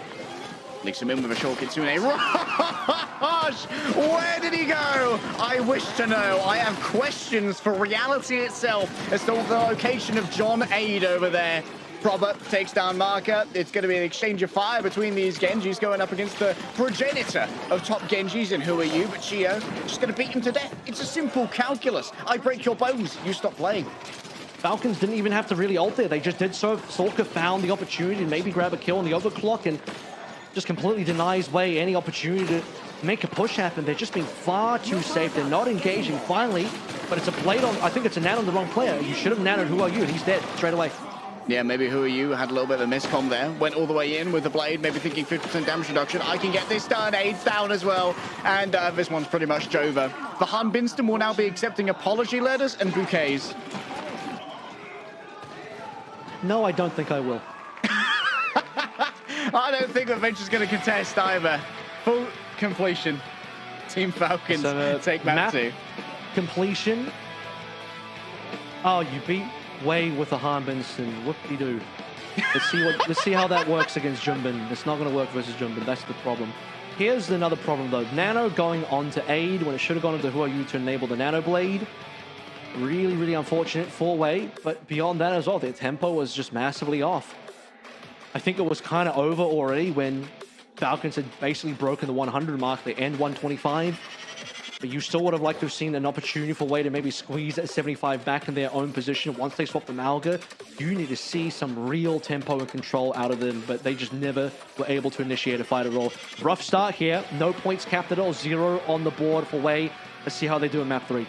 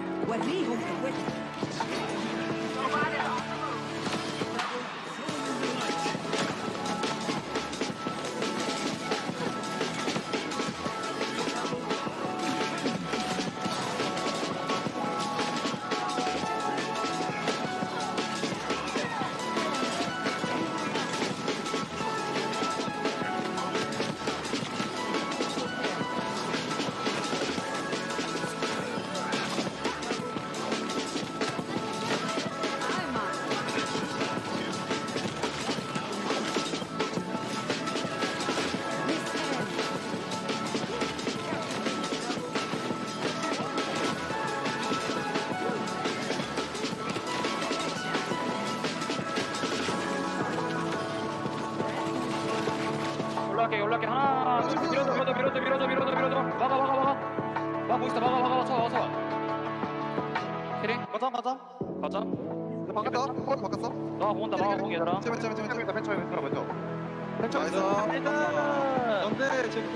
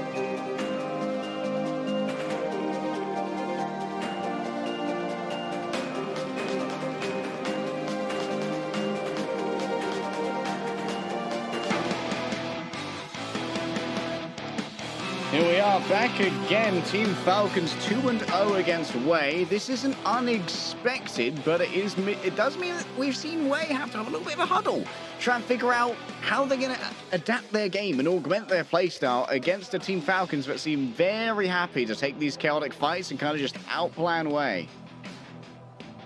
Typically, this deep into the series, we've already seen one of the classic Wei maps, New Queen Street. Unfortunately, their win rate on that map has started to dwindle. I mean, it looked good versus Zeta, looked very unfortunate versus Crazy Raccoon, and sadly not much better versus Team Falcons, maybe worse so considering that Falcons didn't even, in my opinion, play the ideal comp there. They played Winston on, they played Harbin rather on a hero that he's not that proficient on at all in terms of Winston, but you know, good practice for Harbin at least. As we'll move into likely Suravasa or Havana have usually been the Wei map, or the Wei picks beyond New Queen Street. This is a weird one, because we haven't really seen them pick Blizzard World. They don't really pick this map.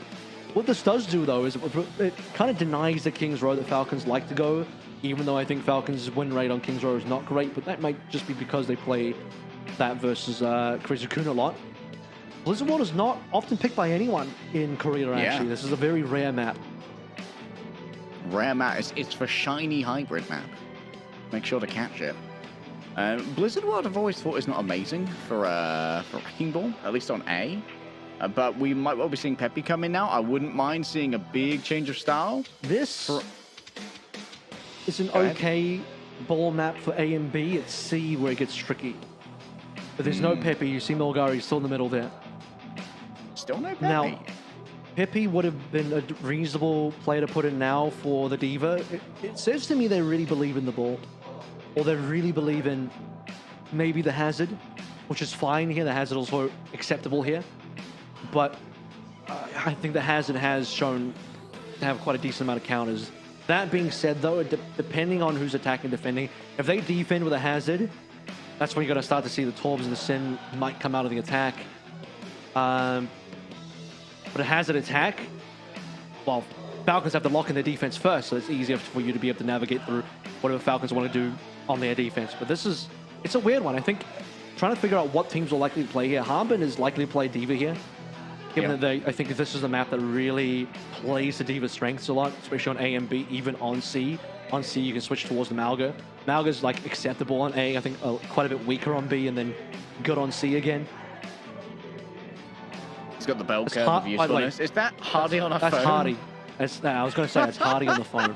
Everyone shows their pets on the phone. The bro has Hardy on the phone. Like a super low-res Hardy picture.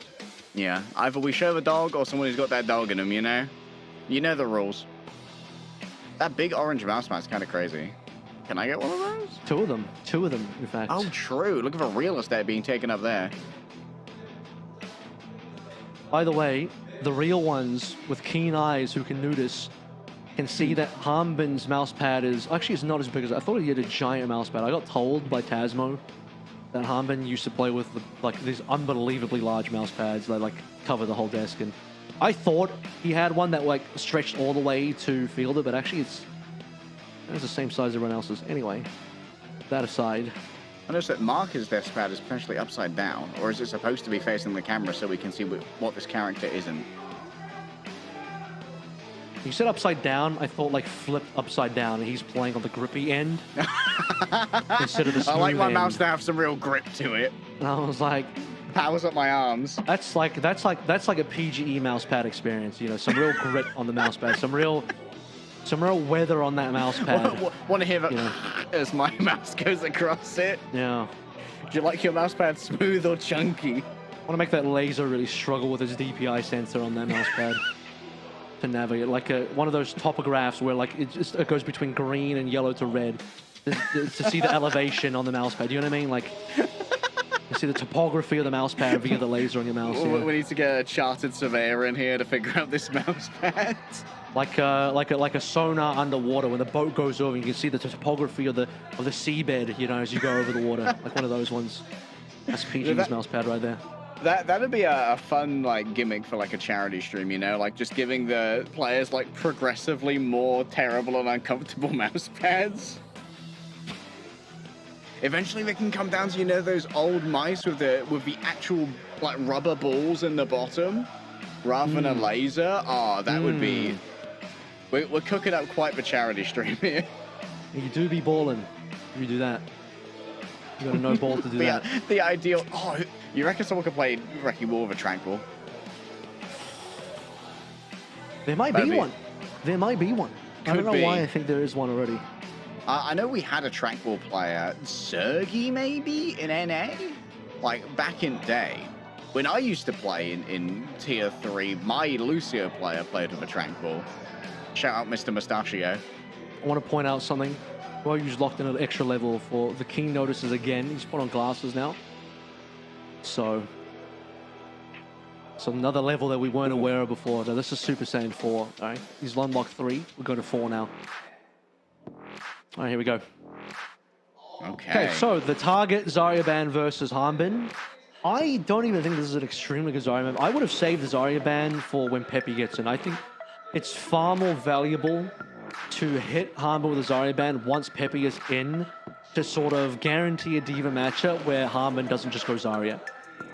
Burning the Zarya ban now versus Milgara makes a lot less sense to me. And also, I just don't think Zarya is that big of a deal on this map. Are you really going to play Zarya? Particularly on B? Not a great hero. A, okay. C, maybe okay, but probably just like, you don't want to have this weird break in the middle where the middle point just like ruins your hero. You want to at least have a hero that you can run through 2 points in a row with. Yeah. This to me is looking like a Diva matchup anyway. I think a Diva ban would have been pretty strong versus Hanbin on this map. We'll see how Wei and Falcons navigate it.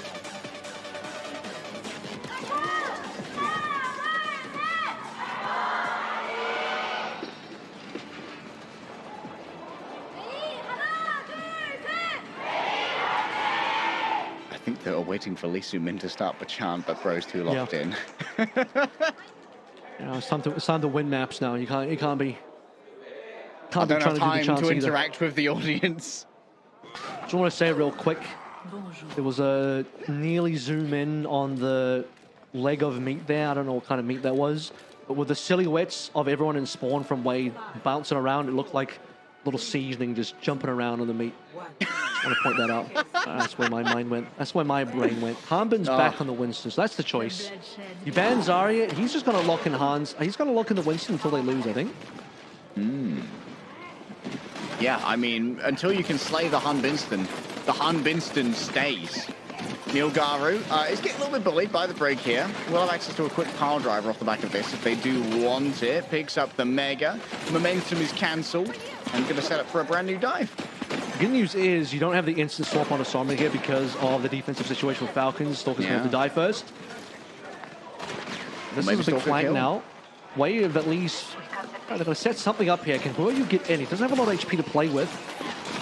Oh, fine Stalker. Hanbin with the rescue. Oh, they're just too aware. Venutus saw him coming, and now Hanbin can just chase down all the rest. They don't have the DPS to just burst through this Winston. Now he's going to go over towards Tracy. Yeah, they needed that. They needed at least one to start things out with.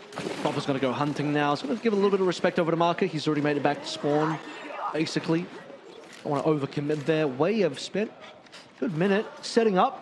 Looking for one kill, couldn't quite find it. Oh, they are aware that Milgara is behind. Okay, good spot. Yeah. Aware of the critical information, no green square required. This is a long setup from Wade. Nearly 2 minutes gone now. They have no ults to play through. Neither do the other team, however. Okay, here we go. They drop a member. That's Falcons again, one up.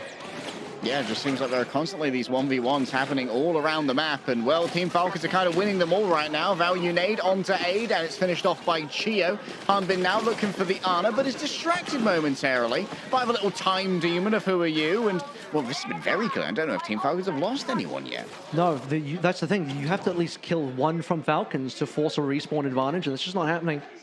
And they're swapping heroes too. So, Boyu had to reset his ultimate. Lee Soo-min had to reset his ultimate. Wei are just getting further and further behind in the ult trade, to the point where Falcons are about to sit on 5 ults, more than 2 minutes off the clock. No techs claimed on the map point so far. Wei losing all map control with every single reset. And because they're on ball, they have to rely on setups, and they spend so much time on setups that they just can't get these fights going. Yeah, the momentum drained so quickly. And Proper just quickly exits from a 2 versus 1 here. There's 8. Oh, instantly stepped on this engage. My goodness. It's actually been kind of a banger series thus far from Fielder. Very few mistakes we've seen after that Lijiang tower. In come the mines. This could be complicated for some matters. Marker is hunted down. That's going to be a big stick onto Chio, taking out the rally. But now you've got to deal with the bomb. That extra member with the auto aim is too much to deal with. Milgari doesn't really have the HP to try and make this one work. And guess who's coming back from spawn to back you up? It's only Aid, who isn't going to be able to really help you. It's a reset here. It's a posthumous Bob as well. Stalker already went down. He was down quite early in that fight, but got the Bob out in time. And they just kind of forgot about it. They couldn't shut down the Bob, and that was a huge problem for Wei in that fight. As the fight dragged on and the Bob lasted, Stalker being down didn't really matter that much because Bob got all the work done. Wei was the first dead in that fight as well. Sorry, Aid was the first dead in that fight for Wei as well, which definitely hurts. He's got the trade this time though. He gets the first kill. Now, Aid on this angle. Going to be difficult to dislodge. Goes up towards the top. Misses the leap. And Mark has been primaled in the back by the Humbin. So they got point control. That's the good news. They got point control, which gives them the tick. Now Humbin re-engages here. Primal's gone. Shield expended. It's just going to have to save their life for time here. Maybe Fielder can get an angle indeed. That's going to be healing coming through for the side of Humbin. Probably can come back as well with a pulse bomb in the back pocket. Onto the breach would be hyper valuable. Recalls back in. Might have to just pop in and give a quick stick over on to the rally, but the rally doesn't even last. Humbin once again getting it done. Look what Fearless taught me. I have one of the greatest Winston players in history. His spirit flowing through me. My ancestors are smiling upon me, Wei. Can you say the same? I think Falcons only had about total 3 deaths on that defense. Just about. If I counted that correctly, I wasn't really super counting it the whole time, but with the late swaps and the long setups and really difficult to find opportunities to find any frags there. It was only possibly good fight was Aid getting that solo pick on the Proper. This was, you sort of noted this, but great sleep from Fielder. Yeah. Still a 1-to-1 trade, and a little bit later on in this fight, I think part of the symptom of this fight as well is just the diagnosis rather is that they had 5 ults online for Falcons. They really couldn't go wrong here. You even saw the Bob and kill feed posthumously right at the end there as well. That was a critical fight. Yeah, that was everything. Like, just being unable to account for that Bob. They lost Marker too early as well. I believe was cornered by Chio with the rally, so couldn't get a sleep off on the Bob. And you just don't have the damage or the bulk to stand up for that. We had a lot of questions as to what was going to happen on this map, given that very few teams, if any, ever picked this map. Wake's certainly one of those that don't really go to Blizzard World ever. Data on this map is super low in terms of expectations. But I certainly expected maybe a little bit more of a competitive map than what we got so far. And now it's looking very rough for Waves. They're going to be playing the same Winston defense. And for Falcons, you know what? I am actually disappointed Harbin went to Diva, because at this point, he might as well finish the whole series on Winston. You might as well. You've already locked in the Winston. You're already winning maps. So there you go. Good man. Yeah. That's what I want to see. You might as well finish it off. Yeah, finish your meal, you know? Don't leave the veggies. Low-hanging fruit for Milgaru there. Thank you so much.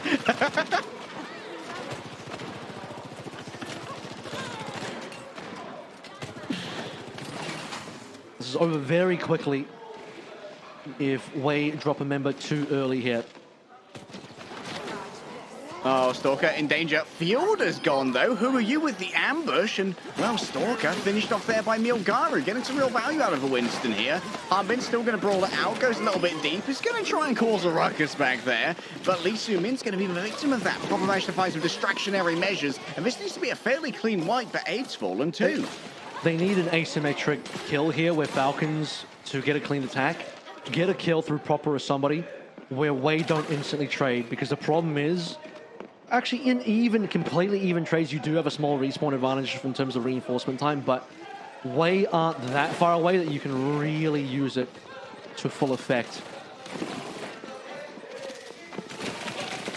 Proper Just exchanging love taps here with By the way, look you. at Marco. Marco's Oh, there. nade down the way. Nice. Nano ready to go. Sleep expended onto Hanbin. Now back awake. Milgari going to try and get some real value out of this one. The burst is good, but the self-nade's better. Milgari now at the primal in the back pocket in this tight space. It could be everything. Look at that big old bio coming in as well. The nade from downtown. Marco managed to weave that one across, and there it is with a swap over onto Sheer, who popped the rally. Is going to get woken up in good time by A, but still, Mark is just an Overwatch over here. Every single fight he's got a satellite interest in. Still, while he's distracted, Proper picks him up.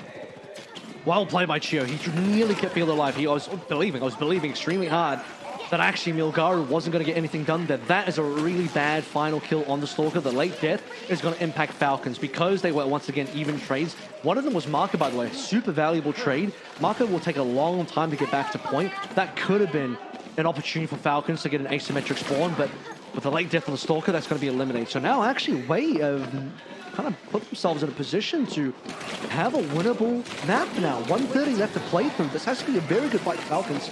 Super doable. They're going to try and make it happen off the back of a Hanbin Nano here. A lot of space has been gained, and a Primal Rage is still available as well. If you need that reinforcing touch, Stalker falls low, and now pops the overclock. It's going to send Wei scattering away. Who are you? Not only misses the pulse bomb, but is punished for his audacity. Leaves him in next up on the chopping block. It's a busy night for the Executioner. He's getting paid overtime here by Falcons. Following aid up onto the top. It's a masterclass from Stalker. And Wei, despite their valiant efforts on first, will fall.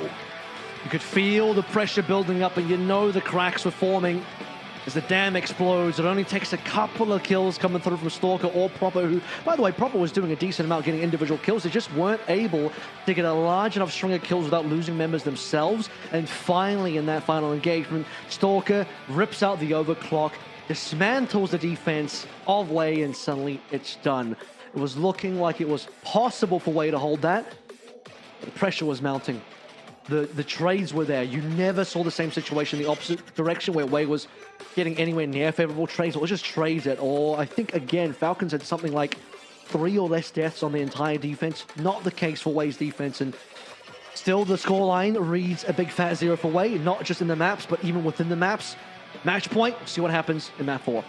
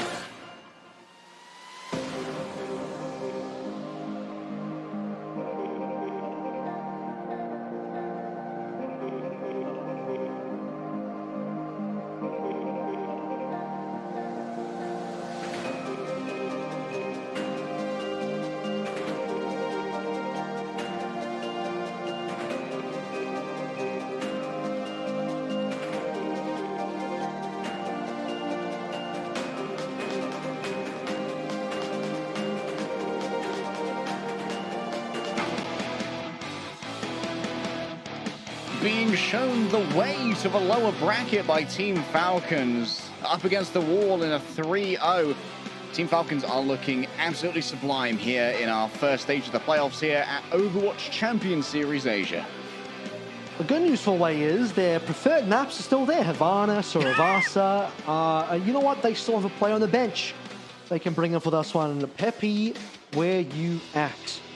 We have who are you on the team, but where are you, Pepe? As I think it's time to shift it up a little bit for the team. You're down 0-3. It's reverse sweep potential now is the only way you can actually get back in the series at all. I wouldn't like to see Way exit this series 0-4, but that's the direction it's heading in right now. It is looking a little ugly out there as you have a new Queen Street that was a full map completion, although it took a little bit of time, but getting full capped on any push is not a good look if you're the losing team. And then you have a full Hold'em Blizzard, a very questionable Blizzard. And you actually see here, by the way, in the map win rates, there's no win rates for Blizzard because no one plays it. So it was a really out of left field kind of choice from Way, and didn't end up working out for them. Probably they were trying to just surprise Falcons, but yeah, no surprises there. The Falcons just happily navigated through all troughs and hills and rises and whatever, as we now have basically the best of Way left between Suravasa and Havana. They're going to pick Suravasa, which funnily enough is a Milgaru map. Have they actually swapped out Milgaru? That's a big question. Yes, sir. Like we talked about how there are so many of the maps that are loved by Way left. The Blizzard World was such a weird pick. Maybe an attempt, like you said, to just have some surprise factor. Maybe you could destabilize Team Falcons, tilt them a little bit, maybe make stuff get a little bit weird and quirky. That's where Way excel. Suravasa might be back to basics. We'll have to see who's going to be coming in. There he is, man himself, Pepe. Where are you? You're right here. Peps is in, here we go. But he is on a map where, as I said, this is typically Milgaru's map. So it's a Pepe sub-in on not the normal Pepe map. What is he going to play here? Of course, the Diva is a great option. Ram, Malga, we actually might get a Malga mirror. This actually might be the Malga mirror time for both teams. It might be the situation to deny that with a couple of bans, though. I think Juno is still available to be banned. I've actually seen minimal Malga so much so far in this series. It's been Milgaru Winston into Harbin Winston, which is not a good look to lose to, given that Harbin Winston is a bit of a meme, although he is winning now. It is Falcons kind of hiding their strengths a little bit. Falcons not even winning on their favored comps. They're winning on comps that they don't normally play that well at all. Yeah. More dogs on display. Love to see it. Oh, no, bring it back up. There we go. Oh, he's adorable. What's that, a poodle breed? Poodle mix, maybe? I'm not sure. So, someone get a dog expert in here. Way, I need a comp expert to come in. The Malga mirror, probably on the cards here. Pepe, I don't think that Sigma's a great choice here. I definitely would agree that Malga is on the way. I would not be doing Sigma here. Hazard, but that's more Milgaru's hero. Not quite. Pepe could probably play, but not what he's known for. Obviously, no ball. You have the... I wouldn't be surprised, actually, if Zarya's potentially looked at here as well. That's probably on Harbin's mind. Funnily enough, I think Harbin locks to Winston again. I think Harbin's determined to win the whole series on Winston at this stage. I mean, the Winston's also pretty good at constraining, once again, the bell curve of IQ. Like, the Winston's pretty good at constraining who are you on the Genji. I wouldn't mind actually seeing the Genji ban here from Falcons, given that... You do normally get a Genji ban here.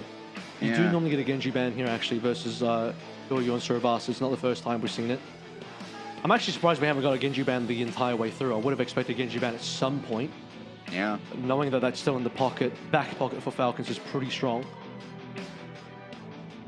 Checking my bans here. Oh, but the last one was Wrecking Ball and Lucio. Oh, wait, that was New Queen Street. It was Zarya and Kiriko. So yes, Zarya's open now for Harbin, but you really only want to be locking that in to kind of counter comp Pepe. That's kind of like, this is why I'm saying, like, they being Way should have maybe saved the Zarya ban specifically for when Pepe comes in, so that Pepe can be in a position where he doesn't have to deal with Zarya, at least for one map. But this is, if there's a Malga map, I think this would be it. This should be the Malga map. Although that being said, Harbin just hasn't felt like locking it in today. I think he's saving it. I think he just doesn't want to. I mean, it's not a mystery. I don't know. It's like, is he saving it because he doesn't want to reveal it? It's like, oh, a secret of Malga. No, we all know you play Malga, but Falcons just kind of... Falcons are winning hard enough that it actually feels like legitimately to me that they're saving strats by just playing Winston the whole time. For any other team, it's like, yeah, of course you'd play Winston, but for Falcons, like, no, you don't understand. This is not Harbin's hero. You really don't understand. He does not play Winston. Okay. Okay, Diva ban. Okay, this also will protect the Malga, of course, by making it unbannable. And there we go, getting rid of AIDS Bastion. This has actually been one of the preferred picks of Wei during their OWCS career run in Malga versus Malga, or just countering Malga in general. Problem with the Diva ban, it's a bit of friendly fire because you also take it out of Pepe's hero pool, which... Bit of danger close. You're gonna have to live with that. This now basically says to me we're moving into Malga, even more so with the Bastion ban. Now, I don't think a Bastion ban would have been worthwhile against any team except Wei, because Wei are the only team that will bring out the Bastion counter versus Malga. And they're the only team that seems to be able to make it work as well, because no other team has really brought it out, which either means they don't believe in it or they don't think they're good enough on it. But clearly they believe in it enough to ban it. If they really didn't believe in it, they wouldn't ban it either. So they believe in it enough where they think it's a threat. Take it out of Aid's hands, put him back in the Sojin. So, let's see if it's Malga versus Malga. That's probably what it is considering bans. And what could be the final map, guys? Have a look.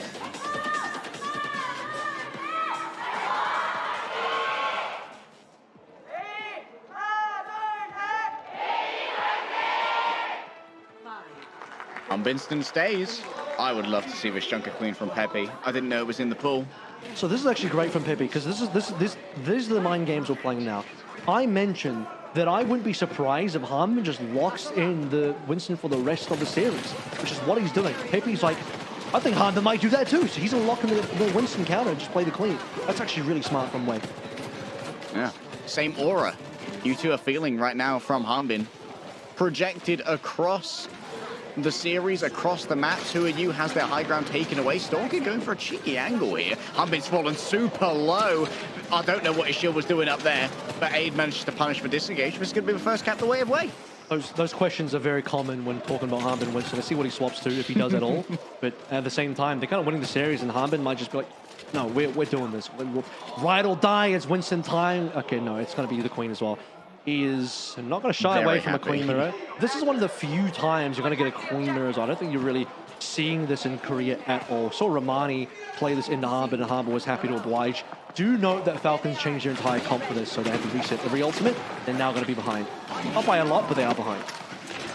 Just proper. Going to challenge for top here up against who are you? Of course, Lucio and Genji going to be operating as this duo for now, as Harmon tries to erode this space onto the point. A big pull in onto Pepe here could be everything. Comboed with the axe. Those force out for Suzu on both sides, actually. Left Kiriko's fully invested into this. Proper taken out by a well-placed headshot from Aid. The burst is good, but the axe isn't quite long enough just now. Stalker rejoins the fight, but guess what, mate? All your friends are dead. You might be a touch too late on this. Pepe fell low, but Stalker, yeah, they can't really find too much off the back of that. Wei stay in control. Good opening round coming on through. And here's the funny thing about Falcons as well. They're not even playing the Malga, so why even ban the Bastion? If you're going to ban the Bastion, that says to me that you want to play the Malga. If you didn't want to play the Malga, actually just ban the Genji instead, because you know who you needs that. So, bit of a wasted ban there from Falcons, although they are winning enough that you could argue they're trolling at least a little bit. Not a nice look in the playoffs, sadly, but they are winning 3-0 and quite decidedly. Well, they did lose that point due to some late swaps, and not just one late swap, 5 swaps, which will put them severely behind now. They were behind before, they're really far behind now outside of Fielder, and Gio is catching up, but Fielder's the only one that can actually contest in terms of ults. Yeah, there should be a foregone conclusion of the way. And the question is, how cheaply can they make it happen? Actually going to be a continuing rush engage here from Fielder, answered by Aid. Already has the perk in the back pocket. They're going to invest for sound barrier. Aid couldn't be helped. Lee Soo-min was too late. Who are you have to invest now with the blade? Does have a life still on it. No, hasn't actually picked up the perk just yet. Only just grabbed it. And this is all of Wei basically using their ult bank. And they might not even have this guaranteed just yet. Finally, there's going to be a few more players falling. Well-timed Suzu there onto Harbin. Fielder's real heads up when it comes to this Junker Queen versus Junker Queen. Who are you? Quite over. You have Pepe down. Fielder actually got that last kill. Chio is a bit of a late death here as well, but Falcons are still kind of in this one. They haven't reset, which if Harbin dies is a huge mistake, but he's currently still barely up. Yeah, getting pocketed through this one by Fielder. Maybe he's going back on the Doom Fist. I mean, it's good against the Junker Queen. He's back on the Doom to get back quickly. I don't think he really wanted to swap. Oh, that's a lot of damage. Marker's down. Who are you? Unlikely to survive for too long. Actually gets a crazy frag onto Proper. Charged up punch right into the wall. That's a long turn to try and deal with. But Stalker flying through the air. He's a deadly AC 130. Aerial supremacy gained by Falcons. Falcons stayed in that one, but they did slow down a lot. The problem with them not fully resetting is they were still kind of half retreating, thinking about engaging again, but didn't quite have the numbers to do so. Losing Chio there late was a real tough one as well. Or rather, they lost one of the supports. I'm pretty sure it was Chio. The Falcons, it took them a long time. Look at that, 82% for Wei. Yeah, they did eventually lose, but Falcons also gave away such an insane big cap advantage for Wei. Pepper looking to charge up one of his fists. A big punch could be everything against the tightly packed Falcons roster. Oh, that's a nasty rail onto Lee Soo-min, and Proper's more than happy to clean it up. And, well, at least good discipline from Wei. They instantly call it. Oh, no. Doesn't end. It'll be more. No late deaths here for Wei. Can't afford it. Engaging is going to be tough. Peppy at this stage is very much locked into the Doom, waiting for the blade would be nice, but Falcons have turned this round so hard. I mean, not that long ago. Oh, they can't even contest now. Yeah, I think this point is done for. Wei just have to kind of reset, take their losses. Sadly, Wei will take this loss on this point without getting another ultimate out of Falcons at all. Yeah, this is done for Wei. Seems like there might be a hostage in the back here. Proper was taken down by some error marauding of Lee Soo-min. It's going to be a long cross here. I believe that was because now Falcons get to snowball their ultimates into third point here. Falcons on market, the opening point, we noted how far behind they were going into first neutral on that second point for Garden. Still significantly behind in ultimates, but Wei never got a good cleanup. The only silver lining is that they got to 82%, but couldn't really get anything else done. Wei spent their entire time losing on second point, building ultimates, not having a chance to use them. Both teams will have a lot of ultimates here, which is at least okay for Wei, but not ideal for how they lost their second point. Peppy forces disengage, just going to move on to a point instead. Kitsune rushes, exchange. That's going to be the overclock as well, coming through from A. A well-placed rail could be everything. Overcharging to 150 energy, thanks to the perk. Team Falcons simply disengaged. They're going to come back in right now with the sound barrier. Lee Soo-min joins in the midst of all of this. Peppy not getting too much off the back of the meteor strike, but has HP for days. Proper falls on down. Who used blade can't stand up against the overclock. The damage is too much. The pressure overwhelming, and the dam's going to burst with Falcons soaring above, just watching it all. Not expecting much other Genjis, given double beats being dropped in that fight, but it comes down to a Sojins of specifically Stalker there. Once the dust settles a little bit, the Genji's out of the way, the green HP disappears. It is Stalker on the rails at the overclock. Who are you melted? Peppy now going over towards the Queen. Doom obviously wasn't the pick that he wanted to stay on, but he was there for probably too long. Not even opting to stay in the Queen versus Queen mirror, looking for the potential of a counter here. Trying to make it happen with the Orisa. Javelin spin already expended, and that means easy headshots for Stalker, baby. Back to spawn you go. This is where it starts to feel like, despite the scoreline saying 1-1 on the map, it's 58-41. Not that huge of a difference just yet, but the raw feeling of this game is that it is all Falcons now, and that Wei have lost momentum. They have lost any sort of initiative in this game. So we're slowly counting this one down into final fight for this third cap. Fielder's about to get ult. It will be the only ult. Might be difficult to touch. 8 misses the first rail. Who are you? Desperately needs healing, so won't be able to touch. Actually gets taken out of range by Stalker. Again, Stalker's on fire, man. There's no other way to put it. Maybe this is going to be Wei dropping out of upper bracket in a bit of a whimper here. Like a 0-4 scoreline overall. At least they got a round on this map, so they're going to get shut out with a 0-point shutout. Notably, you remember that the first 3 maps, Wei didn't score a single point. They luckily have scored one here, so the scoreline is not going to just read donuts across the board. Yeah, we aren't dunking over here, except for Falcons maybe dunking on them in a 4-0 kind of way. Because this is basically it, match point for the final point. It's an rush ready to go. Often is the hallmark of these first point fights, but there's the you know, traditional exchange of Foxes, sending an envoy over to the other side. At the moment, Team Falcons have all the position they want, so we're just waiting for everyone else to come on in. Oh, that's for Spear Spin out of the way. Peppy in a good position here, actually, has used the Fortify to make sure they're not taking quite as much damage, and actually has faster cooldowns coming back, thanks to that Kitsune rush. All piled in right now. Aid on the other side. Terror Surge doesn't grab too much, actually takes them to the end of their HP bar. Wait, have got the first cap. Down to Peppy holding that, but now is not going to be anywhere to be seen, so Hum is just going to control all of this space. Who dares step up to the space of the Queen? You have to be braver than me to go up against the Humming Queen. It's a really quiet game for basically everyone on Wei. Decent headshot from A to the bottom of that fight, but where was the conversion? You put Harmbert on basically 1 HP. He was on at least a third, at most rather, I should say, and just Wei had no opportunity to push forward. Peppy was down. No follow-up. A didn't have a secondary rail, obviously. So Falcons just slowly recover. You just watch Harmbert's HP move up slowly after getting a massive 150 rail to the head, and Falcons just recover. I mean, again, the scoreline is like 29 to 38. It's like, yeah, it's okay, but Wei just don't have any momentum here. Looking at a Blade that's not going to have any support. And he's already 1 HP. He's just so accurate. Proper finds Lee Sumin in the back.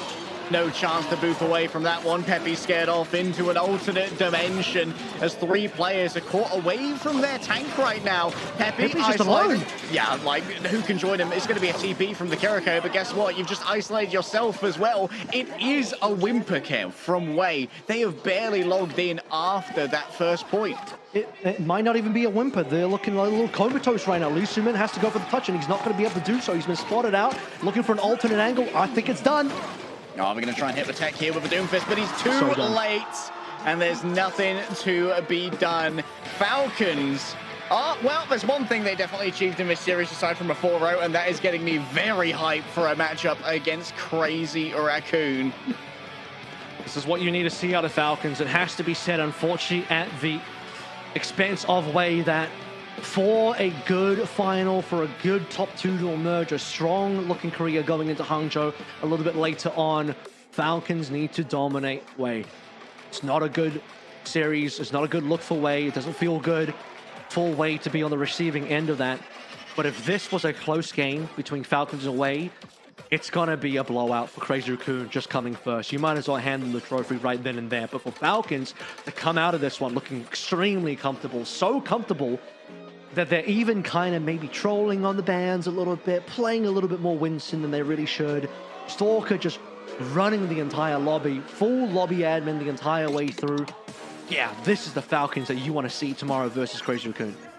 Yeah, this is the Falcons you need to see tomorrow against Crazy Raccoon, because Crazy Raccoon also looking pretty clean. Stalker, maybe the cleanest of them all. Today, when it came to the flicks on the Sojourn, bro was kind of unparalleled. Even with Aid starting off pretty hot on Lijiang Tower, in my opinion. I think that Aid was looking like they were definitely going to start bringing it to Stalker.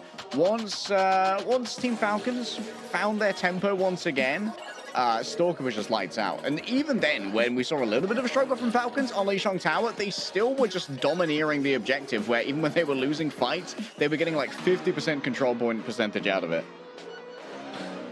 Many a time here, Stalker just ran the show for the team. Everyone kind of stepped up, though. You actually pointed this out, but Fielder had a reasonably good performance today. Nothing really to, criticize. He has had some more rough games recently, but this was one of the better ones. You could also argue that, yeah, I mean, you're a team that is much better than Wei. Weren't going to have that much pressure put onto you. I think Wei definitely played less than ideal today, even in situations where we've just seen better out of Wei. We have certainly seen much better gameplay out of Wei. Probably kept Milgara in for a little too long. Didn't feel like the ball was really that impactful. They're very much baited by playing a bunch of ball that just gets so easy counted. Part of the reason why Stalker gets that play of the match is he starts on the Sombra, dominates that matchup, just kind of denies Milgara the entire way through, and then once the ball's out of the picture, and even when the ball is sometimes in the picture, playing the Sojin, a little bit of the Ash, but mostly on the Sojin, just dominated the game. And would have liked to have seen how this series would have gone with perhaps Peppy on the Diva, got Havana, play a little bit of the Sigma, protect the Sigma, right? We just never got to see that look out of Wei, and hopefully maybe in the lower bracket versus Zeta they can show that again, because that's where Wei looked good. They had that 6 mapper versus Zeta that could have gone to 7. That's the best we've seen out of Wei. Since then, we haven't seen much out of Wei compared to it, so they peaked super early, maybe a little too early. They have to find themselves back in that form again somehow. Yeah, there are these big expectations away. They were one of the teams that took a spot that maybe T1 would have ended up in elsewhere, but I don't know if T1 would have done much better than Wei in this particular setup here. We got ourselves our player of the match interview, translated by WDG. That's crazy because your Korean's gone a really good late day. So. I know. I've been grinding. I'm putting in the hours. Also, check out that jacket, by the way. I think you can actually order those or pre-order them via the OWCS Korea Twitter. No. 오늘 좀 쉽게 이겨서 되게 기분이 좋습니다. I'm gonna get mine DoorDash across the world actually. Oh yeah. First question is victory impressions for Stork. He says I was worried because I wasn't feeling well today, but I'm glad I won easily. 웨이와의 그런 대결이 오늘 Bit of Kaiser 펼쳐졌는데 4명 tummy. 승리를 거뒀어요. 사실 웨이한테 지난번 한번 패배하고 그 이후에 역으로 계속 되갚아주고 있는 모습들을 팔콘이 보여주고 있습니다. 그러니까 기세가 지금 예전과 좀 달라요. 스스로도 혹시 느끼시나요? 기세가 높아지고 있다라는 거를 팔콘 자체가? 스크림이나 그럴 때는 잘 못 느끼는데 대회를 이기는 거 보니까. Next question is you lost to Wei last time and you are getting back at it. Are you feeling this momentum? That being Falcons' momentum far more recently. 우선 한빈이 형이 저 메인탱 저게 가장 컸던 것 같고요. Stalker responds, I'm not sure, but it seems like that when I see them win. 아니 영웅폭이 정말 넓어요. 특히나 이번 시즌 더 넓어진 느낌입니다. 말씀해주신 것처럼 손브라를 활용할 수 있게 됐다라고 얘기를 해주셨는데 영웅폭을 늘리는 데 있어서 좀 어려움은 없나요? 네 그런 것 같아요. 그냥 스크림 때. Stalker also saying that Hamid's main tank has been big and that his Sombra seems to have been a big influence on this particular matchup as well. 이렇게 하셔서. Yeah, subtext there if you read between the lines is please, Crazy Raccoon, believe us when we say this. Please believe us when we say that Harvard's main tank is good. Next question is, what are your tips for increasing valuable heroes? Available heroes, sorry, that'll be tips for expanding your hero pool. And Stalker says, I did as the coach told me and it worked. Wow. 기본적으로 딜러 밸류가 엄청 Big 9K glazing. 오늘 딜러 싸움 쪽에서는 어땠습니까? 웨이와의 경기에서. 그냥 상대가 신경을 Gonna be 안 getting that 쓰고 9K 신경 paycheck 쓰는데도 bonus. 이렇게 이긴 거 보니까 저희가 더 잘하는 것 같습니다. Opinionated question here. I think Falcons is highly dependent on DPS. How was today's DPS fight? And Stalker responded, I won even though I only did what I had to do. That being, of course, shooting people in the head 크레이지 repeatedly. 라쿤한테 해주고 싶은 말이 있나요? 이번엔 저희가 이깁니다. 몇 대 몇으로? 4대3. Talking about meeting Crazy Raccoon again. Maybe a bit of prediction on how that's going to go. 방금 한 거 아니었나요? And he says, I think we'll win 4-3. So obviously giving a lot of respect over to Crazy Raccoon. Given that they got stopped last time, a 4-3 would be quite a fun game for us. Yeah, big predictions of a banger. 내일 경기 꼭 이겨보겠습니다. Now asking for a word to the fans from Stalker. 자, 오늘 승리 진심으로 축하드립니다. 스토커 선수. 네.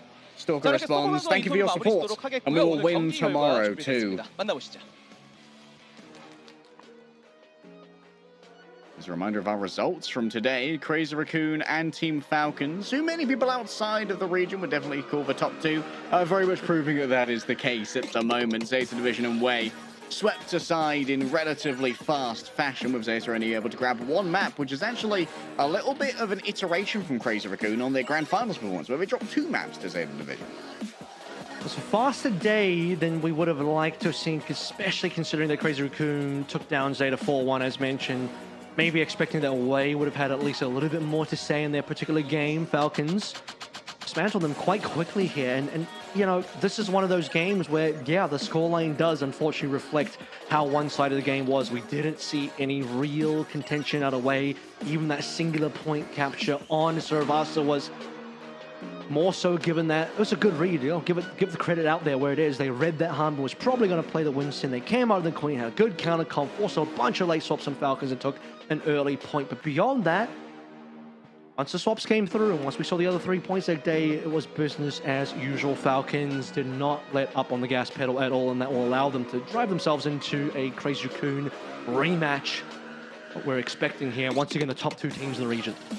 Yeah, Falcons are, of course, hoping that it's not going to be a repeat of how they met in Korea, where Team Falcons barely loaded into the lobbies. I believe it was It was a 4-0. The first two maps are very contentious. As a quick look at when they're going to happen. These are, of course, in KST, so do translate for your own time or use a third-party service that might tell you when it is in your own time.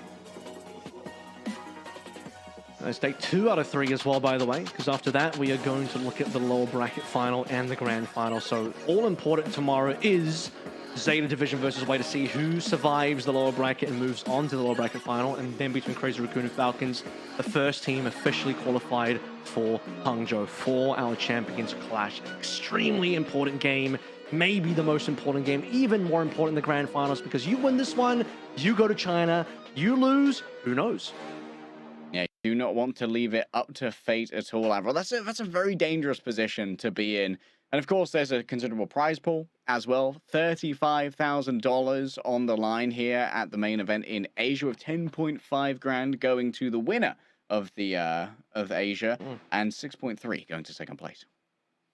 And first seed as well, as we have, I think seeds have already been announced. It's something like, I can check really quickly anyway, but you essentially have first seed from Asia will go up against OWCS in the opening match, I believe, and then second seed from Asia will go up against Space Station Gaming on the other side of the bracket, all the way at the bottom side of the bracket, where they join Nightmare in China 2. First seed from Asia will join, well, they face up against OWCS, but then they join VP and China number 1 on their side of the bracket. So actually might be a pretty tough side of the bracket. Yeah, so honestly, I'm not gonna lie to you, getting seed 1 Asia might be a bit of a downside. You have to go up against VP and China 1. That doesn't sound right. That's a bit of I think China 2. I think China 1 should go to the other side, and China 2 should be up against VP. I don't know. You know what? That's fine. Like, at least China number 1 and VP will have to fight each other. Like, you can make them tear themselves apart first, while you go after OWCS. You know, you only have to fight one of them for a bit. Also, why are both of the EU teams on the same side of the bracket? Both the NA teams on the same side of the bracket. That seems like a weird one to be. I don't. Yeah, me. I'm just noticing things. I don't make the bracket. I'm just noticing things. I'm just speaking. I'm just saying things, saying words into the microphone about the bracket that we can't see on our screens that I'm looking at on a side monitor, but just telling you how it's going down.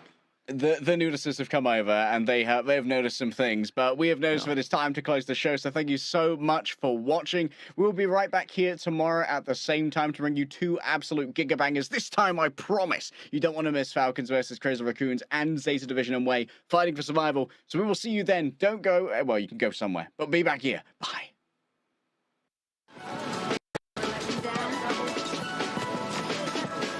루시안 잡볼게 루시안 볼게 이거 정면점 야 루시 들어간다 목표 같은데 루시 목표 맞다 나이스 아니 이 사람 왜 바퀴가 나냐?